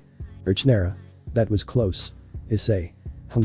At that, Richnera sees Issei again and blushes while a smile forms on her face. After a few seconds, Richnera pushes Issei, and he manages to hold on with his teeth since he squeezed the rope he had in his mouth and it stopped his fall. Richnera. You're doing a good job holding yourself up, what a good boy. Right now you're hanging from the threads in your mouth and on your legs. What would happen if you fell from this height? Issei. Why are you doing this? Richnera. You're a bad boy. At that, Richnera lifts the clothes that covered her breasts, leaving them bare, and then she lies on top of Issei and puts her uncovered breasts on him on his back, and she begins to move on him. This caused a good feeling of pleasure to Richnera as she felt her hard nipples rub against Issei's back. Richnera. You deserve a punishment, does it weigh heavily on you? At that, Richnera approaches Issei's ear and whispers. Richnera. Now, you're really trying hard, aren't you? The way you're holding on is really cute, but can you hold on like this? At that, Richnera approaches Issei's ear to give it a soft bite which causes Issei to feel a chill and a little excitement, but this was not all because then Richnera began to lick Issei's ear. Issei. Thinking, shit. I don't know how long I can last. But at that issei increases the strength of his bite, which causes the strands of spider web to be cut, and he begins to fall, since Richnera had gotten out of his back in time, and when he was about to crash, Richnera stops his fall a few centimeters from the ground and then goes down to where issei was. Richnera. I can't believe it, you were able to cut my strands with your teeth, so that wasn't the only hard part of your body, huh? After that, issei gets bored and breaks the ropes, but it seems that they broke, while Richnera was still a little blushed, but it already covered her breasts. Issei. Hey, Richnera-san, why are you running away? You should be with your host family, not with me. Richnera. I don't get along with my host family. Issei. What? Richnera. They were probably expecting another kind of guest. In that, Richnera remembers when she arrived at where her host family lived and remembers the look of disgust on their faces when they saw her. Richnera. Her bitter expressions were like something to be framed. She also remembers when the cinematographer came to look for her. Richnera. That shady man offered them to keep me, well, they probably wanted to get rid of me by then. Issei. How cruel. At that, Richnera gets angry at issei's words and stands on top of him and puts one of her paws very close to his head to intimidate him, but he doesn't care. Richnera. Let me tell you something.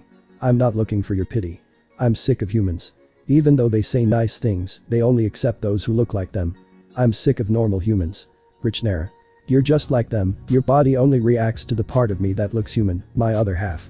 Must make you feel repulsion. Issei. No, actually. You may be different, but I still find you very beautiful. At issei Richnera's words she blushes, but then she comes up with something to annoy him. Richnera pervert. Issei. What? Richnera. You must be a total pervert if you find a spider's body beautiful, how disgusting. Issei. Hey. Richnera. What? Are you that desperate? Could it be that you're still a virgin? At that, Richnera lifts the clothes that covered her breasts again and issei blushes. Issei. I'm not.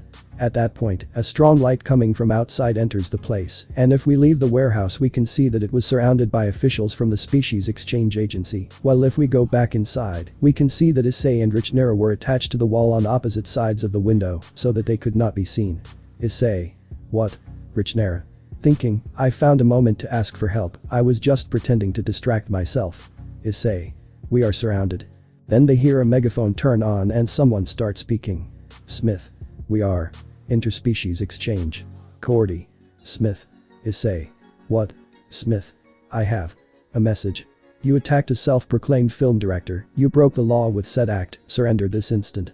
While Smith was speaking we can see that the Mon Squad girls were ready to act, Minako was leaning on a box pointing at the place, while Zambina and Tyanicia were waiting with their weapons ready, and Doppel was talking to the guard.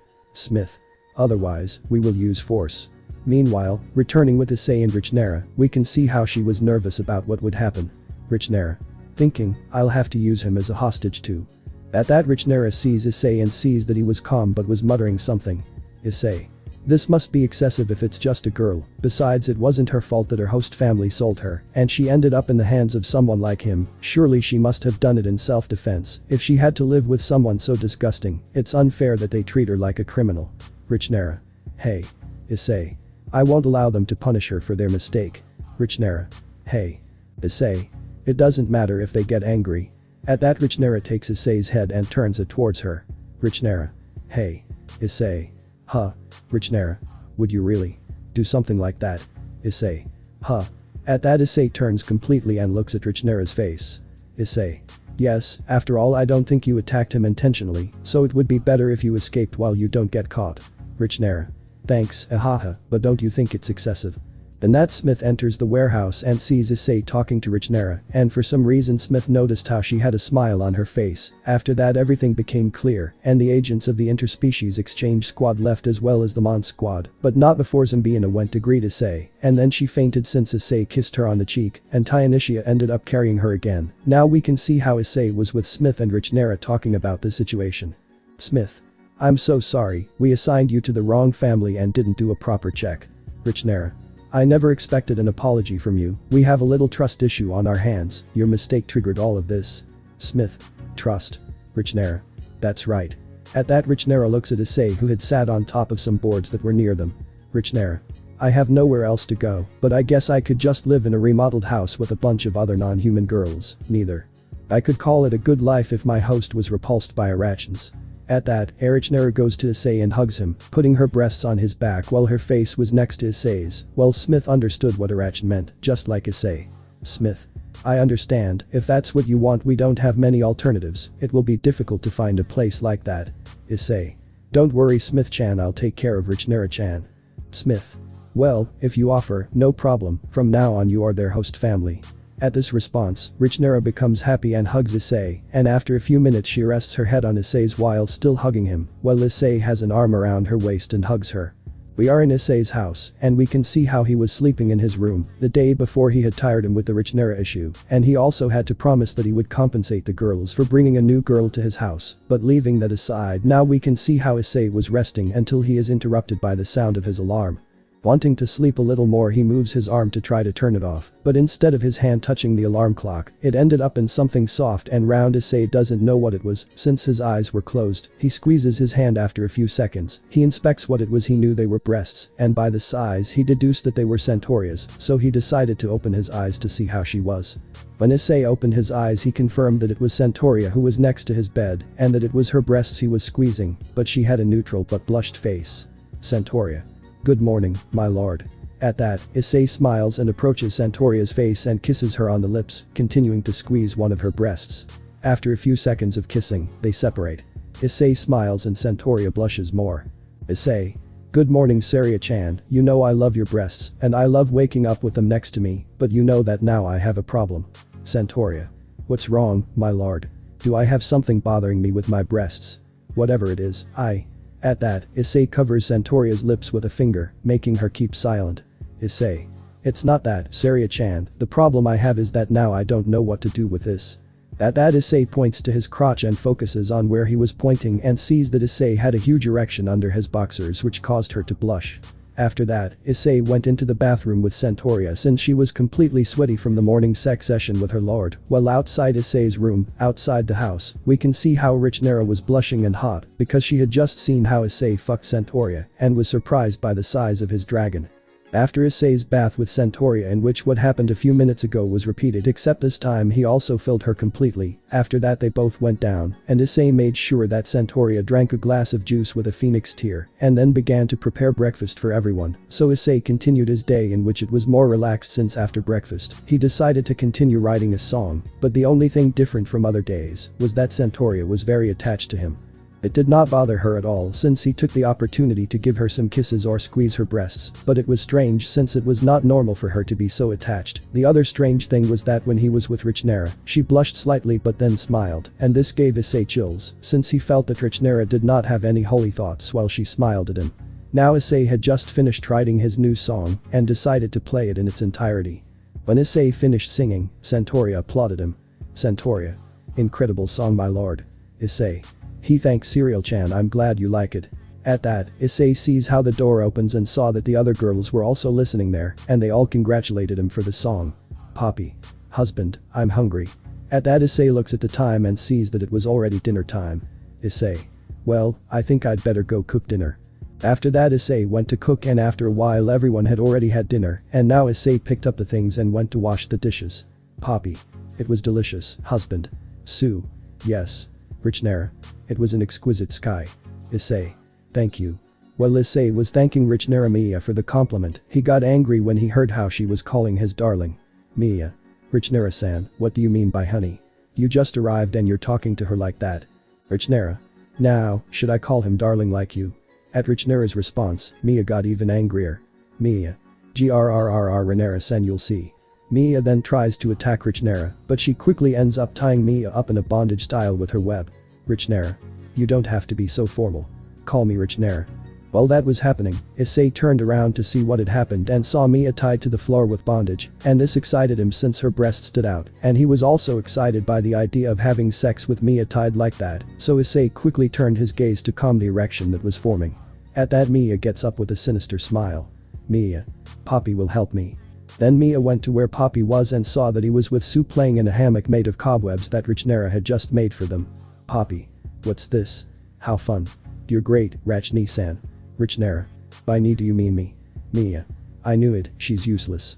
After that, Mia thought about Miro so that she could help her against Richnera, but when she turned to where she was, she saw that she was talking happily with Richnera. Miro. What sea do you come from? Richnera. Ahaha, I'm not a crab.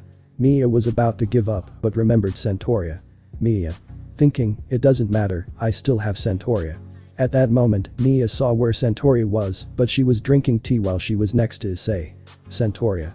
I don't object to Richnera Dono living here. Mia. What? Centauria. Just like when I arrived, Marown Dono doesn't seem bad to me. At that, Issei finished washing the dishes and turned off the water. He straightened up, but as he did so, he felt himself colliding with Issei's breasts. Issei ignored that and continued walking, but Centauria walked next to him, her breast still colliding with his face. Issei. Saria. At that, Centauria saw this and quickly moved away from Issei and knelt down. Centauria. My apologies. Please get on my back. At that, Centauria points to her back so Issei could mount her. Issei. I won't ride you. What's wrong, Saria-chan? You've been clinging to me all day. At that, Centauria stands up and stands in front of Issei. Centauria. What are you saying? You are my lord. It is my duty to accompany you. Please allow me to follow you. Issei. But Saria-chan, I wanted to go to the bathroom. At that, Issei approaches Centauria's ear and whispers. Issei. Although if you want you can come in and we can continue what we did in the morning. At Issei Centauria's response, she blushes completely and turns around. Centauria. I'm sorry. After that, Issei enters the bathroom while Centauria stays waiting outside next to the door, standing guard. Mia approaches where Centauria was to talk to her about Richnera. Mia. You have no objection. Centauria. No. Mia. I know she's up to something, she looks very suspicious. Centauria. Mia, you shouldn't judge others by their appearance, aren't you ashamed? We non-humans should know that better than anyone. Mia. You're right, but. At that moment they hear a knock inside the bathroom. It turns out that while the girls were talking outside the bathroom, Issei had entered, but he didn't expect that Richnera was on the ceiling waiting for him to enter, and when she had the opportunity she took the opportunity to catch him with her web. Meanwhile outside. Centauria. My lord. Mia. Darling. At that, Centauria kicks the door to open it so she can see what happened to Issei. When they did, they saw Issei sitting in the bathroom with his hands tied and Richnera on top of him with her breasts in his face. The two of them got angry when they saw what Richnera was doing, and when she saw that she was discovered, she freed Issei. Richnera. Sorry, my love came into the bathroom suddenly so I tied him up by instinct. Mia. You're lying. You were waiting for it. Centauria intervenes and makes Mia shut up. Centauria. I understand, but remember to lock the door when you enter the bathroom. Mia. What? After that, Issei left the bathroom and spent some time with the girls before going to bed. He said goodbye to them and then went up to his room. Issei. I'm tired, what the hell is going on with Saria-chan and Richnera-san? At that, Issei jumps to lie down on his bed, but when he was about to reach it, he falls on something else and bounces. Issei had fallen on a hammock made of spiderweb. Issei. Hey. What's this? Richnera. We're finally alone. At that, Richnera comes down from the roof and stands on Issei. Issei. Richnera-san. Richnera. Why do you call me that? You know, I'd like you to call me Richnera-chan. Issei. He.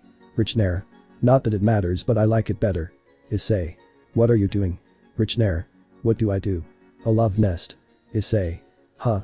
At that, Richnera covers the door with cobwebs blocking it so that no one could enter and interrupt them. After that she climbs on top of Issei again and takes the closure of the clothes that covered her breasts. Richnera. You know, in the morning I saw you very excited with the centaur. I really didn't think you would break the law, but you know, it turned me on a lot seeing how you made it yours. At that, Richnera takes off the garment that covered her breasts and takes Issei's hands and places them on her breasts, and Issei unconsciously squeezes them, drawing a moan of pleasure from Richnera. Richnera. Let's have some fun, now no one will interrupt us. At that, Richnera had gotten so close to Issei that both felt each other's breath, while Issei on his own was squeezing her breasts, while Richnera moved a hand to Issei's crotch and began to rub his cock over his clothes. Richnera. Ho, it's already hard, and how big. At that, Richnera was going to put her hand under his clothes to caress him directly, but at that moment she heard something cut and she moved away a little from Issei's face, and they both saw how the door to Issei's room was cut into pieces. Richnera. Wow, you tore it to pieces, was that necessary?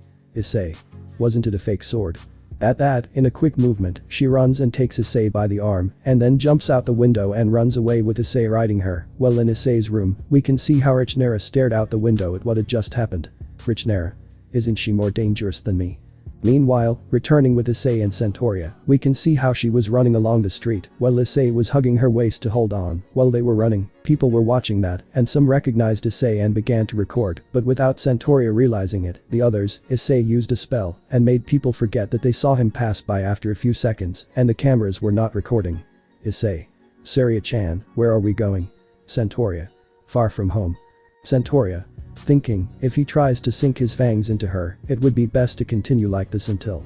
In that Centauria begins to imagine her future, first as Issei and she get on a train and go far away, then the scene changes and she sees Issei leaving for a concert and she is in the VIP room.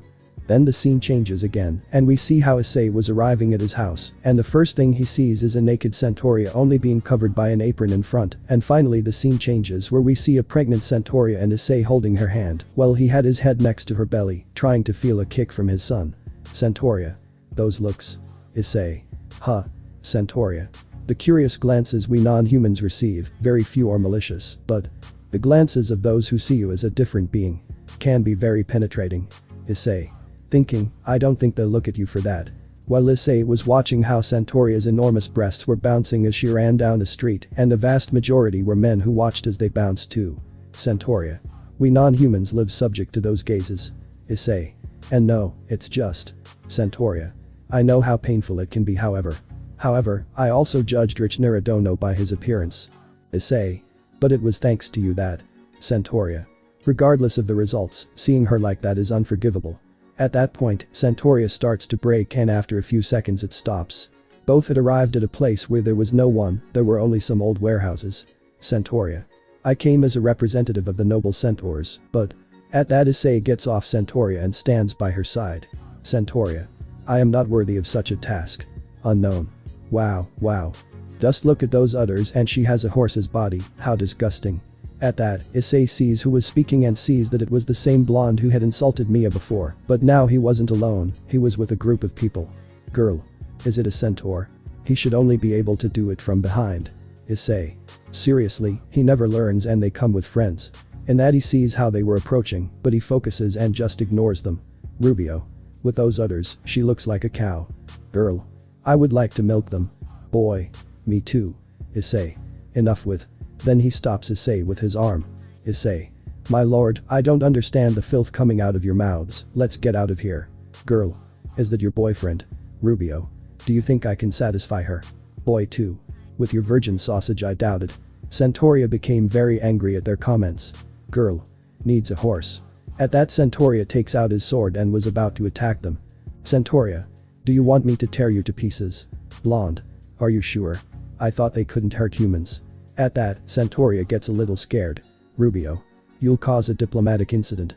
At that Issei was going to move, but one of the boys comes from behind and catches him, holding him by the neck. Boy 4. Behave like a virgin. Centauria. My lord. At that point, two other boys take advantage and grab Centauria's arms, immobilizing her.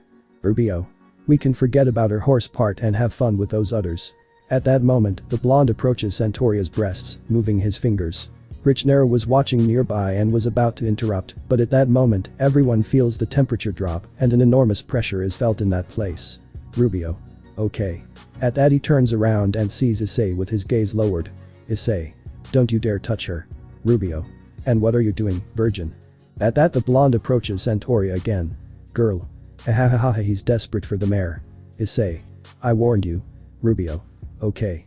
At that he turns around and sees something that surprises him. In a quick movement Issei hits the stomach of the one holding him with his elbow, and this blow knocks the air out of him and releases him, and Issei takes advantage of this, and in a quick movement he jumps and kicks the boy's head, sending him far away knocked out. Then he starts walking towards the blonde and the boy who was loose tries to attack him, but Issei dodges him and hits him in the stomach and then in the jaw sending him flying. In that Issei was still looking down, but now he lifts him up and when he does so everyone sees something that surprises them and the men are scared. They see how now Issei's eyes were slanted and were green and the torn part black. Also Issei was releasing a powerful killer instinct towards them. Issei continues walking, but those holding Centauria's arms release her and go to attack Issei too, but Issei ducks dodging their blows. He kicks the first one and sends him far away fainting, and he hits the other with a combo to the face and leaves him out of combat with a few less teeth. Then Issei was already in front of the blonde who upon seeing him, falls to the ground in fear. Rubio. Please forgive me, I swear you'll never see us again.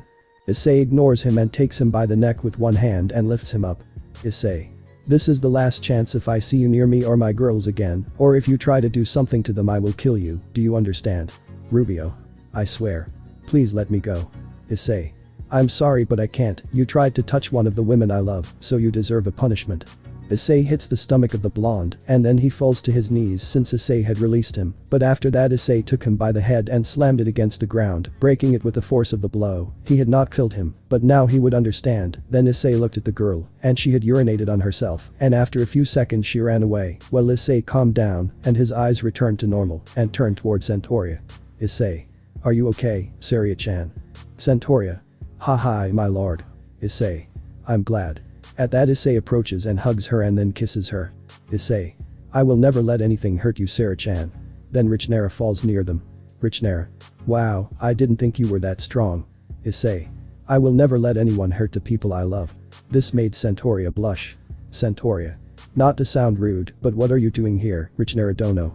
After a few seconds, he stops to hear anything and sees Richnera, and when he does, he sees how she was hugging Issei while gently biting his ear. Richnera. Honey, you were so manly, why don't we continue with what we did before in one of these motels, so we can play a little. Richnera ties Issei's hands, while in a quick movement Centauria runs and hits Richnera in the head with a kick and takes Issei and hugs him against her breasts. Richnera. Hey, head injuries are serious. Centauria. I'm really sorry, I don't mean to discriminate against you but I definitely hate you. At this cry, Issei and Richnera are surprised. Centauria. Don't touch my lord. He's mine and no one else's. He's not your toy. At that, Centauria calms down and is embarrassed by what he just said. Centauria. What did I just do? I was very rude to her. I'll have to return to my land, my lord, thank you very much for everything. Issei. Calm down, Saria-chan. Then they hear Richnera start to laugh. Richnera. Hahaha, you finally say what you think, you're too serious. Centauria. Huh. Richnera. I hate people who pretend like everything's okay. It was so annoying that you said you didn't mind even though you kept an eye on me. Given my size, I can easily hurt people. Anyone would be careful around me. Do you find that discriminatory? We can like or dislike whatever we want. Do you dislike me? Isn't that normal? Pretending we get along is just hypocrisy. What does it matter if you don't like me? Richnera. Okay, shall we go back home? Running here made me hungry. Issei. I'll prepare some dinner. At that Issei also starts walking next to Richnera, while Centauria stayed on her knees in the place thinking about what just happened. Centauria thinking, left me speechless. It's true that I dislike her but I can trust her. At that Centauria runs to where Issei and Richnera were. She was holding one of his arms and putting it between her breasts, and when Centauria arrived she took the other and did the same. After a while they arrived at the house where Centauria spoke with Richnera. Centauria. Richnera, don't allow me to compensate you in some way, otherwise I will not rest easy. Richnera. In that case. After that, Issei entered the living room and saw something that excited him. He saw that Centauria was tied up like in bondage while hanging from the ceiling with her mouth covered. Richnera was also nearby with more spiderweb in her hands. Issei. Richnera-chan. Richnera. You can't imagine how much I wanted to tie her up. Centauria. Thinking, resist, you asked for it, it's the punishment your immature heart deserves but. Richnera. Okay, now I'll tie your hands behind your back. Centauria. Thinking, I definitely hate her. We are at Issei's house, it is already morning, and we can see how Issei was in his bed sleeping comfortably, but he was not alone. On his chest, we can see how Mia was sleeping, while she hugged him and caught him with her tail. After a few minutes Issei begins to wake up, and feels like his body was wrapped in something that was squeezing him, but not very strong. Issei. Thinking, Mia. At that Issei opens his eyes and sees that it was Mia who was sleeping on top of him while she hugged him, and she was only wearing Issei's t-shirt that he took off to sleep more comfortably, but he also feels Mia's breast against him. Even though she had Issei's t-shirt on he still felt them, which caused his body to woke up. Issei carefully touches Mia's cheek with one hand and lovingly begins to caress it. Issei. Thinking, I hope you still love me the same way when you find out the truth about me. At that Issei sees how Mia begins to wake up. Mia. Hi, good morning darling. At that moment, Mia approaches Issei and gives him a kiss on the lips, which Issei gladly reciprocates, and after a few seconds they separate. Issei. Good morning Mia-chan. Mia then settles better on Issei, but feels something hard rubbing against her abdomen. Mia. Darling, you woke up feeling excited. Issei. How could I not do it if I have the most beautiful Lamia in the world above me? At that, Mia moves her hand towards Issei's crotch and begins to caress with her hand under the underwear that Issei was wearing at that moment, while she began to lick Issei's chest. Scene change. After everyone had breakfast, they went to do their things. Centauria approached where Issei was washing the dishes at that moment. Centauria. My lord, is Mia still sleeping? Issei. Mia is very tired for now, she had a restless awakening. Centauria understood what Issei was referring to, and a slight blush appeared on her cheeks. Centauria. I see. Issei. Saria-chan, in the afternoon I will go out with Miro-san, and I would like you to make sure that Mia behaves. I know that she promised me that she wouldn't do anything, but you know how she is with jealousy. Centauria. Don't worry my lord. It won't be a problem for the servant. Issei broke out in a drop of sweat at Centauria's attitude. Issei. Thanks Saria-chan, if you do it I'll give you a reward later. He whispered the last part into her ear and ended up licking her ear, causing her to moan while blushing even more. Centauria. Ha my lord. After that Issei finished washing the dishes and went to the living room where Poppy and Sue were playing on the console. Miro was also there and was watching Poppy and Sue. Issei's date would be in the afternoon, so he decided to go practice some music, but when he was about to go to the recording room his cell phone rings, and he sees who the person was who was calling him, and is surprised since it was no one else but Ravel. He quickly went to his recording room to have privacy. Issei knew that Ravel had not deceived him, unlike the Gremory, he knew that she was now busier than ever because she was their representative. Issei. Hello, Ravel-chan. Ravel. Mu Issei-sama, where are you? I've been looking for you for a long time, I even went to your house, even though I would have to see those damn things, but you weren't there, and apparently, surprisingly, they didn't know where you were. The only useful thing Ria said was that maybe you were training with Tannen, but when I went to talk to him, he told me that you were already at a higher level than him, and that you only went from time to time for a casual fight, and that he didn't know where you were. After that, I went to talk to Surzich's-sama, and he only gave me your number to call you. Do you know how worried I was about you? Issei. I'm sorry Ravel, it's just that some things happened, and now I live somewhere else. I know it was careless of me to leave without telling you, but I was already bored of that situation. Ravel.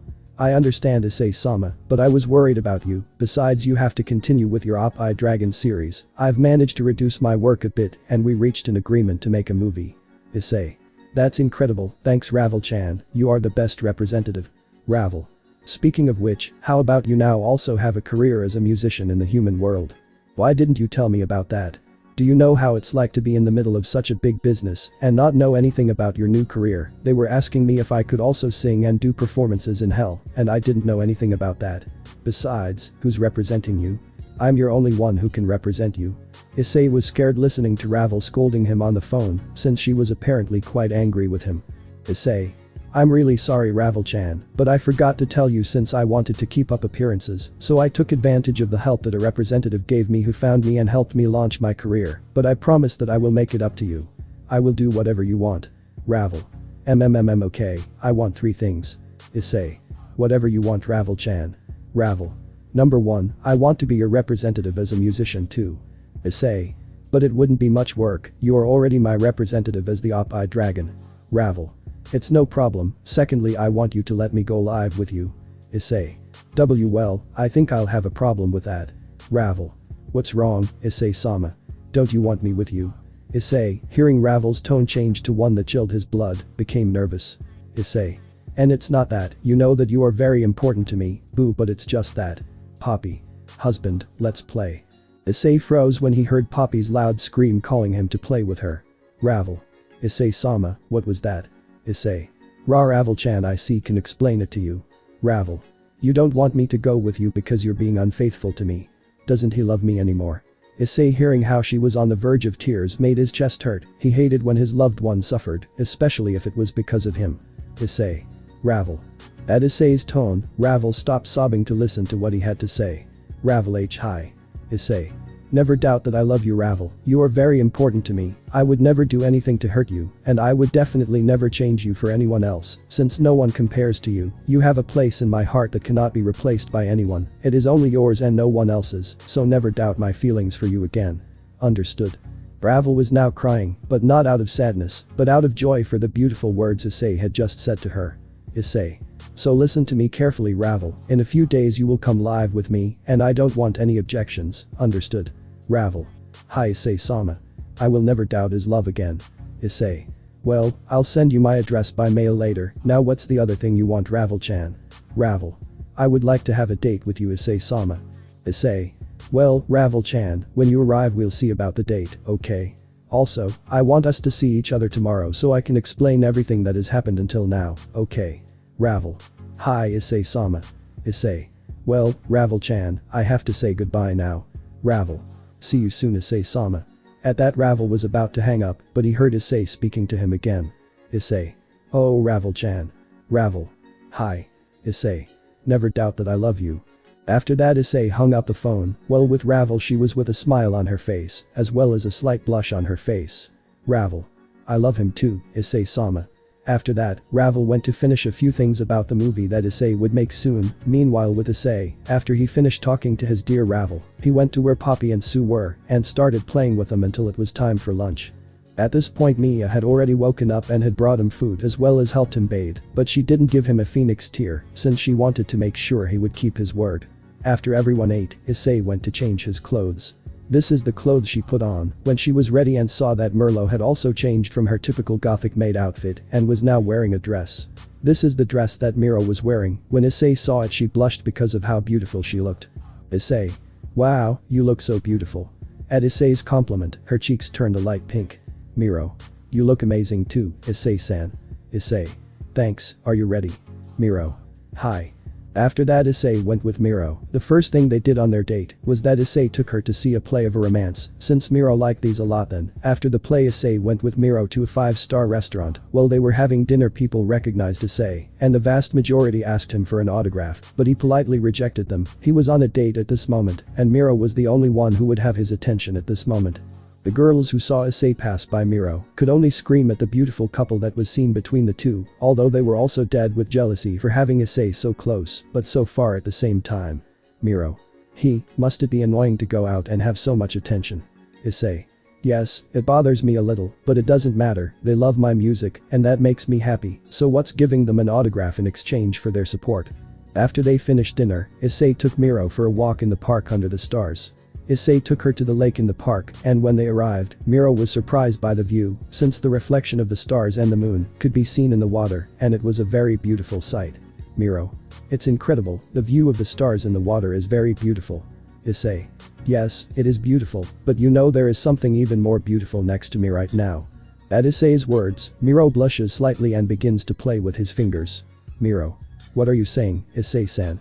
You're engaged to Mia and the others. Wouldn't this be right? Issei.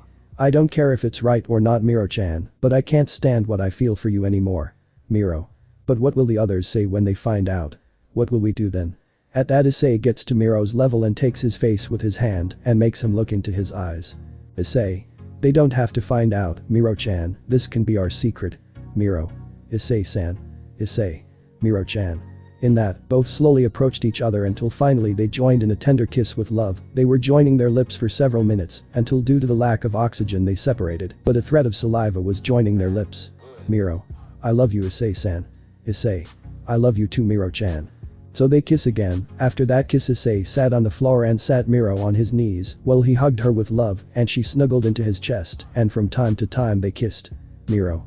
Thinking, this is incredible, my fantasy came true, an impossible love. They hugged for a while longer until it got very late, and Issei put Miro back in his chair and they returned home. When they arrived, they entered and saw that everyone was sleeping. Issei knew that the night was not over yet. Miro. It seems like we took a long time. Issei. That doesn't matter, Miro-chan, that just gives us the opportunity to continue with the park thing. In that, Issei kisses Miro on the lips and carries her like a princess to take her to her room. When they arrived, Issei carefully laid Miro on the floor, and Issei got on top of her while he was still kissing her. Miro. Issei-san, this isn't right. Issei. But you know you wanted. Miro. But the others can hear us. Issei. Then we just have to avoid making too much noise. Line break. In that, Issei and Miro join their lips in a tender kiss full of love, and then both fall into the arms of Morpheus, falling asleep hugging each other. The next day, Issei woke up hugging Miro, and he woke her up with a kiss on the lips. Issei. Good morning, Miro-chan. Miro. Good morning, Issei-san. Issei. I think it's time for us to get up if we don't want the others to find out about this. Miro. Hi, Issei-san, it will be the best. After that Issei kisses Miro again, and after separating Issei goes to the bathroom and then changes and begins to prepare breakfast. Meanwhile Miro went to the pool and got in, although it was a little difficult for him to swim, because his lower part hurt when moving because of what he had done last night with Issei. After a while Issei went to Miro's room and brought her wheelchair. She was really grateful to have it, since she would not know what she would do to be able to move with this pain she felt now. When Issei arrived with Miro to the dining room, the girls saw how Miro was with a big smile on his face, and three of them recognized that smile, since it was the same one they had after having had a night of pleasure with Issei. Miro. Good morning everyone. At that Mia approaches Santoria and whispers to her. Mia. It's a bit unfair that she has a wheelchair and we have to stay in bed waiting to feel better. Santoria. It's the fate of some. We are at Issei's house where we can see how he was preparing breakfast for his girls and for himself. He still remembered what he had done last night with Miro, in that he finishes preparing the food and the girls begin to arrive alone, guided by the smell of the delicious food that Issei was preparing. Mia. Good morning darling. Issei. Good morning Mia-chan. Poppy. Husbands, I'm hungry. Issei. I serve the shot Poppy-chan. Santoria. Poppy, if you're so hungry, why don't you help my master set the table for breakfast? Poppy hi. Let's go Sue. At that, Poppy takes her hand and starts pulling her to set the table so they could eat faster, while Issei approaches Santoria and gives her a kiss on the cheek, which makes her blush. Issei. Thanks Saria-chan. Mia. Moo. It's not fair darling, I want a kiss too. At that Issei approaches Mia and takes her cheeks and gives her a soft kiss with love. This makes her very happy. After that Miro and Richner arrive, but at that they notice how Miro had a somewhat silly smile on his face. This did not go unnoticed, since it came to Mia's mind that they ended up with a very similar smile when Issei had sex with them. Mia. Yahoo. Miro. Mia. Damn, now I have to share my darling with someone else. Santoria, what do you mean Mia? Mia. Look at her smile, doesn't it remind you of something? In that Santoria analyzes Miro's smile for a few seconds until he finally realizes the meaning of it and is also surprised. Santoria. And no way, my lord, is it true? At that Issei feels a little nervous because Issei's secret with Miro didn't last long and all for a smile. Issei. Yes, Saria-chan, she is also in love and I reciprocated her feelings, but you know that I will love her just like you. Santoria. It's fine, I believe you my lord. While they were talking, Poppy had already finished setting up everything for breakfast and was sitting at the table waiting for Issei to serve him the food. Poppy. Husband, I'm hungry. That was enough for everyone to go sit down and have breakfast, while Miro was angry since now she would have to share her darling with another one, although she knew that no matter what Issei would always love her and would not leave her aside, so after Issei had to calm her down through a few kisses and some caresses from Maya, she accepted it and continued with her normal day-to-day. Meanwhile in another part we can see how a certain blonde was getting ready for her meeting with her Issei-sama. That's right, this girl is no one else but Ravel Phoenix. Ravel. Thinking, don't worry Issei-sama, I won't leave your side again, it doesn't matter if I have to share it. Ravel. It's almost time Issei-sama. Meanwhile, Issei was getting ready to go out and meet Ravel. This one was almost ready to go out and when he was going down he met Mia. Mia. Are you going out darling? Issei. Yes, I'm going to meet a friend. Mia. I see, take care darling. In that Issei leaves his house and begins to head towards the center of the city, since he decided that he would meet Ravel at a cafe so they could chat. After a while he was about to arrive at a cafe and called Ravel to tell him where he was so they could talk. After a few minutes Ravel arrived, she had teleported into an alley without anyone noticing and went to where Issei was. When she saw him she couldn't resist and ran to hug him and jumped on him. When Issei saw this she caught her and hugged her, while she spun her around in the air, but without him noticing near that place was Smith with the Mont Squadron, who were having a day off and were relaxing until suddenly they saw Issei arrive and was waiting for someone, and then they were in shock when they saw a blonde girl arrive and hug him, returning with Issei and Ravel. Issei. I'm glad to see you Ravel-chan, I missed you. Ravel. I missed you too, Issei-sama. Issei. Well, let's go for a coffee to talk. Ravel. It's okay. At that Ravel takes Issei's arm and hugs him, putting it between her breasts, which makes Issei blush slightly. While near them the Mont squad was in shock. They decided to follow Issei to find out who she was and what relationship she had with him, but seeing how she hugged him and got very close to him made them feel jealous. Smith. Damn bleach blonde, you have no right to hug my dear. Zambina. Grrrrrr damn bitch, who does she think she is? I'm the only one who should hug her. While Tainishia, Doppel and Manako were looking a little away from them, since they were afraid of the aura they were releasing at that moment, in addition to combining it with the angry expression they had, in that Smith decides that they will follow him. Smith. Okay, let's follow them. Minako. B, but today is our day off. Smith. I don't care, it's an order, let's go after him. Zambina. Come on, there's no time to waste. After that, Zambina and Smith followed Issei, dragging the others to the cafeteria where they entered. They waited until they sat down, and they entered, preventing Issei from noticing that they were there, and sat near them to hear what they were talking about. Meanwhile, with Issei and Ravel, they were looking at the menu while they thought about what they would order. Issei decided that it was time for Ravel to find out what had happened to him until now. Issei. Well, Ravel-chan, I suppose you want an explanation. Ravel. Hi. I want to know why Issei-sama left without saying anything. You don't know how worried I was about you. I thought you didn't love us anymore and had forgotten about us. At that, tears began to form in Ravel's eyes, and when Issei saw them he felt his heart ache because he had really worried her a lot. At that, Issei changed seats and sat next to Ravel, then with one hand he wiped her tears and pretended to look into his eyes. Issei. Ravel-chan, I'm really sorry for leaving without telling you about this decision, but I could never forget you, you and the others are very important to me, and I would never change you for anyone. I'm really sorry. Ravel didn't want you to cry, because your face looks much more beautiful when there's a smile on it. At Issei's words, Ravel blushes slightly and hugs Issei, burying her face in Issei's chest while he hugged her. Ravel. Baka. Issei. But I'm your Baka, right? Ravel. Yeah. At that moment, a waitress approaches the place where the two were and takes the order. Waitress. Good morning, what would you like to order? Issei. Well, I want an iced coffee, and what do you want, Ravel-chan? Ravel. I would like an iced tea, please. At that, the waitress takes the menu from both and goes to get their orders. After a while she came back and served them what they ordered, but on Issei's iced coffee, there was a piece of paper stuck to it, which had a number written on it and call me. At that he sees the waitress and she is there. He winks while blowing her a kiss. Issei suddenly feels like a very terrifying and dangerous aura was behind him, and when he turns around he sees that it was Ravel, who was with a very scary smile on her face. This made Issei get scared. After that, Issei told her everything that had happened to him since he left the house where the Gremory were. All the girls, Mon and Smith, tried to listen to the conversation that Issei had with Ravel, but whenever he was going to get to a part of the supernatural, something happened that prevented them from hearing, since either the waitress came or they were interrupted by people who wanted to meet an extra species. Then after a while, Issei and Ravel finished what they had ordered as well as the chat, explaining everything, so Issei paid the bill, and then they left the place. Issei. I'm glad to see you again, Ravel-chan. Now all that's left is for you to become my manager as a singer, and for you to come live with me. Ravel. Hello, Issei-sama.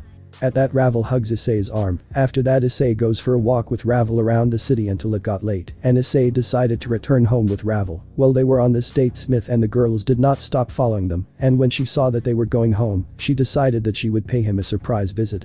Smith. Okay, let's pay a visit to my dear Minako. Don't you think it's too much? Zambina. No. Trihexa. Mana-chan is right, we've been following them all day, I'm already hungry. Smith. We can have dinner at my dear's house.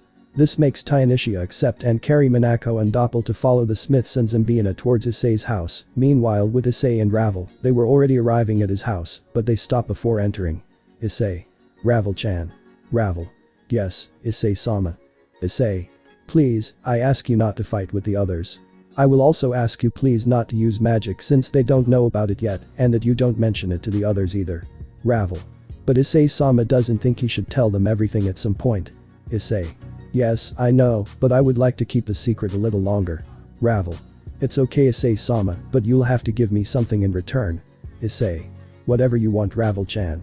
At that, Ravel smiles, but Issei doesn't notice her, so he decided it was time to go into the house. Issei. I'm here. At that point, the girls were happy when they heard that their beloved had returned, and Mia and Santoria went to greet him.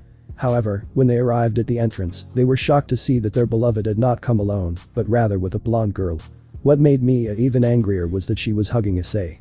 Mia. Darling, who is she? Issei sees how Mia had a smile that promised a lot of pain on her face. This made Issei a little scared, while Ravel saw that the girls were not human. This did not bother her since she had no right to judge who Issei could love. Also, as long as he loved her, it did not matter much what the appearance of the girls was with whom he had to share his beloved. Issei. Well, she is. Ravel. Nice to meet you, my name is Ravel Phoenix, and I am Issei-sama's manager. Santoria. Manager. Your manager, my lord, wasn't a man. Issei. Yes, but they changed it to another artist and assigned Ravel-chan as my new manager. Santoria. I see. Mia. But why are they hugging each other? Issei. Well, that's because. Poppy. Husband, come play. Issei. I'm coming Poppy. And that Issei leaves the girls, but not before giving a kiss on the lips to Centauria and Mia, and the latter was with a smile of superiority, because of the kiss that Issei had given her in front of the blonde, while Ravel was a little angry because Issei did not give her a kiss, but she swallowed it, since she noticed how Mia had been looking at her. Ravel. Is something wrong? Mia. I don't know what intentions you have with my darling, but I won't let you take him away from me, do you understand? Ravel just smiles at Mia's threat. Ravel. Don't worry, I won't take him away from your side. It wouldn't be good to take issei-sama away from the people he loves. Mia. I'm glad you understood, so I'll ask you to stay away from him. Ravel. I'm sorry but that will be impossible, I will not separate from issei-sama again, I don't care if now I have to share it with you. While Ravel and Mia continued arguing, Centauria was thinking about something Ravel had mentioned. Centauria. Thinking, what does he mean by separating again? After that a while passed where Issei was playing with Poppy and Sue while the girls talked with Ravel. She got along with all of them, but she also liked Miro, since they both had a kind of aura of nobility in them, that's why they got along as friends, although Richnera was a little doubtful since she had threads all over the house, where she listened to everything that happened in it, or so she thought since Issei knew it and cut them or cancelled them with magic. She was strange since she only managed to hear a little but not enough of the talk that Issei had with Ravel before entering the house. She only managed to hear that she shouldn't fight and something else, but she didn't understand since Sue and Poppy had just arrived where she was and started to bother her. Meanwhile, with the Smiths and the girls from the Mon squad, they were arriving at Issei's house. They knocked on the door and the person who opened it was Ravel. When she saw them, she looked at them seriously, knowing that they had been following her since she met Issei. Ravel. Good afternoon, what would you like? Smith. Who are you? Ravel. My name is Ravel Phoenix and who are you and what do you want? Smith. I am the agent of the Smith Species Exchange Program and these are my team. We came to see my dear. Ravel. Dear. At that Ravel hears Issei speaking to him from the kitchen. Issei. Who is Ravel? Ravel. A certain Smith-san Issei-sama. At that Issei stops cooking and goes to the door of the house to greet Smith. Issei. Hello Smith-chan, how are you? At the affectionate nickname of Issei Smith, a slight blush appears on his cheeks, but then he reacts. Smith. We were passing by and wanted to stop by and visit you. Issei. I see. At that, Issei looks behind Smith and sees that the girls from the Mon squad were smiling nervously while Zambina just looked the other way. Issei. Well, come soon, we're going to have dinner. Smith. Thank you dear. After that, Ravel, Smith and the girls from the Mon squad enter the house, but Zambina is the last to enter, but Issei takes her by the hand and stops her at the door. Zambina. What's going on? At that Issei pulls her towards him and hugs her. He approaches her to whisper to her. Issei. I missed you Zombie-chan. At that point, Zambina turns completely red from how Issei had her at that moment and almost faints when he tells her that he missed her, and what surprised her and caused her to faint is that Issei gave her a quick kiss on the lips. This made smoke come out of her head and she fainted. After that, Issei carried her like a princess and laid her on the couch and then went back to cooking. When everything was ready, everyone went to sit down to eat, but when Mia was going to sit next to Issei, she saw that on one side of him was Ravel, and this made her angry, but when she was going to sit on the other side, she saw that she was Zambina, and this made her even angrier. Mia. It's not fair, I want to sit next to my darling too. Ravel. Sorry, but if you fall asleep you'll miss it. Mia. Moo. At that Issei notices it and smiles at him. Issei. Come on Mia-chan, it's just for today, I promise I'll make it up to you later.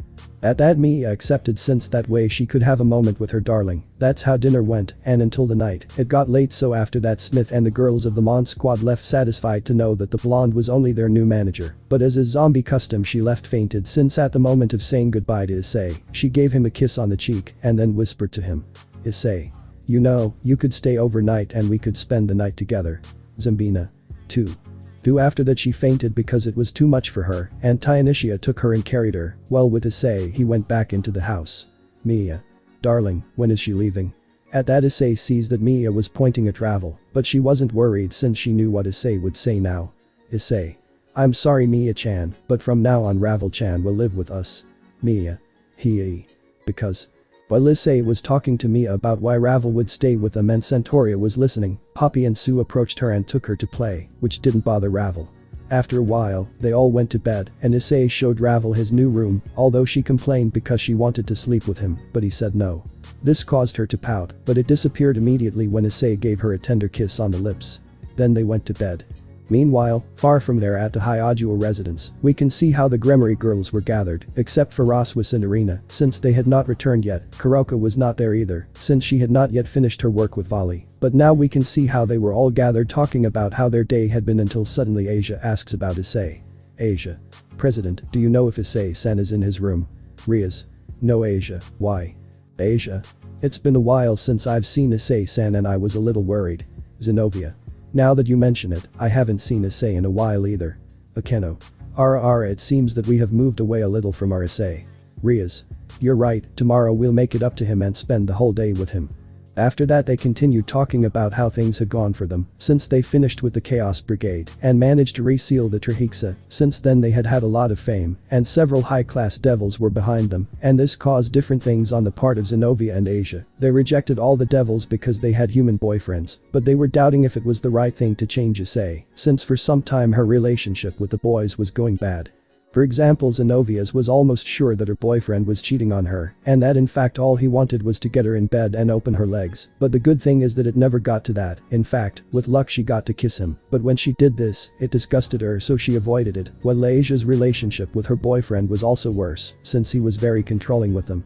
He did not let her get together with other men and even wanted her not to. He would meet with the girls since according to him they were also a danger to steal from his Asia. She was already fed up, but every time she tried to break up with him he became violent, and luckily he hadn't hurt her yet. She had talked to Zenobia about this and she told her she would help. There was also Kaneko, whose relationship was bad since whenever she went out with her boyfriend, he tried to overstep and touch her wherever and she didn't like this, and it always ended with her boyfriend beaten. In fact, Kaneko was already fed up with him so they would break up soon, but she was worried since a few days ago she could no longer feel Issei's essence, as if he had not lived in the house or entered it for a long time, and this had her worried. Meanwhile with Riaz, she was angry with her supposed suitor who loved her since she recently discovered that he only wanted her for her body and because she was a political influence and that way he would gain power, while Akeno was sad since a few weeks ago she saw less and less of her boyfriend and this gave her a bad feeling, combined with the fact that she hadn't seen Issei either. At that, Riaz turns on the TV to see if they were showing something good, but they were only broadcasting a concert of a very good new artist, and in fact she liked his music, but she didn't know his name, and she didn't care either. She only listened to his songs, because when she did for some reason her heart was at peace. The other girls also listened, and they also liked it, but they all suddenly felt that they were missing something since Asia mentioned Issei. We are in Issei's room and we can see how he was sleeping alone in it peacefully, but he is awake because the sun's rays were hitting him right in the face, but also because he was used to getting up at this time to start preparing breakfast for the girls, so that when they woke up it would already be ready. After Issei showered and dressed he went down to prepare breakfast. When he went down the stairs he met Santoria, who was coming back from her morning jog, and when he saw her he approached to say hello. Issei. Good morning Saria-chan. Santoria. Good morning my lord. At that, Issei approaches where Santoria was and gives her a kiss on the lips while squeezing her breasts, which makes her let out a moan. Santoria. I'll go bathe my lord. At that, Santoria quickly goes to the bathroom, while Issei just saw how she left with a smile at how Santoria reacted. After that, Issei walked to the kitchen and began to prepare breakfast. While he was cooking, Ravel had already gotten up and was now going down the stairs, and when she entered the living room, she noticed a smell that she liked and went to see what it was, and saw that it was Issei who was preparing breakfast for them. Ravel. Good morning Issei-sama. Issei. Good morning Ravel. Ravel. Yes. Issei.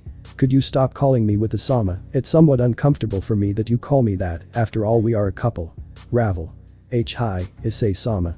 At that, Issei smiles and approaches Ravel and gives her a kiss on the lips, which makes her blush, but she likes it and reciprocates it. After a few seconds, they separate. Issei. Breakfast will be ready soon. If you want you can watch TV in the living room while you wait. Ravel. Hi. After that, Ravel went to the living room, while the other girls also began to wake up from the smell of food they felt, so one by one they were arriving at the living room, but not before going to Issei for the good morning kiss, except for Richnera and Sue. After a while Issei finished preparing the food, and everyone had breakfast. After that the day continued normally, where Issei continued working on his songs, while he also talked to Ravel about everything that had happened in hell since he left him and everything related to the Op-I dragon. So the afternoon passed until dusk came and dinner time. Issei noticed that to prepare dinner he was missing some things, so he decided to go out and buy what he was missing, and now we can see how he was walking down the street with the purchases until he hears a loud bang. Issei. What was that? Suddenly Issei detects demonic power near the place where he heard the bang, so he transported the purchases with a magic circle and went to investigate what it was. When he arrived, he saw an old house and saw something flying towards him, but he dodged it and it hit the wall, generating a cloud of smoke. However, when it cleared, Issei saw that what had been shot out was a zombie. Issei. Zombie. Issei, upon seeing her, approaches her to see how she was. She was quite beaten up and several of her seams had been cut. Issei. Zombie, what happened? Why are you like this? And the others. In response to Issei's questions, the zombie just faints, but suddenly Issei hears a scream. Minako. Hi. Issei recognizes that the scream was Minako's and goes to the place where the scream came from, and when he arrived, he saw how the girls of the Mon squad were hurt and lying on the ground, and also how there were 3 renegade demons, one was a kind of lion. The other was a werewolf. And the last one was a minotaur. The minotaur had Minako by the neck, while the other girls were on the ground hurt. Issei seeing this gets angry and begins to release a lot of murderous instinct, which causes the 3 demons to look at him and the minotaur to release Minako, who falls to the ground fainted. Minotaur. Who are you? Issei. I'm the one who's going to kill them. At that the minotaur starts to laugh, but from one moment to another, Issei disappears and appears in front of the minotaur, connecting a blow to his stomach, which sends him flying against a wall, destroying it. Meanwhile the werewolf and the lion were surprised, until the werewolf sees Issei's eyes and sees that they are green and had a slanted pupil, which allows him to immediately recognize that it was a dragon. After that he sees the appearance of the brown-haired man well and recognizes him, and upon recognizing him he gets scared. Werewolf. Retreat. We have to go quickly. As the minotaur rises from the rubble and begins to walk towards Issei, the werewolf stops him. Werewolf. We're not going. Minotaur. What? I won't let this scum hit me just like that, he'll die. Werewolf. Don't you know who the idiot is? Minotaur. Hey. Werewolf. It's the Sekiryuite. Issei. Wow, I see you know me, so you know I'll kill you. Werewolf. Thinking, shit. We don't stand a chance against him. The only alternative is to run away, but how?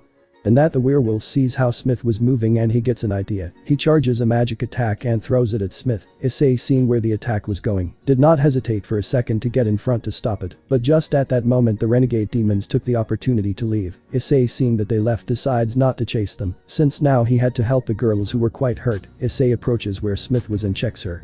When he does so he sees that she was very beaten, but her life was not in danger luckily. After that he went to check on the others, and when he finishes they begin to wake up in a lot of pain. Tainishia. Ha. My whole body hurts. Issei. I'm glad you're okay, Tainishia-chan. Hearing Issei's voice, Tainishia sees where Issei was and is surprised that he was there. Tainishia. Issei-san, why are you here? Issei. That doesn't matter if you can help me with the others. Tainishia. Hi. So Tainishia gets up and helps Issei carry the other girls, and after that they go to Issei's house. When he gets home, he knocks on the door and Mia opens it. When she sees that Issei came with the girls very hurt, she gets scared. Mia. Darling, what happened? Issei. I'll explain later, Mia-chan, but now help me with them. Mia. Hi. Issei was carrying Minako and Doppel, while Tainishia brought Smith and Zambina with her. Issei enters the house and lays the girls on the sofas as well as Tainishia, so that she could lie down too, while the other girls had arrived upon hearing Mia screaming, and when they saw the girls from the Mon squad, they were surprised by the state they were in. Issei. Ravel, go get the phoenix tears I have in my studio. Ravel. Hi.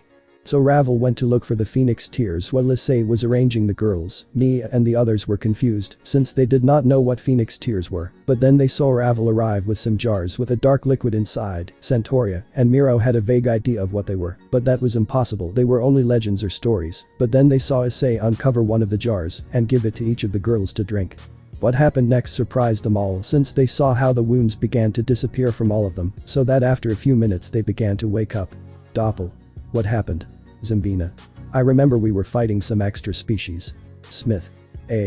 At that point the girls saw that they were not where they remembered but were in Issei's house, and what surprised them the most was that none of them were hurt. Issei. I'm glad you're okay. Smith. Dear. How did we get here? Issei. I brought them with the help of Uncle Chan. Smith. But since we're better, we got beaten up and we're like nothing happened. Poppy. Husband gave them a strange liquid and after that they were cured. Smith. Hey. What do you mean, Poppy? Issei. Well, I think it's time you know the truth. Mia. What truth are you talking about, darling? Issei. How I cured them and what Smith and the others were fighting with. Ravel. Issei-sama is sure. Issei. Yes, Ravel, sooner or later I would have to tell them, and I don't want them to get hurt again if they meet rogue demons again. Smith. Renegade demons. What are you talking about, dear? We're just facing off against extra species. Issei. Not exactly, Smith-chan, you were facing some renegade demons. Smith. How do you know they're rogue demons? And what are rogue demons? Issei. Well, what happens is that. So Issei tells them about the supernatural and demons, angels and fallen angels. After that, Issei also tells them who he is and what he had experienced since he joined the supernatural. The girls were surprised by what Issei was telling them at that moment. They knew that other extra species existed, but not all this, and what surprised them the most was that Issei was not human, but a very powerful dragon. He also told them what those things were that he gave to Smith and the others to drink.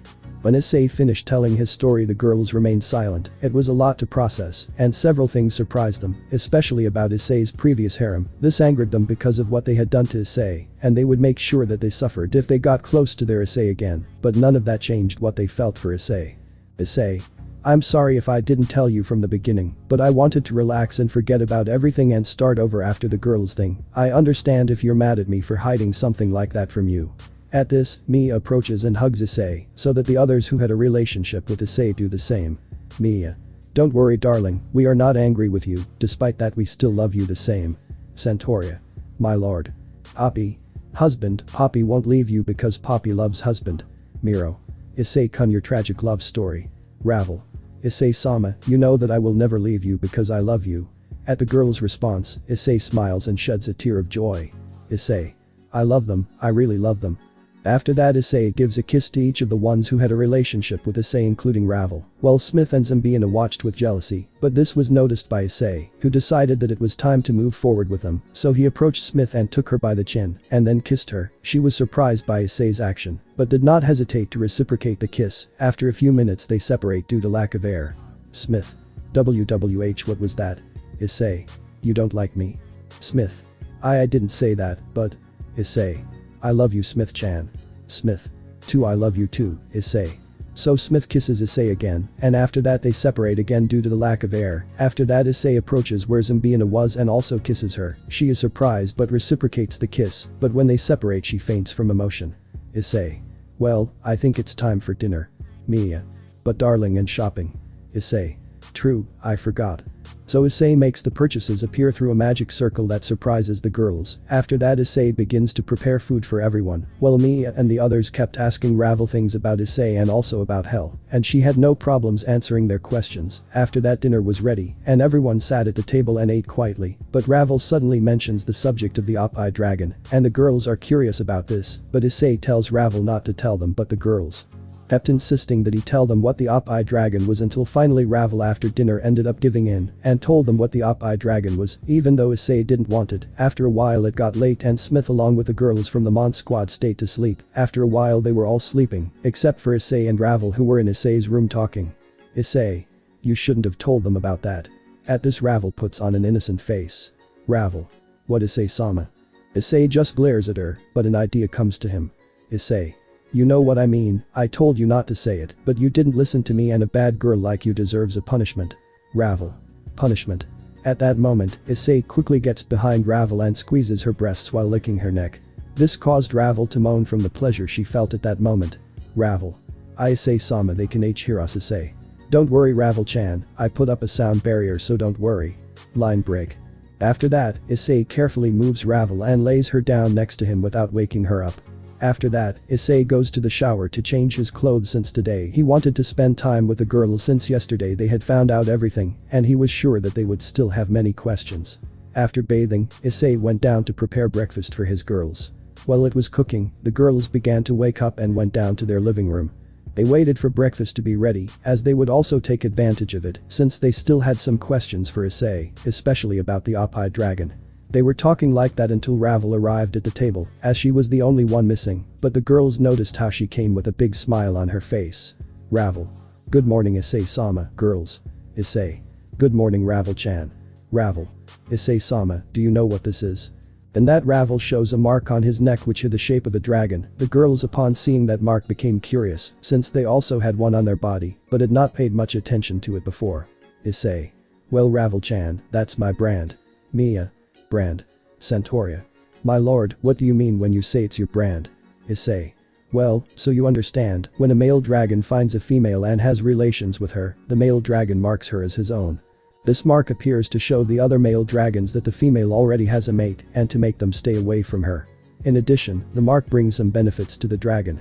Miro. What do you mean by benefits? Issei. Well, according to what I remember from what Tannen explained to me, the mark allows the male dragon to know where the female is and also if she is in danger, to go help her. In addition, the mark only appears when the male and the female have mutual feelings of love between them. The girls, upon hearing when the mark appeared, were happy and felt a warmth in their hearts, since having this mark meant that their feelings of love were mutual, so the girls approached Issei and hugged him. He reciprocated. After that, breakfast continued normally with Issei answering questions about what it was like to be a dragon and about the things he had experienced before he moved to the city. The girls still had a concern, and that was what would happen to the girls who hurt their beloved since he had simply left, and there was still the possibility that they would come looking for him, and they didn't want that, since they wouldn't allow the people who hurt their beloved to get close again. Meanwhile with Issei, we can see that after breakfast and washing the dishes, Issei was getting ready to leave since he still had a few pending issues with some dirty demons who dared to lay a hand on his girls and would not allow anyone who hurt them to go unpunished. Before leaving, he meets Ravel. Ravel. Issei-sama, where are you going? Issei. I'll go out to take care of the rogue demons. It will be a problem if the girls meet them again or if they hurt someone innocent. Ravel. It's okay, Issei-sama, be careful. Issei. Don't worry Ravel-chan, I'll be fine. At that moment Issei approaches where Ravel was and gives her a kiss on the lips to say goodbye to her. Issei. I'll be back around lunchtime. After that Issei leaves the house and once outside he spreads his wings and takes flight without anyone noticing in search of the renegade demons. After flying for a while, Issei had already covered more than half the city, looking for the renegade demons until suddenly he felt the demonic energy near where he was, so he went to where it was. When he arrived at the place he saw that it was an abandoned factory. Issei. Thinking, what do renegade demons have that always end up in places like this? Unknown. Kaiya. Issei, hearing a girl scream, quickly approaches the window and sees how the 3 renegade demons were surrounding a girl who seemed half-dragon, but Issei felt that her power was very low. Meanwhile with the renegade demons. Minotaur. Ahaha, shout whatever you want, no one will hear you here. Unknown. Shut up, damn it, they only hurt me because of that strange thing. Werewolf. Hahaha, you're right, we were lucky to have this spell for dragons. With it was very easy to defeat you, even though it's not meant for you, but hey, we got something good, since it has a very good body. Unknown. Stay away. While the girl was arguing with a werewolf, the Minotaur took the opportunity to approach and take her in his hands, squeezing her. Minotaur. Hahaha, you weren't that powerful now, but don't worry, we'll make sure you enjoy it in the end. At that moment, the girl gets angry at the Minotaur's comment and kicks him in the crotch, which causes him to let go of her. Minotaur. Ha damn. Werewolf. We were just thinking of having fun with your body for a while, but you dared to attack us, so we'd better kill you. At that moment, the werewolf appears in front of the girl in a quick movement and lands a blow to her stomach with enough force to knock the wind out of her. After that, he grabs her by the neck and lifts her up with one hand, while with the other, he rips off the shirt she was wearing as well as her pants, leaving her only in her underwear. Unknown. Ha damned s, let me go. Werewolf. You've caused us enough trouble, so now you'd better cooperate if you don't want it to get worse. At that moment the Minotaur had recovered and had reached the werewolf. Minotaur. I'll ask for the back, I'll make sure he feels it. Werewolf. No problem. Meanwhile with Issei, he was watching, but he had had enough of this, so he decided it was time to intervene. Issei. Wow, it seems like they have no problem attacking the weakest, but how are they against someone stronger? At that, the renegade demons turn towards where the voice came from. They didn't see him at first, but after a few seconds they see the person who had spoken sitting in a window. The renegade demon saw the silhouette of a man with dragon wings. Werewolf. Who the hell are you and what do you want here? I recommend that if you don't want to get hurt, you better leave immediately. Issei. Ahahaha, I have a better proposal for you, leave the girl, and I'll make sure your deaths are quick and painless. Werewolf. Enough with the nonsense, take care of him. Then the lion runs to where Issei was to attack them. Issei. I gave them a chance and they wasted it.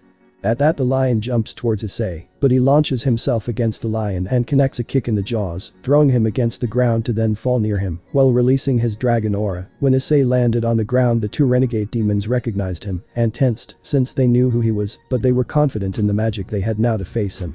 Meanwhile with Issei he had decided to finish them off, so he gathered magic power in his right hand and then compressed it to then fire a dragon shot directly at the lion, finishing it off at once. The other two rogue demons were scared but would not show it, so the werewolf threw the girl to the ground to prepare the spell to weaken it, but he needed some time, so the first to go to attack Issei was the Minotaur, who tried to charge at him, but Issei dodges it and then connects a kick in the back that sends him against a wall. The Minotaur gets up quickly to attack Issei again, but he dodged or blocked his attacks without problems. While Issei was fighting the Minotaur in another part, we can see how Draco was opening his eyes and sees how someone was fighting with the demons that had attacked her. When he looks well, he notices that the one who was fighting with them had dragon wings and was also releasing the aura of oneness. It surprised her, since she didn't expect someone to come to help her, much less another dragon. Returning to the fight with Issei, the Minotaur was already quite annoyed because he couldn't land any hits on him. Minotaur. Damn you, stop moving. Issei good. So Issei stays still, but when the Minotaur was going to connect a blow, Issei stops him with a hand, which was covered by red scales and had claws. After that, Issei connects a blow to the stomach, which causes the Minotaur to spit some blood.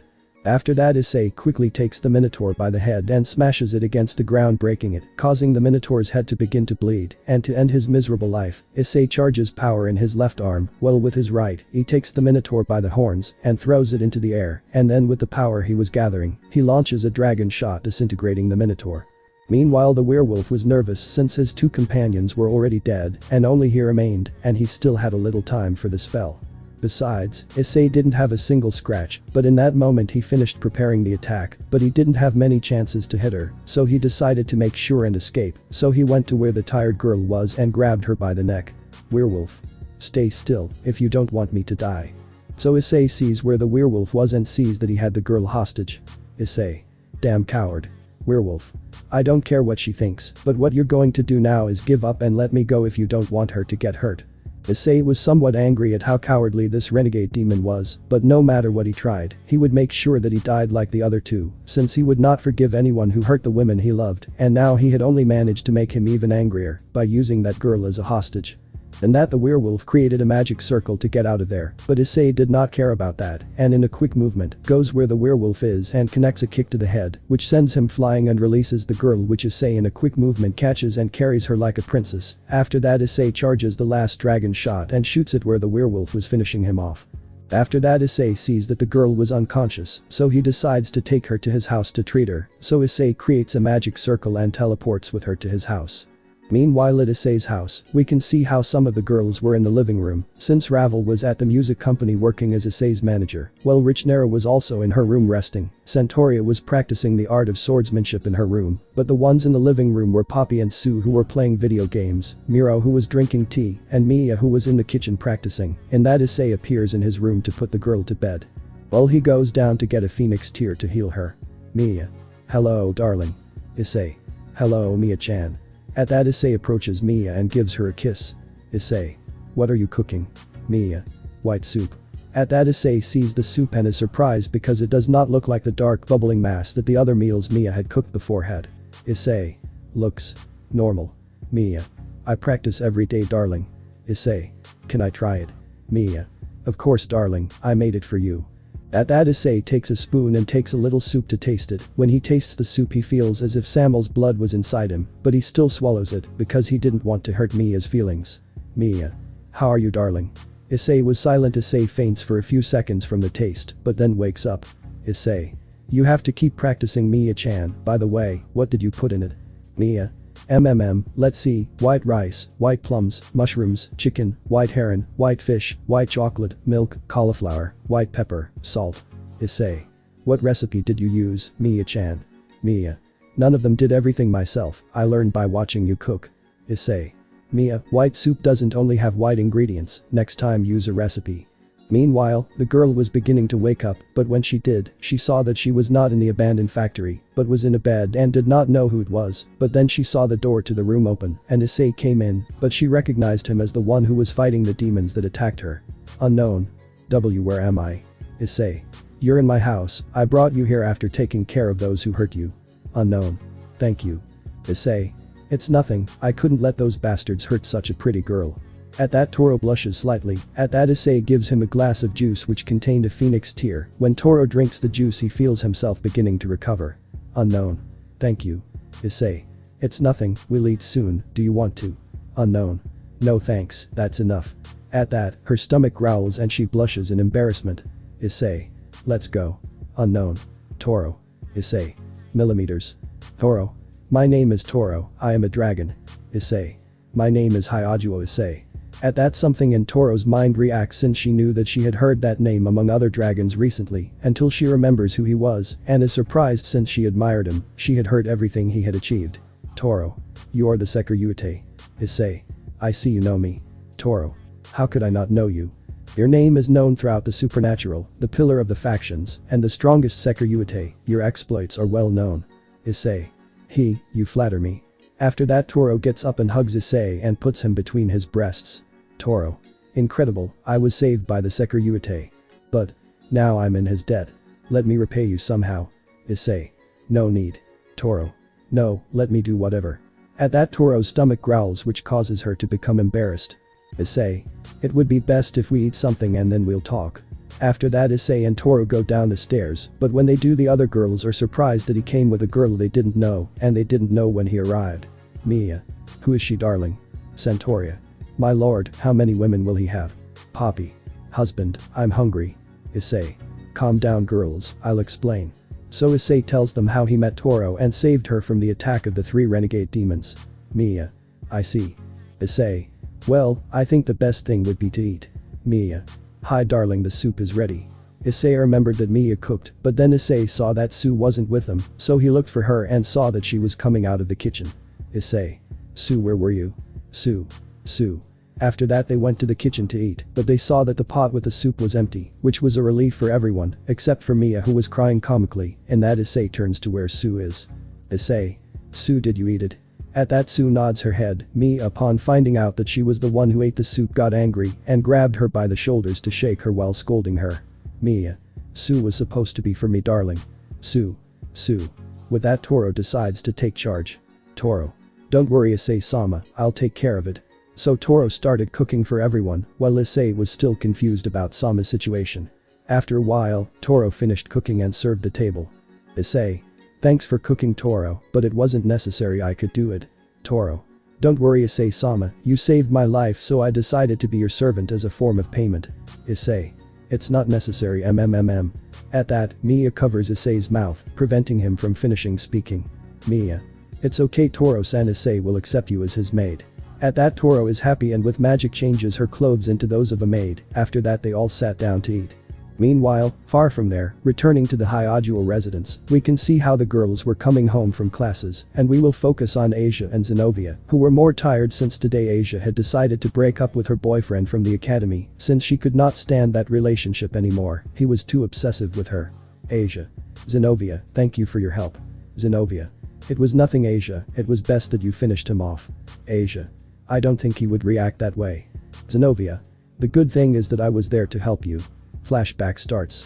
We are at Kuo Academy, where we can see that Asia was going to break up with her boyfriend today because she couldn't stand him controlling her so much and being so jealous anymore. After classes ended, Asia had asked Zenobia to accompany her to break up with him because she didn't know how she could react to this. Now we are in the classroom where only Asia and him remained. Asia. Hello, Hiro-san. Hiro. Hello, Asia-chan, what did you want to talk about? Asia. Well, Hiro-san, I want to finish with you. Hiro. What? Asia. I'm sorry, Hiro-san, but this won't work, you're too jealous and controlling, I'm not your property. Hiro. There's someone else, right? Asia. Hey. Hiro. There's someone else, right? Who's the damn one? What does he have that I don't? So Hiro had started to get quite angry since he believed that Asia was cheating on him. Asia. It's not that. At that, Hiro approaches where Asia was and takes her by the shoulders. Hiro. Listen to me, Asia, you are my girlfriend and I won't let anyone take you away from me. Hiro was increasing the strength of his grip and was hurting Asia. Asia. Hiro-san, it hurts. Hiro. Listen, Asia, I don't want you to see him again, you're mine, understood? At that, Asia pushes Hiro to let go of her. Asia. I'm sorry, Hiro-san, but we broke up, you're too obsessive. After that, Asia turned around and was about to leave the place, while Hiro had stayed still for a few seconds. Hiro. If I can't have you, no one will. At that moment, Hiro runs to attack Asia, but Zenobia intervenes and stops him by hitting him in the face and sending him to the ground while he holds his face because of the pain of the blow. Zenobia. Don't you dare hit my friend. Hiro. Ugh, damn it. I'm sure it was your idea for Asia to break up with me. They want to take her away from me. At that, Hiro gets up and tries to hit Zenobia, but she goes ahead and kicks him, leaving him out of combat. After that, Zenobia and Asia left the place. Flashback ends. Asia. I just hope it doesn't cause any trouble. Zenobia. Asia, I don't know how you noticed him, he's crazy. Asia. It wasn't like this before. Zenobia. Well, tomorrow I will finish with Katsuo-san to focus on Issei-kun again. Asia. Yes. Zenobia. What's going on, Asia? Asia. I don't know why, but every day I feel like we're losing him more. Zenobia. Don't worry, Asia, he loves us and will surely understand. Asia. Yes. We are in Issei's residence, where we can see that he was sleeping in his bed, but he was not alone, since next to him in his bed, we can see how Ravel, Mia Centauria, Miro and Poppy were sleeping, but what most caught our attention was that they were all naked and with a big smile on their faces. All this due to having to compensate them for bringing a new girl to the house, in addition to Smith and Zambina. In that, we can see how Issei begins to wake up, but when he tries to move in bed he can't because he feels like they are hugging him. He opens his eyes and sees that Poppy and Miro were on his legs sleeping. Then he looks to the right and Mia was sleeping while hugging his arm, then to the left and sees how Centauria was on the floor sleeping, which was hugging Issei's arm, and finally we see how Ravel was on his chest. After that, Issei wakes up the girls with a kiss on the lips to each one. After that, Issei got up and went to take a bath, where the girls decided to follow him in order to continue with last night. After more than an hour in the bathroom, Issei and the girls finished and went downstairs. When they arrived in the living room, they saw how breakfast was served, and Thora was cleaning the house at that time. After a few minutes, Richnera and Sue also arrived, which was looking for Poppy to play. After breakfast, Issei, along with Poppy and Sue, had left and were now in the forest resting. We can see how Issei was cooking meat and some roasted vegetables on a grill, while Poppy and Sue were playing. Issei. It's good to go out from time to time. Or so I'd like to say. At that, Issei turns around and sees that behind him there was a lot of garbage and waste that had been thrown in the forest, and he sees that Poppy and Sue had sat on them. Issei. Poppy, why did you say you wanted to come here? Poppy. Huh? I didn't say that. Issei. You did it. Try to remember. At that, Poppy starts to think, trying to remember why he wanted to come to this place in the first place. Poppy. I feel like I'm forgetting something really important. Issei. Well, while you try to remember why we don't eat and get down from there, I'll get rid of that garbage. At that, Poppy and Sue move from where they were, and Issei makes a magic circle appear under the pile of garbage that was in the place, and then it disappears. This surprises Poppy and Sue and makes them have stars in their eyes. Poppy. Wow. Husband, that was amazing. Do it again. Issei. After eating we will continue cleaning, so I hope you help me. Poppy, Sue. Hi. At that, Issei and the girls sat down to eat, but then he felt the ground start to shake and they heard the trees breaking.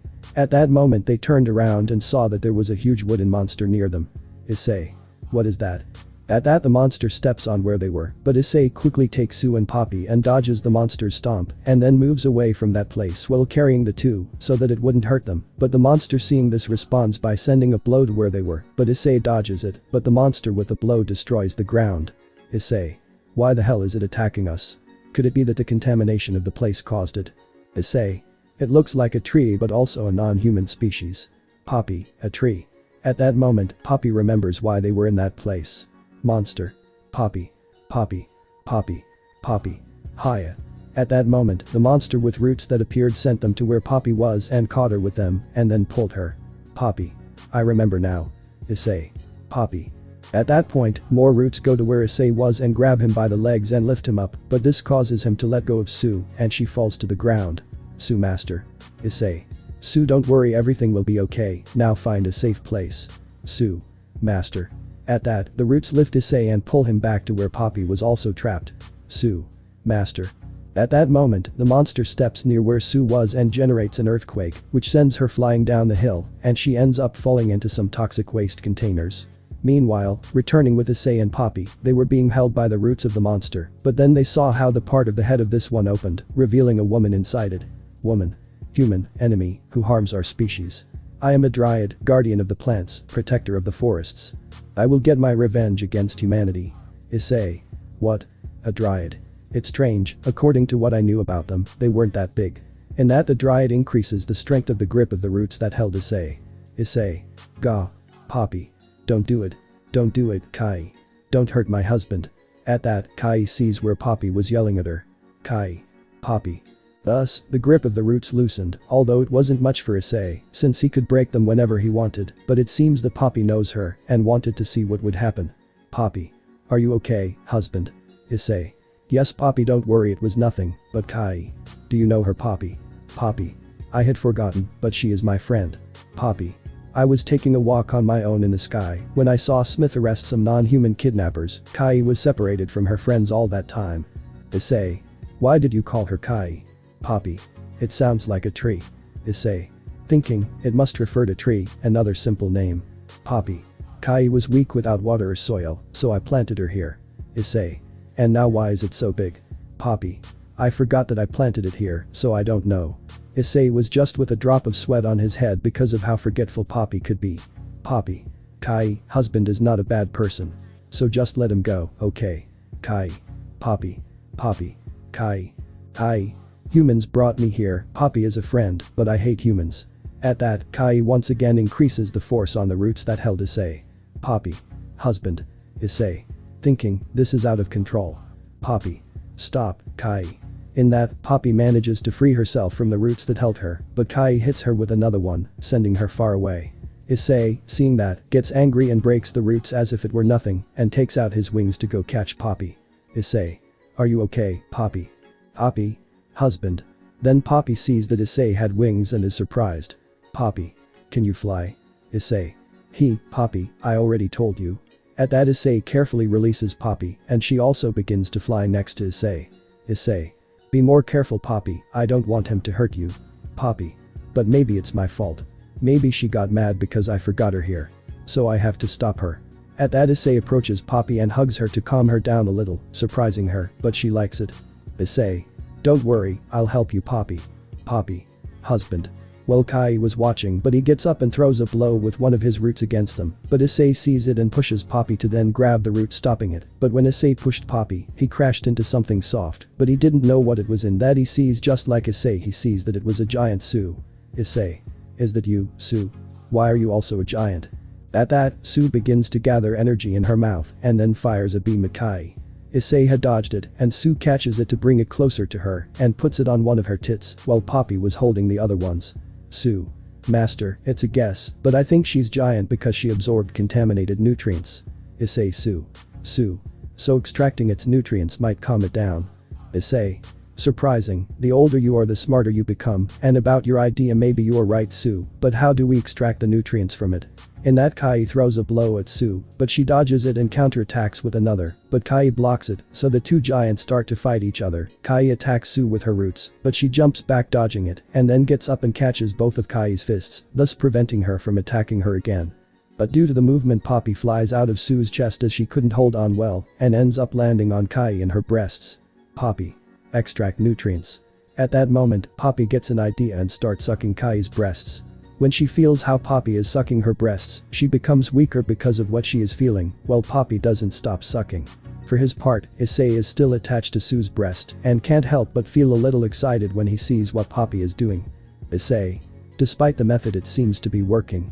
At that, Kai managed to react, and with her roots, she managed to catch Poppy and pull her away from her breasts, but she didn't give up and still tried to reach Kai's breasts, but she couldn't.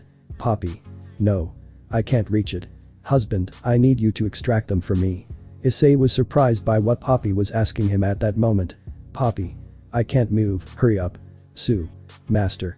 At that, Sue grabs Issei with one of her tentacles and takes him to Kai's breasts. Issei. Sue. Poppy. Please, husband. Save Kai. Sue. Master. Immobilize her. Now's your chance. Issei, seeing that he had no other option, slowly approaches one of Kai's breasts and carefully begins to lick it and then begins to suck on them. Kai, feeling how Issei was sucking her breasts, can't help but let out a moan at the sensation and blush. At that, Kai manages to react, and with the roots that she was forcing with Sue, she wraps them around her arms to reach her breasts and begin to extract the nutrients from her. After a few minutes, neither Kai nor Sue could hold on any longer and collapsed to the ground. Issei managed to react and grabbed Poppy and Kai to prevent them from hitting the ground. Sue returned to her actual size, while Kai had shrunk to the size of a girl. After that, Issei called Smith to come help with the situation. By the afternoon, Smith had arrived and damage control had been done, while now we can see how she was talking to Issei, Kai, Sue and Poppy to find out exactly what happened. Smith. Wow, this was a disaster. At least there were no injuries since the commotion was in the forest. At that, Smith approaches to look at Kai. Smith. So this is her. Issei.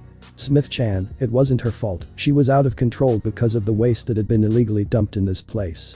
Seeing how Issei was defending Kai, she blushed slightly since she didn't expect him to help her after she had attacked them. Smith. Don't worry dear, he's not in trouble. After that, Smith crouches down to be at Kai's height. Smith. You can continue living in the forest, we'll remove the trash so don't worry. Kai. Yes. Smith. Of course, if you want, we can take you home. What do you choose? Kai. If Poppy and Sue came to play with me, I wouldn't mind continuing to live here. At that, Kai sees Issei and blushes slightly. Kai. Why you can come back too. Then Smith starts talking to Issei while Kai starts talking to Sue and Poppy. Kai. Apparently, they like that human. Why? Poppy, Sue. Because he's cute. At that, Kai looks at Issei closely and blushes slightly again. Kai. Whispering, yes, it's cute.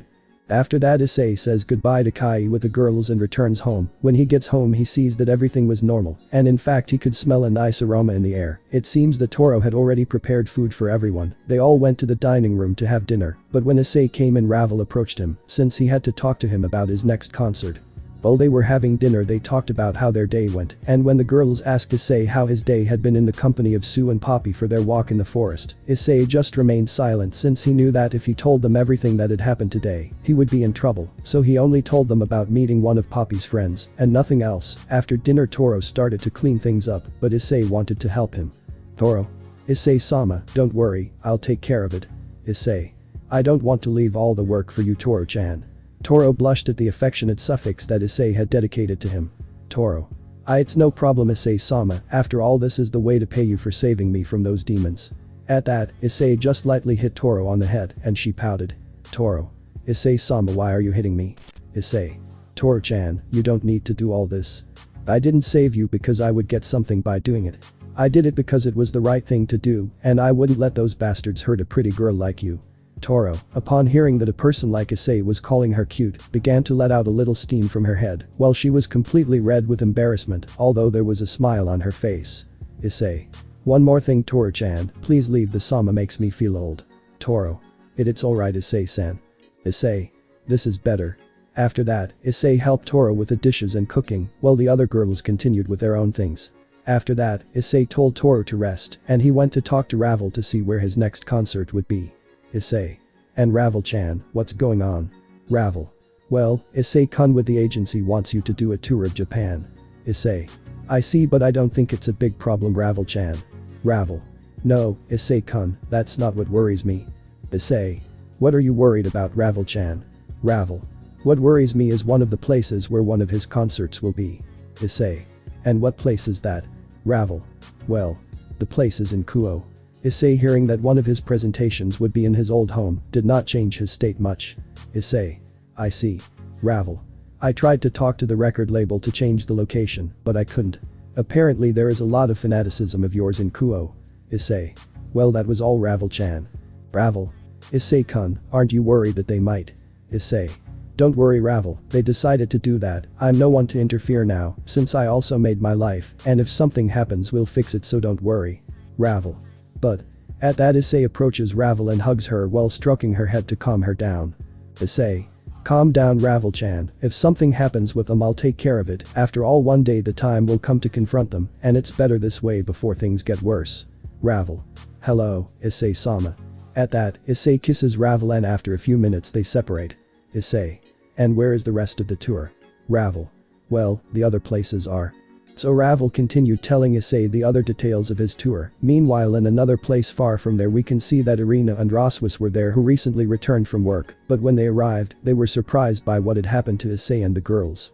When they found out, they got angry with them for the stupidity they had done in their absence, but they didn't want to talk to them, so they went to Surzich to talk to him and find out something about Issei's whereabouts at that time. But Surzich told them that he was in another city, but that he would come back soon, and that was when they found out about another surprise, and that was what Issei had done in his absence, and how he was now a famous singer on the rise. Surzich told them about the tour that Issei would do, and that he would come to Kuo. The girls were also surprised that none of the others knew that Issei was famous, and that they imagined how they wouldn't find out about something like that, and that they didn't notice that he hadn't been home for months. Surziches apologized to them for how his sister had acted and had offered them to stay here until Issei came, which they rejected, but they would not stay in the house with the others since they wanted to be with Issei, so they asked Surziches for his address and he gave it to them so they would soon visit their Issei so as not to be separated from him again. We are at Issei's house and we can see that it was already night. All the girls were already sleeping in their respective rooms, but Issei was the only one still awake since he was still thinking about what Ravel had told him about the places where his tour would be. He knew that at some point he would have to return to Kuo, but he didn't know it would be like this. He didn't know how to react if he met the girls again or how they would react when they found out everything. Issei. Thinking, well, they shouldn't get angry or anything, after all they were the ones who walked away from me and changed me for others. Issei. Well, it would be best not to think about it too much, whatever has to happen, let it happen. Besides, it would be better if I went to sleep. Tomorrow is my date with Zombie-chan. After that, Issei went to his bed to sleep to rest for the next day, since he didn't know what surprises awaited him. The next day we can see how Issei was lying in his bed and wakes up because the sun's rays begin to reach him directly in the face. After that Issei goes to the bathroom and showers, and then changes his clothes and goes down to have breakfast. When he arrives to the living room of his house, he can see that almost all the girls were in the place except for Richnera. Issei. Thinking, I think I should spend more time with Richnera, I haven't shared much time with her since she arrived. After that Issei sat at the table so he could have breakfast with the other girls and also Richnera who came down a while later. While Issei was having breakfast, he could not stop thinking that something would happen today, but he did not know what. After they finished breakfast Issei helps Tora with things, while the other girls went to do their own thing. After finishing helping Tora with breakfast she went to wash clothes, while Is went down to the basement to his study to continue working on his project and made sure that the girls did not follow him since they should not find out for now. After a while, it was almost time for Issei to leave for his date, so he went to change his clothes. After that, Issei left in the direction of the city park where Zombina was supposed to be waiting for him for their date. When he arrived, he saw that Zombina was sitting and waiting next to the park fountain. When Issei saw her, he quickly went to where she was. When Issei arrived where she was, he stood still for a few seconds, observing how beautiful the zombie looked at that moment, just as she stood watching Issei for a few moments. Issei. Wow. You look beautiful, Zombie-chan. Zombina blushed more at Issei's praise and became even more nervous than she already was, since she didn't believe she would meet one of her musical idols, much less end up in a relationship with him, and now they were on a date. Zombina. Thank you Issei-kun, why you also look incredible. Issei. Thanks, well we're going, Zombina-chan. At that Issei offers her his arm, and Zombina happily hugs him and clings to Issei. After that Issei and Zombina went directly to the cinema, since a zombie movie had recently been released, and Zombina wanted to see it. When the movie ended Zombina was very happy because she liked it. Zombina. Zombie movies are the best. They're the perfect mix of pleasure and terror. Zombina. I don't mind modern zombies running, but they have too much energy. Issei. Not as much as your Zombie-chan. Zombina. I'm not like that. At that, Zombina had raised her hand to shake it, but in doing so she realized that it was not there and that it had fallen. Issei, seeing that Zombina's hand was missing, immediately begins to look for where it could have fallen, and after a few seconds he finds it lying on the ground a little behind them. The people who were around were very scared to see a hand lying in the middle of the sidewalk. While Zombina was somewhat nervous since the last thing she wanted was for it to end up separating into parts on her date with Issei. Meanwhile Issei went to pick up a discarded hand and then went with Zombina to a manga cafe to be able to sew her hand. Now we are inside the manga cafe, and in one of the personal spaces we can see how Zombina and Issei were, and he was sewing Zombina's hand without problems. Zombina. You're not doing badly at all, cooking and music aren't your only virtues. Issei. I only have cotton thread, sorry. Zombina. Doesn't it disgust you? Issei. Why? Zombina. People don't get along very well with blood, those who can't stand it can't help but make faces. While Zombina was talking to Issei, she was checking her hand and how she responded. Zombina. It seems like blood doesn't affect you, huh? Issei. I've been through a lot in my life, a little blood isn't a problem either. Zombina. Also. In that, Zombina sees how Issei approaches her, and in that, Issei kisses her. Zombina is surprised, but after a few seconds she reciprocates the kiss with Issei. After a few minutes, due to lack of air, they separate from the kiss with a red Zombina. Issei. Also, Zombie-chan is one of the people I love. Upon learning that he loved her, she turned completely red, but then they heard something fall to the ground and the two, upon seeing what it was, had two reactions. On the one hand, Zombina was completely red with embarrassment, while Issei was a little blushing, because what had fallen was one of Zombina's breasts that had come unstitched. At that, Zombie quickly takes it and turns around since she was very embarrassed. Zambina. Issei. Don't worry, I'll take care of it, Zombie-chan. At that, Zambina turns around and gives her breast to Issei while she takes off her shirt. Issei begins to sew Zambina's breast carefully. Issei. Doesn't it hurt? Zambina. I'm a zombie, I don't know pain, but I still feel like this, please don't be too rough. Issei. Hi. So Issei continued sewing Zambina's breast, but he needed to lift it, but when he did, he grabbed Zambina's nipple, which made her moan at the sensation. After that, Issei quickly finished sewing Zambina's breast, but he still had it held by the nipple. Zambina. Why now you can let me go Is. At that Issei throws himself on Zambina and begins to kiss her. She is surprised but returns the kiss, so they continue kissing while they settled where Issei was on Zambina. He began to play with Zambina's breasts, and she let out moans that were silenced by Issei's lips. They were kissing for a while where Issei did not stop caressing Zambina's breasts which she enjoyed, but after a while they separated. Issei. Sorry Zombie-chan, I lost control for a few seconds and I couldn't help it. Zambina, don't worry, Issei-kun, I liked it. At that point, Zambina approaches Issei and gives him a soft kiss, and then whispers in his ear. Zambina. But next time, let's go somewhere more private and finish it. Zambina was nervous while whispering to Issei. She was surprised when Issei suddenly kissed her and started caressing her breasts, but she loved the feeling of that and wanted more, but they were in a public place where at any moment they could be interrupted by someone who worked there. After that, they both left and continued with their date, but now they were hugging each other. Issei hugged a happy zombie, and they continued with their date. After leaving the manga cafe, they went to an ice cream parlor and ended their date with a walk through the park at sunset. Now we can see how they were watching the sunset reflect in the park's lake while Issei was hugging a zombie. Zambina. Issei-kun's date was incredible. Issei.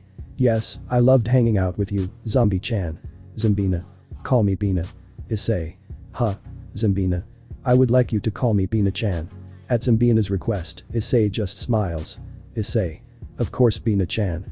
After that Issei kisses Zambina and she reciprocates. While they were kissing Issei surrounded Zambina's waist with his arms, while Zambina surrounded Issei's neck. After a few minutes of kissing Issei separates from Zambina, and they go to his house. Issei accompanies Zambina to her house, and says goodbye to her with another kiss. After that Issei goes to his house. When Issei arrives home, he opens the door, but when he does, Mia comes running to him with the other girls, and they seem upset about something. Issei. Hello girls, what's up? Santoria. My lord, how good that you arrive. Miro. Issei-kun. Mia. Darling, who are they? Issei. Huh.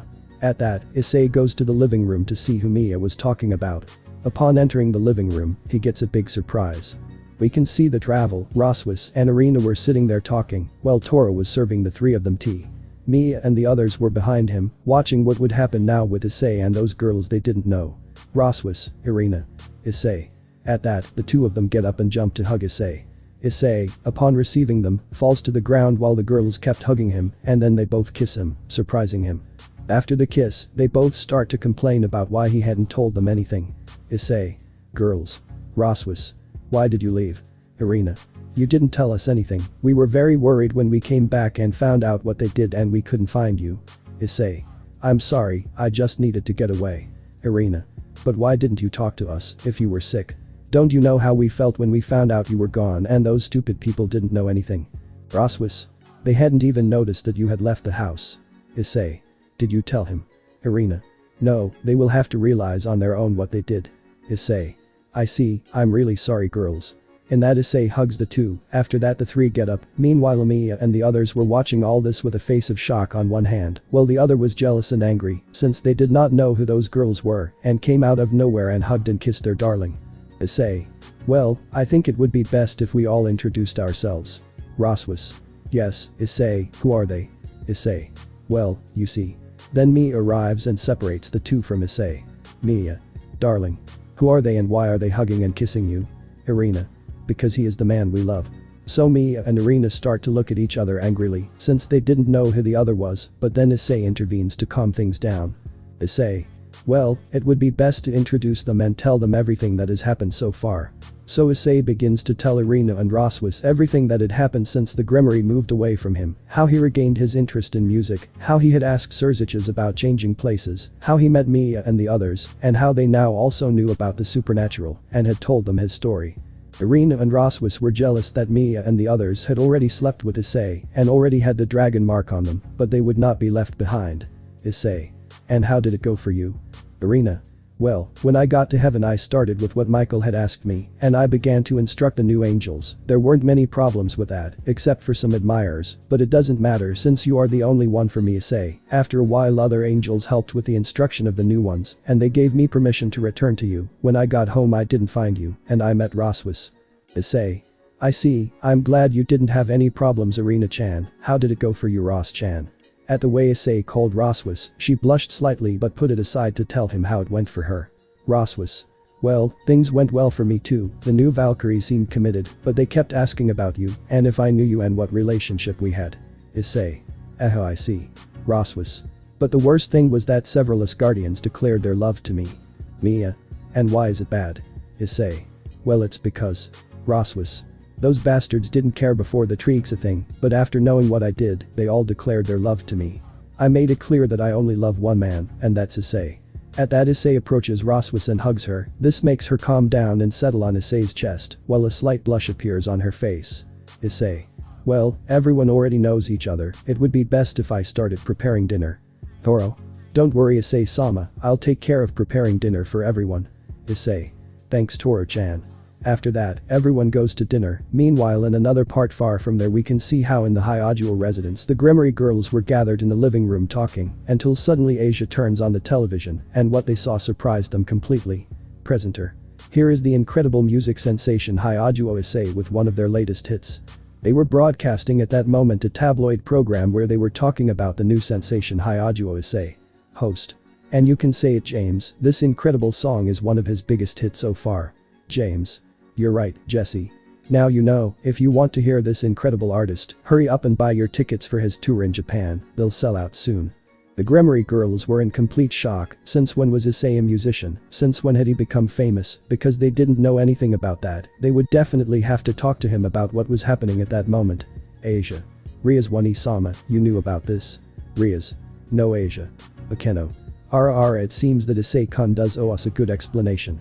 After that the girls go up to Issei's room, but when they get there they see that the room was completely empty, and in fact there was a lot of dust in it, as if no one had occupied that room for a while. In addition to that they also noticed that Issei's things were nowhere to be found. The girls seeing this feared the worst and were starting to cry.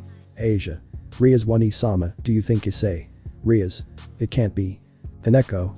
President, I can't feel Issei's presence, nothing at all, it seems like he left this place a long time ago. Rias. I can't be, he couldn't just leave, he loves us, why wouldn't he tell us anything? Akeno. Rias, don't you think that maybe Surziches might know something? Rias.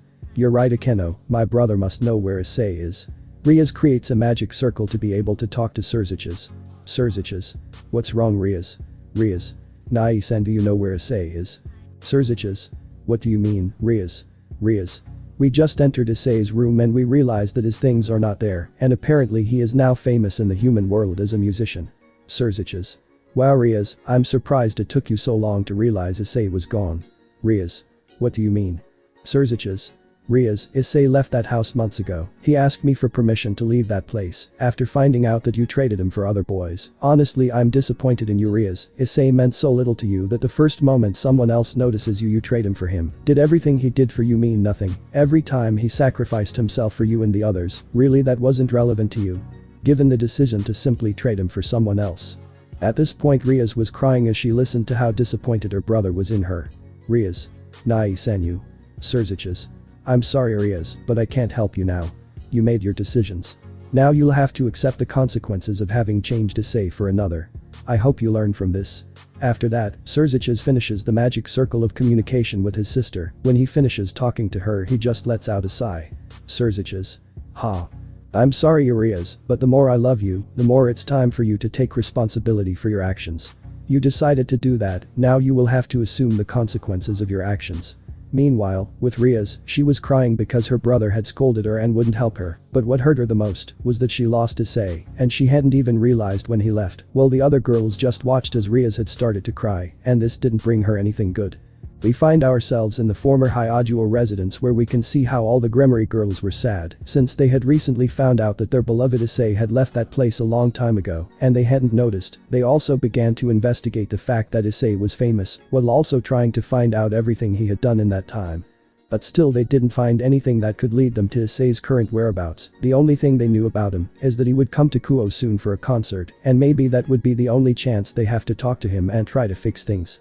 Now we are in Issei's room which was clean and in bed. We can see how Ria's was while she listened to the songs that Issei had written until now. While she listened to those songs she was crying because she thought about how it would have been if Issei had written songs for them and how she was so stupid not to notice that the person who had sacrificed so much for her and had given everything expressing her love was gone and all because of her. But Ria's was not the only one affected. The other girls were not in better condition than her. The others were also suffering in their own way the loss of their beloved Issei. In another part of the house, in the living room we can see how Asia, Zenobia and Kaneko were. The three of them were watching television sad since they had tried to get tickets to go to Issei's concert and thus somehow be able to get closer to him to be able to talk. But when they had called to be able to buy the tickets they were told that these had already been sold out all. When they told the others they had become more depressed since they believed that their chances of going to see Issei were over and that on television the program they were watching goes to commercials. Zenobia was about to change the channel, but Kaneko stops her. Zenobia. Why won't you let me change, are they commercials? Kaneko. Look. Then Zenobia watches the commercials as Kaneko tells her and is surprised by what was being advertised. Presenter. You already know that the concert of the great star Hyajuo Issei will soon be and we hope that everyone has already bought their tickets to be able to go see him live. But if not and you still don't have them and can't find a way to get them, this is your chance. The girls were excited about what they were announcing. Presenter. The only thing you have to do to be able to get these tickets is to record a video singing one of the songs of the star and upload it to our social networks. The video that manages to get the most likes before this Saturday will be the winner. And the winners will take the tickets for the concert in addition to some VIP passes with the opportunity to be with the star. And the best of all is that you will have the opportunity to sing the song that you used in the video at the concert with Hyajuo Issei. The girls were happy to hear that because they would have the opportunity to go to Issei's concert and talk to him, so the girls quickly went up to where Rias and Akeno were to tell them the idea. When they arrived at Issei's room they saw that Akeno had just entered it so they took advantage. When they entered they saw that Rias was lying in bed listening to Issei's music and Akeno had entered with a tray with food for Rias since she had become so depressed since she found out that Issei left that she didn't care about her own health. Akeno. Rias, I brought you something to eat. Rias. Thanks Akeno but I'm not hungry. Akeno. Rias, you have to eat. Rias. I don't want to. Akeno. Rias. I know you're sad but we can't give up. Rias. Akeno, we changed it like it was nothing and we didn't realize when we lost it. Akeno. Was silent. Rias. How much longer would we have been without knowing that Issei left if it weren't for that program? Akeno. I don't know. Akeno was about to leave but Kaneko and the others quickly entered. Akeno. What's wrong girls, why are you in such a hurry? Zenobia. President, there is still a chance to go to the concert. Akeno. Zenobia, don't give false hope, we know there are no tickets left and we can't just use magic to go like that. Zenobia. But there is still a chance. Rias. Are you serious? Zenobia. Yes. Rias. And what is it? So Zenobia told the two about the music contest and what they would win as a prize. Rias and Akeno felt their hearts rejoice a little since they still had one last hope of being able to go talk to Issei, but then a problem arose. Akeno. But what are we going to do? None of us have any musical talent. Rias. It doesn't matter, we will be able to solve it, the important thing is that now we have an opportunity to talk to Issei and get things fixed. After that, the girls began to discuss how they would win the contest and the tickets. Meanwhile, in another part, far from there, we can see how a certain brown-haired man was currently at the record label with Ravel, since they were organizing things for their next concerts. We can see how Issei was sitting while Ravel was sitting on his knees. Meanwhile, at the rest of the table, more people were discussing the tour and the contest that would take place. While they were organizing things, Ravel, while sitting on Issei's legs, took the opportunity to rub her butt, making sure he felt it, and she felt like something was getting hard. Manager. Well Mr. Issei, apart from the tour we also have to tell you that some contests were organized in the places where the concerts would be held. Issei. I see, and what are the contests about? Manager.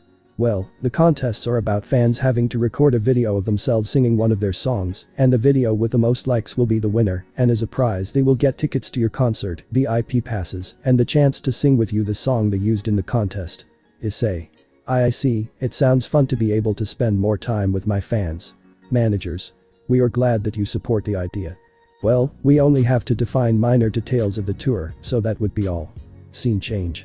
When Issei finished having sex with Ravel, he carried her in his arms while cleaning the place with magic so that there were no traces of what they did there. After that, Issei transported himself to his house and left the blonde in her room to go downstairs, where the other girls were. When they saw the brown-haired boy, they went to him to hug and kiss him.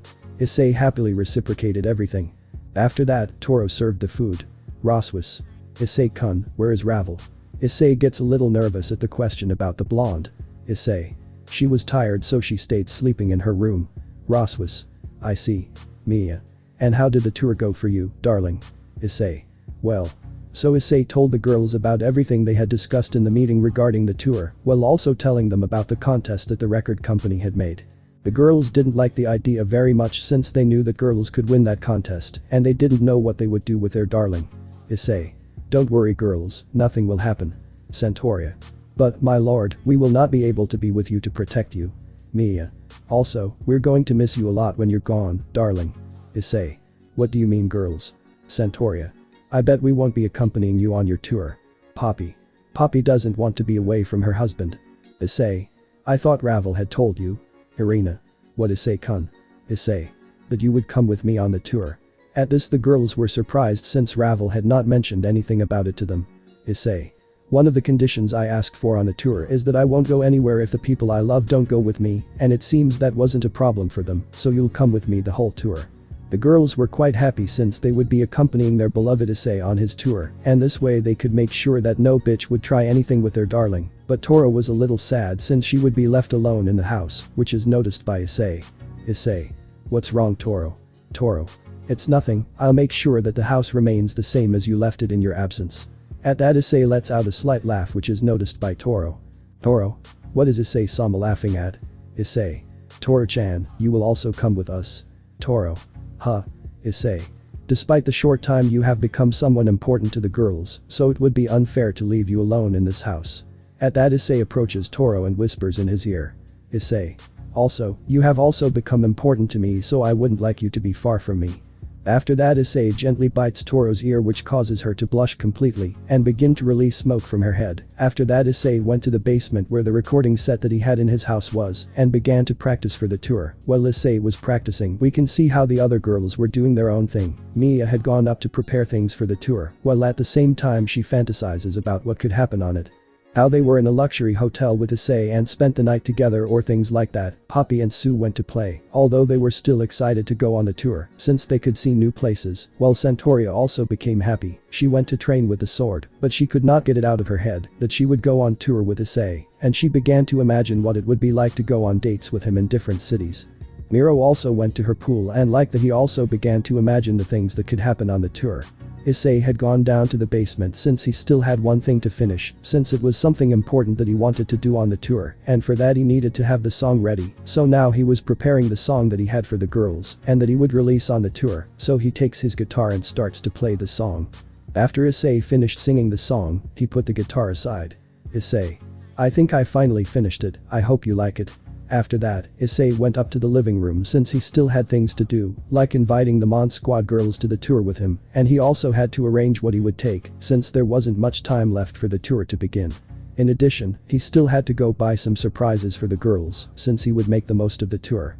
Meanwhile, in another part far from Issei's house, we can see how Kuroka was with Vali's group, who were already finishing off the last group of rebels who supported the Cows Brigade, and they could now return. The happiest of all was Kuroka, since she could return to her beloved Issei to never be separated from him again, and thus both would begin to repopulate the Nekomata species, since Issei would have to give her many kittens to be satisfied, but she was not the only one who wanted to see Issei from the group again. Also in another part of Japan, we can see how a certain kitsune had just seen the commercial about Issei's tour, and she was already looking forward to him coming to her city, so she could go see him and tell him what she was feeling for him. But she wasn't the only one who was in love with the brown-haired boy, since near where she was, we can see how her mother also smiled, knowing that the brown-haired boy would visit her city again. And in another place we can see how a certain little white-haired girl was looking for a friend, but couldn't find her anywhere, so she decided to go where she frequented to see if she could find her since she missed her. We are at Issei's house where we can see that everyone was getting ready since tomorrow. Issei's tour throughout Japan would begin, and the girls were excited to be able to go out to see more parts of Japan in the company of their beloved Issei. Speaking of Issei, we can see how he was going up to the attic of his house, since he wanted to go see Richnera, since he had not lived much with her since he arrived. When Issei went up he could see that in Richnera's room, there were several things from a normal room like some furniture, but there was also a large amount of cobwebs. Issei searched the place, but did not see any sign of Richnera in the place. Then he feels something catch him, and after a few seconds he hears how the entrance to the attic closes, and sees that Richnera covers it with cobwebs, and then appears in front of Issei who was hanging upside down. Richnera. Ara, Anada, I'm glad you came to visit me, you know I've been feeling a bit lonely. Issei. I'm sorry Richnera, I didn't want you to feel left out. Richnera. Don't worry Anada, I'm used to being alone. Issei, hearing that from Richnera, felt a pain in his chest since he didn't like that one of the people important to him felt that way. Issei. Richnera. But don't worry, Anada, if you really feel sorry, you can make up for it. Issei. Okay Richnera-chan, ask me for whatever you want. Richnera. Are you sure, Anada? Issei. Yes. Richnera. Well, if that's the case, I'd like you to stay with me tonight. At that Richnera approaches Issei and with one of her hands she takes Issei's face and slowly approaches him until finally she joins her lips with Issei's in a soft kiss which Issei reciprocates. After a few minutes of kissing they separate and Issei breaks the web that had him trapped. Richnera. That was. Line break. The next day we can see how Issei and the girls were outside the record label with some suitcases. Today would begin Issei's tour through Japan. The tour would begin with a concert in Tokyo, then go to Yokohama, Sendai, Osaka, Hiroshima, Kobe, Kyoto and finally Kuo. Meanwhile we see how the girls were talking about the places they would visit. The record company had told them that they would be a maximum of 3 days in the places to prepare everything. And that where they were arrives a large bus adapted for the extra species. When the girls see it, they are surprised by how big the bus was, but it did not compare to what it was like inside. The bus came equipped with everything necessary for the comfort of each of the extra species girls, from places to sit to special bathrooms, so that the girls would not have problems. Issei. Wow, something like that must have been expensive. Bravo. Issei-sama, don't worry, for the agency this was nothing compared to all the profits you generate. Issei. I see. Issei. Girls. At that the girls stop and turn to look at Issei to find out why he called them. Mia. What's up darling? Issei. Well, before starting the tour I would like to set some rules. Centauria. It's fine my lord. Issei. Well, first of all, don't go out alone to explore the city. Mia. But darling, you'll be busy with the concerts and I wanted to go out and tour the places. Ravel. Don't worry, my dear, one of the agreements was also that Issei-sama could spend time with us living together. At this the girls were happy because it meant that they could go out with Issei. Issei. Second, Poppy and Sue can't be left without supervision, so one of you will always have to accompany them. Poppy. Hey. That's not fair, Poppy is already grown up, Poppy doesn't need to be taken care of. At this, Issei approaches Poppy. Issei. I'm sorry Poppy, but it's for your own good and ours. Hearing that, Poppy gets a little depressed, but Issei notices and approaches her and whispers to her. Issei. Don't be depressed, I promise we'll have a day just for us, and we'll do everything you want, okay? Poppy hi. Issei. Well, continuing with the rules. Be careful with people, you don't know who you might be talking to, and if you have problems I want you to call me immediately. Girls. It's okay. Issei. Well, and finally, enjoy the trip. After that Issei and the girls settled in the bus since a long trip awaited them to the first destination of the tour which was Tokyo. They were traveling for hours until they finally arrived in Tokyo. The girls were surprised by the place. They had arrived at noon. For the girls the surprises continued when they arrived at the hotel where they would stay. The record company did not skimp on expenses and reserved a penthouse, which also came equipped for all the needs of the extra species, so the girls would not have problems while they were staying there. Mia. Wow. This place is amazing. The girls entered to explore the room. Poppy and Sue upon entering walked around the entire room immediately exploring the place until they reached a room, and in it they were surprised since it was a video game room. The two upon seeing them quickly began to play. Meanwhile the others walked around the place to see the rooms that were there. They were in for a big surprise, since the rooms were modified for each of them. The record company had contacted each of the hotels where Issei would stay with the girls and made sure that they were prepared for everyone's comfort. They did not care much how much it cost since with the tickets for the first concert of Issei's tour, they had already recovered almost all the money they spent on planning this tour. Mia, upon entering her room, saw that it had its own thermostat that allowed her to regulate the temperature of the place without affecting the rest, in addition to having a huge bed where she could lie down in addition to other things. And what Mia liked the most was that her room was one of the closest to where Issei would sleep. The next was Santoria, which was surprised by the place since it was prepared for her needs. But not only that, but she also liked that the hotel had a gym on the floors below, where she could train without problems, since it had been adapted for extra species. Also Miro was very happy, since in her room, everything was adapted for a mermaid. There was even a large pool for her, so she was happy. Well, the room that Richnera had was also adapted to all the needs that she had, while the room that Ravel, Oro, Irina and Roswis had was also equipped, but it was a normal room for humans. Only this one had all the comforts that they would need or want to enjoy their stay at the place. Meanwhile, Issei had arrived at his room and had left his things to then go out to see how the girls were. When he arrived at the living room of the place, he met Irina and Roswis, who had already left their things in their room and were now talking to each other. Issei: "Hi girls, did you like your rooms?" Irina: "Yes, they are amazing. I can't believe the record label allowed us to accompany you and also paid for a place like this for us." Issei: I couldn't go on a trip if I didn't take the most important things with me." At that, the two blushed slightly and smiled since they were very happy to hear from Issei that they were the most important thing to him. At that moment, Mia arrives and jumps on Issei, causing him to fall to the ground, and the noise causes the others to come out to see what that was. Mia: "Darling, this place is amazing, it has everything." Santoria: "It is surprising to see how places are so equipped to accept extra species without problems." Miro: "It was to be expected that Issei-sama would be given all this, after all he is someone very important to his company." Poppy: "Husband, let's go out." Mia: "Darling, let's go out and explore Tokyo." Issei: Sure." At that, Mia feels something gently bite one of her nipples, which causes her to let out a moan and get up. This in turn frees Issei from being crushed between Mia's breasts. Mia: "Darling. Not now, wait until we go to our room." Issei: "Air." Santoria: "Mia, you must be more careful, Issei-kun will soon have to give his concert and he won't be able to if you hurt him before." Mia: "I'm sorry darling, I just got excited." At that, Mia lowers her head but feels someone start to caress her gently. She looks up and sees that it was Issei, who smiles at her and makes Mia blush slightly.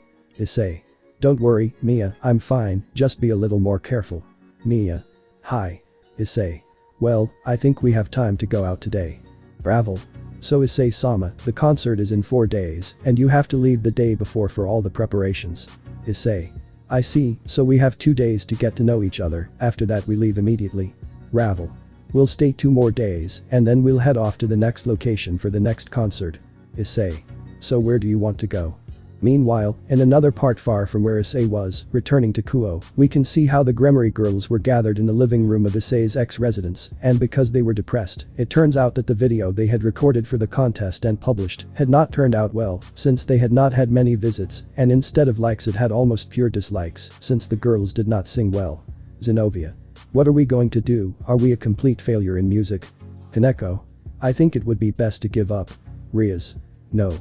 We can't give up, we have to win to be able to talk to Issei." Asia: "Rias, wouldn't it be easier to just use magic to get in, and that's it?" Rias: "It wouldn't work." Akeno: "Why?" Rias: "I talked to my brother and he told me that there would be a lot of human and magical protection to make sure nothing bad happens at the concerts, so we can't just use magic to go to the place." Asia: "Rias, we can't ask Surzicha-sama for help to get in." Rias: "I don't know if my brother helped us, he was quite disappointed with what we did." Zenobia: "We don't have many options left, the only thing we could do is have someone help us win this contest, but we don't know anyone who can sing." So the girls continued talking about what they would do to go see Issei, since they couldn't think of any ideas. We met at the exit of the hotel where Issei was staying with his girls. After they left their things in their rooms, they decided to go out and explore Tokyo to get to know it, since they didn't know when they would be able to return to that place again. The girls had a pamphlet about the most exciting places in Tokyo to see what they could visit. Issei: "Well, where do we go first?" Mia: "I want to go to Harajuku, they say they have some of the best restaurants in Tokyo, as well as the best clothing stores." Santoria: "I would like to visit the traditional temples of Tokyo." Poppy wants to go to the robot show that's happening this afternoon. Roswis: "I would like to go see the Tokyo Tower." Miro: "I would like to go to the Borderless Entry Art Museum." Irina, Ravel: "We want to go to Disneyland." At that, Issei notices that the only ones who had not suggested a place were Toro and Richnera. Issei: Toro-chan Rachan-chan, where do you want to go? Richnera. I have no preference. Issei-senyu Thoru. Toro. I will go where Issei-sama goes. After that, Issei and the girls were about to leave on their trip to see Tokyo, but a black van stopped in front of them. Issei and the others were surprised by this, but they saw Smith and the Mon squad get out of the van. Issei. Girls. Smith. Hello, darling. At that point, Zambina also gets out of the truck and upon seeing Issei jumps into his arms. Issei catches her in the air and Zambina kisses him and he kisses her backside with one of his hands, which makes Zambina moan while she kisses Issei. After a few minutes they separate. Zambina. Issei-kun, surprise, and it seems you're also happy to see me. Zambina says this while referring to the fact that Issei was still squeezing her butt. Issei, realizing this, lets go, but doesn't stop hugging her. Issei. Why are you here, Smith-chan? Smith. It's part of the job, why? Didn't you want us to come? At that, Issei sees how Smith's eyes form some tears. Seeing this, Issei becomes alarmed and lets go of Zambina to go to where Smith was and hug her lovingly. Then, he lifts his face and gives her a soft kiss on the lips. Issei. Of course not, I love that you came, I was just surprised. Smith. No problem, your record label hired us as an extra security measure to protect you and the girls. Issei. Oh, I see. Smith.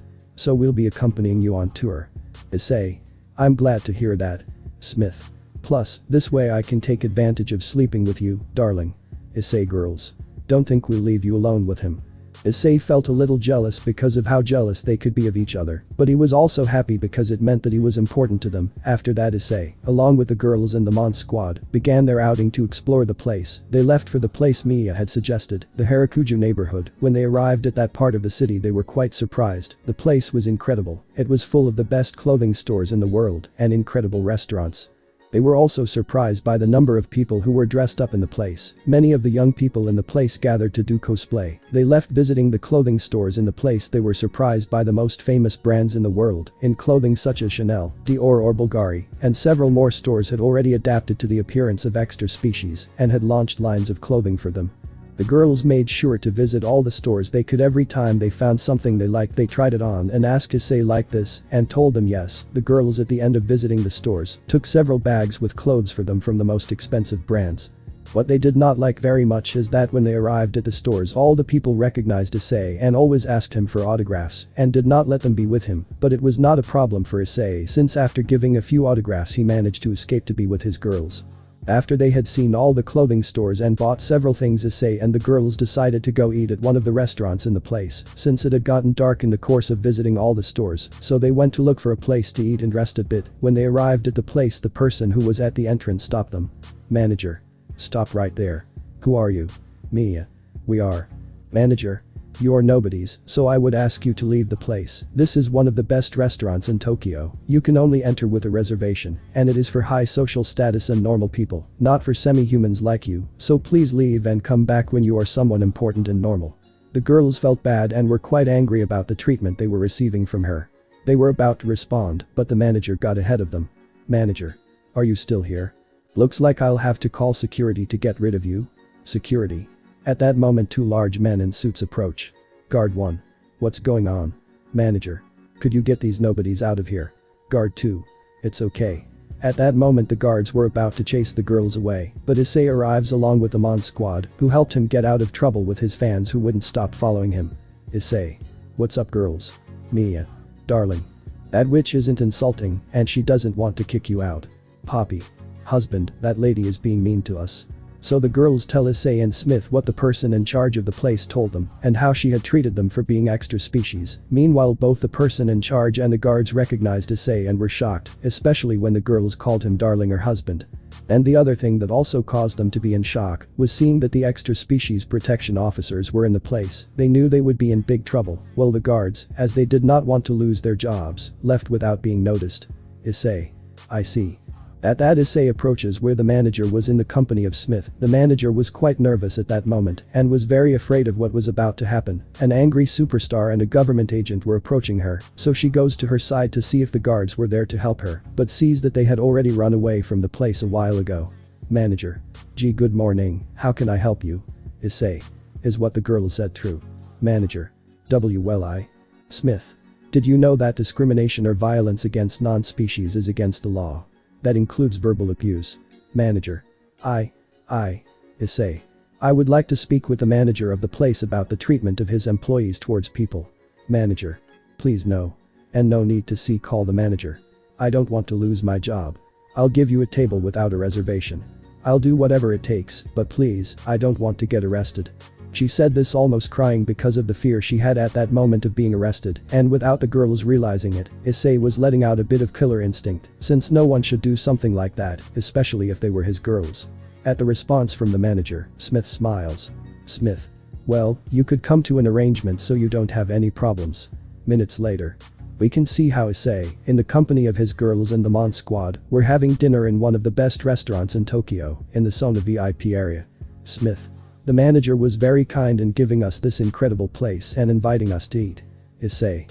You're right, but I hope that teaches him some respect. Mia. It tastes amazing. This meat is delicious. Centauria. The salads are incredibly delicious. Poppy. Poppy wants more. Tyanitia. The lobster is amazing. All the girls were enjoying the incredible food of the place and kept asking for more, while the manager was just crying, knowing that she would be left without a salary after this for having to pay for their food, but at least she was saved from losing her job or worse from being arrested. After the girls finished dinner and didn't want anything else, Issei asked for the bill.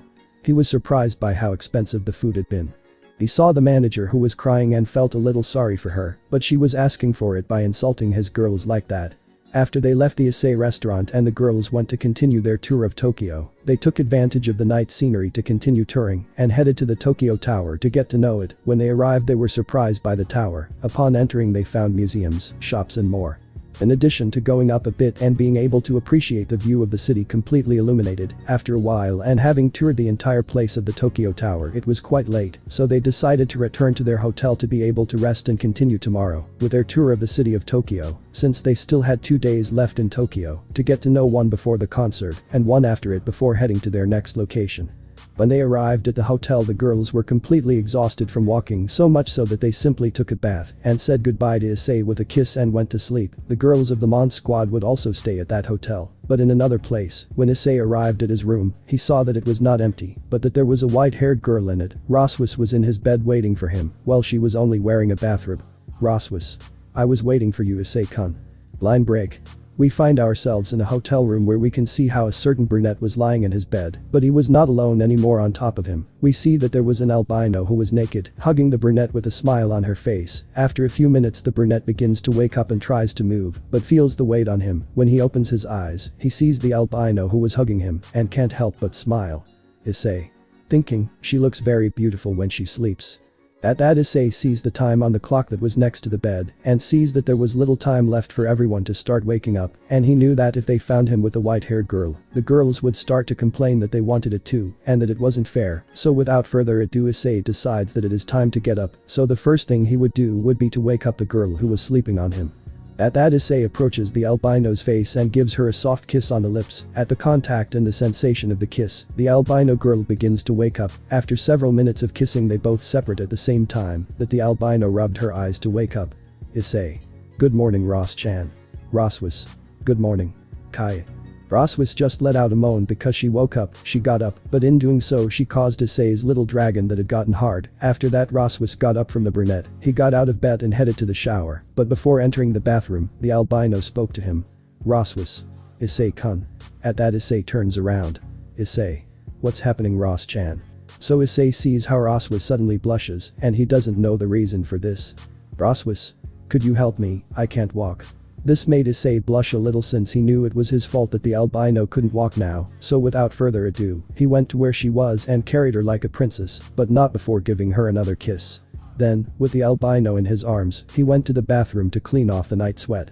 After they were ready and Issei had helped the albino until she took a phoenix tear, everyone was ready to go out again that day. When they left their hotel, they met the girls from the Mon squad who were waiting for them. Zambina and Smith went to greet Issei with a kiss which he happily reciprocated while hugging them. But without them realizing, they were watched by their companions from the Mon squad, who were jealous of seeing them so happy with someone, or so they thought was what caused them jealousy. After they were ready, they started a new day of getting to know Tokyo. They left heading to the Borderless Entry Art Museum. When they arrived at the museum, the girls believed it was going to be a visit to a normal museum, but they were surprised when they entered it. The museum, unlike normal museums, did not have a single exhibition in place. Instead, all the works of art in the place were digital. All the images and landscapes that were observed in the place were completely produced by computers. As they were getting to know the museum, it was changing. They started with autumn landscapes, but as they walked, these were changing just like the seasons of the year too. The girls, like Issei, were completely amazed by such works of art that they could observe in the place.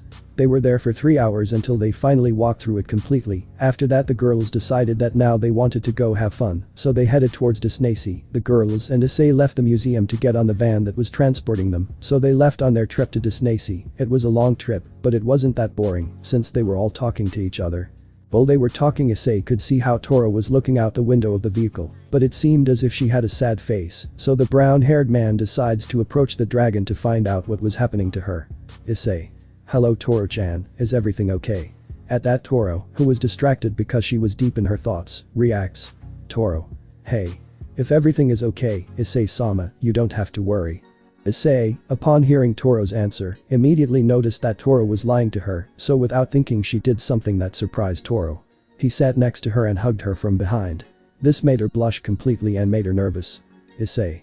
Toro-chan, you don't have to lie to me. If something happens to you, tell me and I'll help you in any way I can. Toro.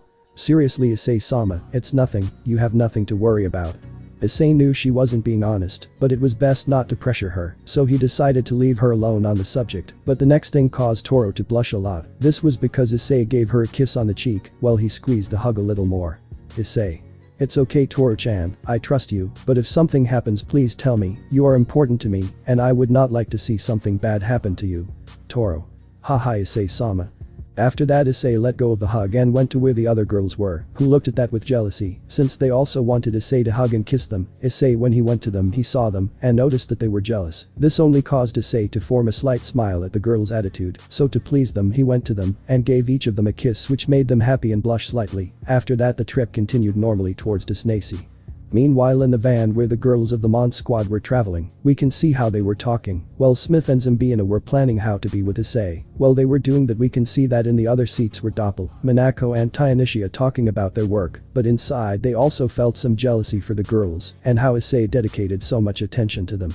But they did not know if it was jealousy that they had someone like that they pray, because the person who treated them like that was Issei. So the day continued, where after they arrived at the place, Issei in the company of the girls went to all the attractions of the park. After several hours of playing, Issei with the girls were already tired and it was time to return to the hotel, since tomorrow, Issei had to start preparing for the concert. He had to make sure that there were no problems so that the day of the concert would go as well as possible.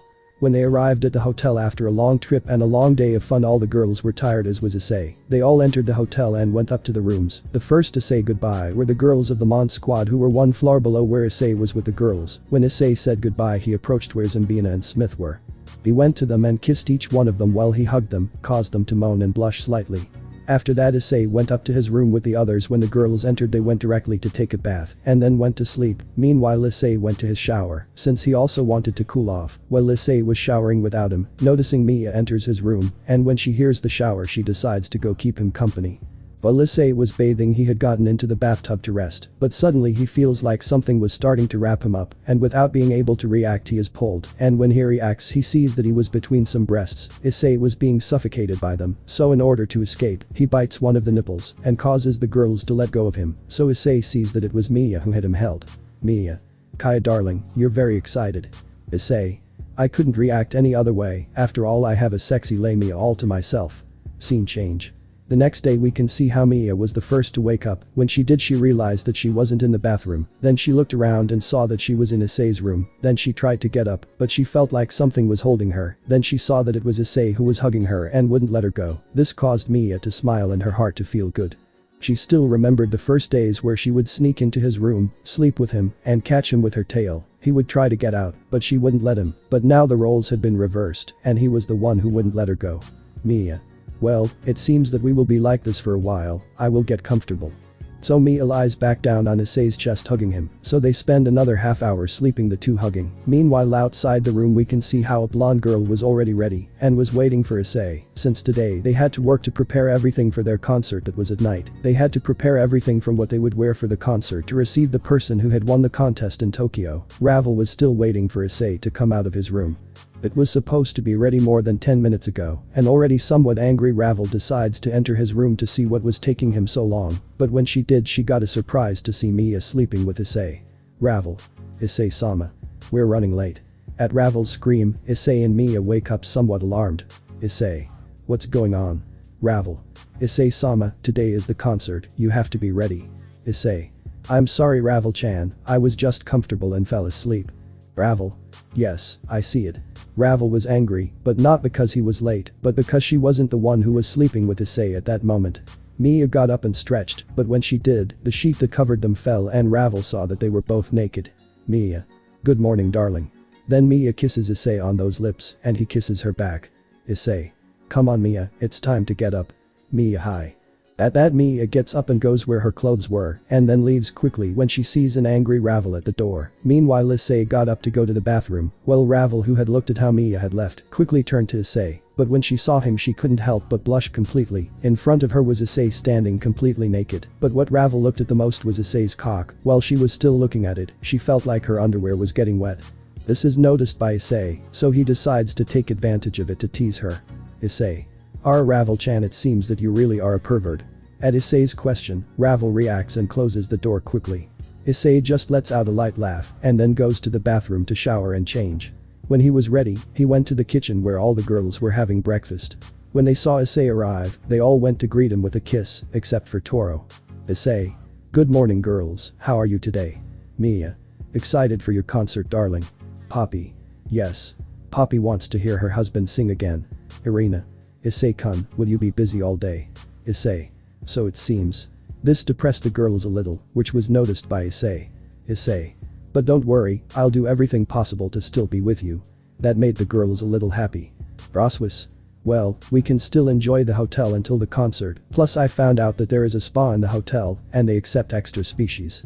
What Roswis said made the girls happy, because even if they couldn't be with Issei or go out, they still had a lot of things to do at the hotel. When everyone finished breakfast, Issei and Ravel went to meet the girls from the Mon squad. Zambina and Smith would accompany Issei and Ravel, while Tainishi, Minako and Doppel would stay at the hotel with Issei's girls until the time of the concert, where they would come to pick them up to go. So Issei, along with Ravel, Zambina and Smith, headed towards the concert venue. When they arrived, the employees of the production company were already working, leaving everything ready for the concert that night. Meanwhile, Issei was taken to try on clothes, as well as other things for the concert. Meanwhile at the hotel, Mia and the others stayed relaxing in the hotel spa. It was already night and there was little time left for Issei's concert to begin. Now we met up with Mia and the others who had just arrived at the place where Issei's concert would be. When they arrived, they noticed how there were already a lot of people outside the place waiting to get in. Then the girls followed the Mon squad until they reached a door that was being protected by 2 large security guards, and they weren't letting anyone in. Before entering, Minako gave the girls special passes like the one she had been given the last time for Issei's previous concert. Then they went to the guards, and when they saw the passes they let them in. The people around were watching and complaining about why they couldn't get in now, since not even the normal VIPs had been allowed in yet, but the guards just ignored people's complaints. When they arrived inside the place, the girls met a worker who was waiting for them. Worker. Good afternoon, you are Mr. Hyajuo's companions, this way please. So the girls follow the worker and she guides them to a special room for them. Just like the last time, the place was incredible. It had everything they needed to be able to enjoy the concert better. Meanwhile with Issei, he was already finished the preparations for the concert. Ravel. Well, Issei-sama, we're done and it seems the girls have arrived. Issei. Finally, I want to see them now. So Issei, along with Ravel, Zambina and Smith, head to where the others were. When Issei arrived, they went to him and each one gave him a kiss, except for the Mon and Toro squad. So Issei stayed with them resting for a moment, but after a while, Ravel spoke to him. Ravel. Issei-sama, the winner of the contest has arrived. Issei. I see you later girls. So Issei said goodbye to them for now with a kiss and went to meet the winner of the contest. The girl was waiting for Issei in a special room. For winning the contest, she would have a few minutes to meet the artist and talk to him. After that, she and Issei would start the concert singing together, so that later, she would take the VIP sauna to be able to continue listening to the concert. Issei arrived at the place and opened the door and saw how the winner was sitting there somewhat nervous while looking at her cell phone. Issei. Hello. At Issei's greeting, the girl reacted and looked at him, but when she did, she became more nervous. She still didn't believe she was the winner to be able to meet and sing with Issei. Girl. Ho hello, my name is Iri Miyamoto. Issei. Nice to meet you, Iri-chan, I suppose you already know who I am. Eri blushed completely at the affectionate nickname on her behalf from Issei, and after greeting her, Issei had smiled at her, which made her blush even more because of how cute she found Issei. Issei. And tell me Eri-chan, what would you like to do in the meantime? Eri. Well, I'd like to get to know you better. Issei. Well, if that's what you want, Eri-chan, you can ask whatever you want. So Issei and Eri spent 20 minutes talking. Eri asked Issei everything, and he answered with a smile on his face. Issei also asked Eri some things. In that moment, Eri took out her cell phone. Eri. Issei-san, see, could I take a picture with you? At the girl's request, Issei laughed lightly. Issei. Of course Eri-chan. At that, Eri approaches Issei and prepares to take the photo, but something happens that leaves Eri completely stunned. Eri had gotten behind her and was hugging her waist while resting his head on the girl's shoulder. This caused Eri to turn completely red. Issei. What's wrong, Eri-chan? Why don't you take the picture? Eri. Why yes, right away. At that Eri takes the photo with her cell phone. After Eri takes the photo, Issei takes out his cell phone and takes another photo still hugging Eri, and then he uploads it to his social networks, in addition to tagging Eri, and started following her on social networks. The girl was very happy about this, but then Ravel enters the place. Ravel. Issei-sama, it's time for the concert. Issei. Ready, Eri-chan. Eri. Hi. So Issei and Eri go towards the stage where they would now sing. When they arrived at the place, they prepared themselves, since the concert would begin in a few minutes, but in that moment, Issei feels how Eri stops in place and does not want to move forward. Issei. What's wrong, Eri-chan? Eri. I can't. Issei. Hey. What do you mean, Eri-chan? Eri. I can't do it, what if I screw it up? Issei. Don't worry, Eri-chan, I know you'll do well. Eri. But. Issei. Trust me Eri, when I heard you sing it was incredible, you don't have to doubt now. Eri. Hi. Issei. Shall we go? At that Issei extends his hand to Eri and she takes it. After that both arrive at the stage. The people received Issei with loud shouts of emotion and applause. Thus began the concert where Issei together with Eri sang Stars. After they finished singing, the entire audience was screaming with excitement. They loved how the girl sang in Issei's company. The girl was very happy and a little nervous, but cheerful. After she finished singing, she was so excited she couldn't contain herself and jumped to hug Issei. He reciprocated, while all the girls in the audience were very jealous of Eri and how lucky she was. When Eri finished, she was taken to the VIP room so that Issei could continue the concert. The songs she sang were the following. After that, Issei finished the concert saying goodbye to everyone and thanking them for the support they had given him so far. After that, Issei went to say goodbye to Eri and then went back to the hotel with his girls. That's it guys. Thanks for watching and supporting us. See you in the next part.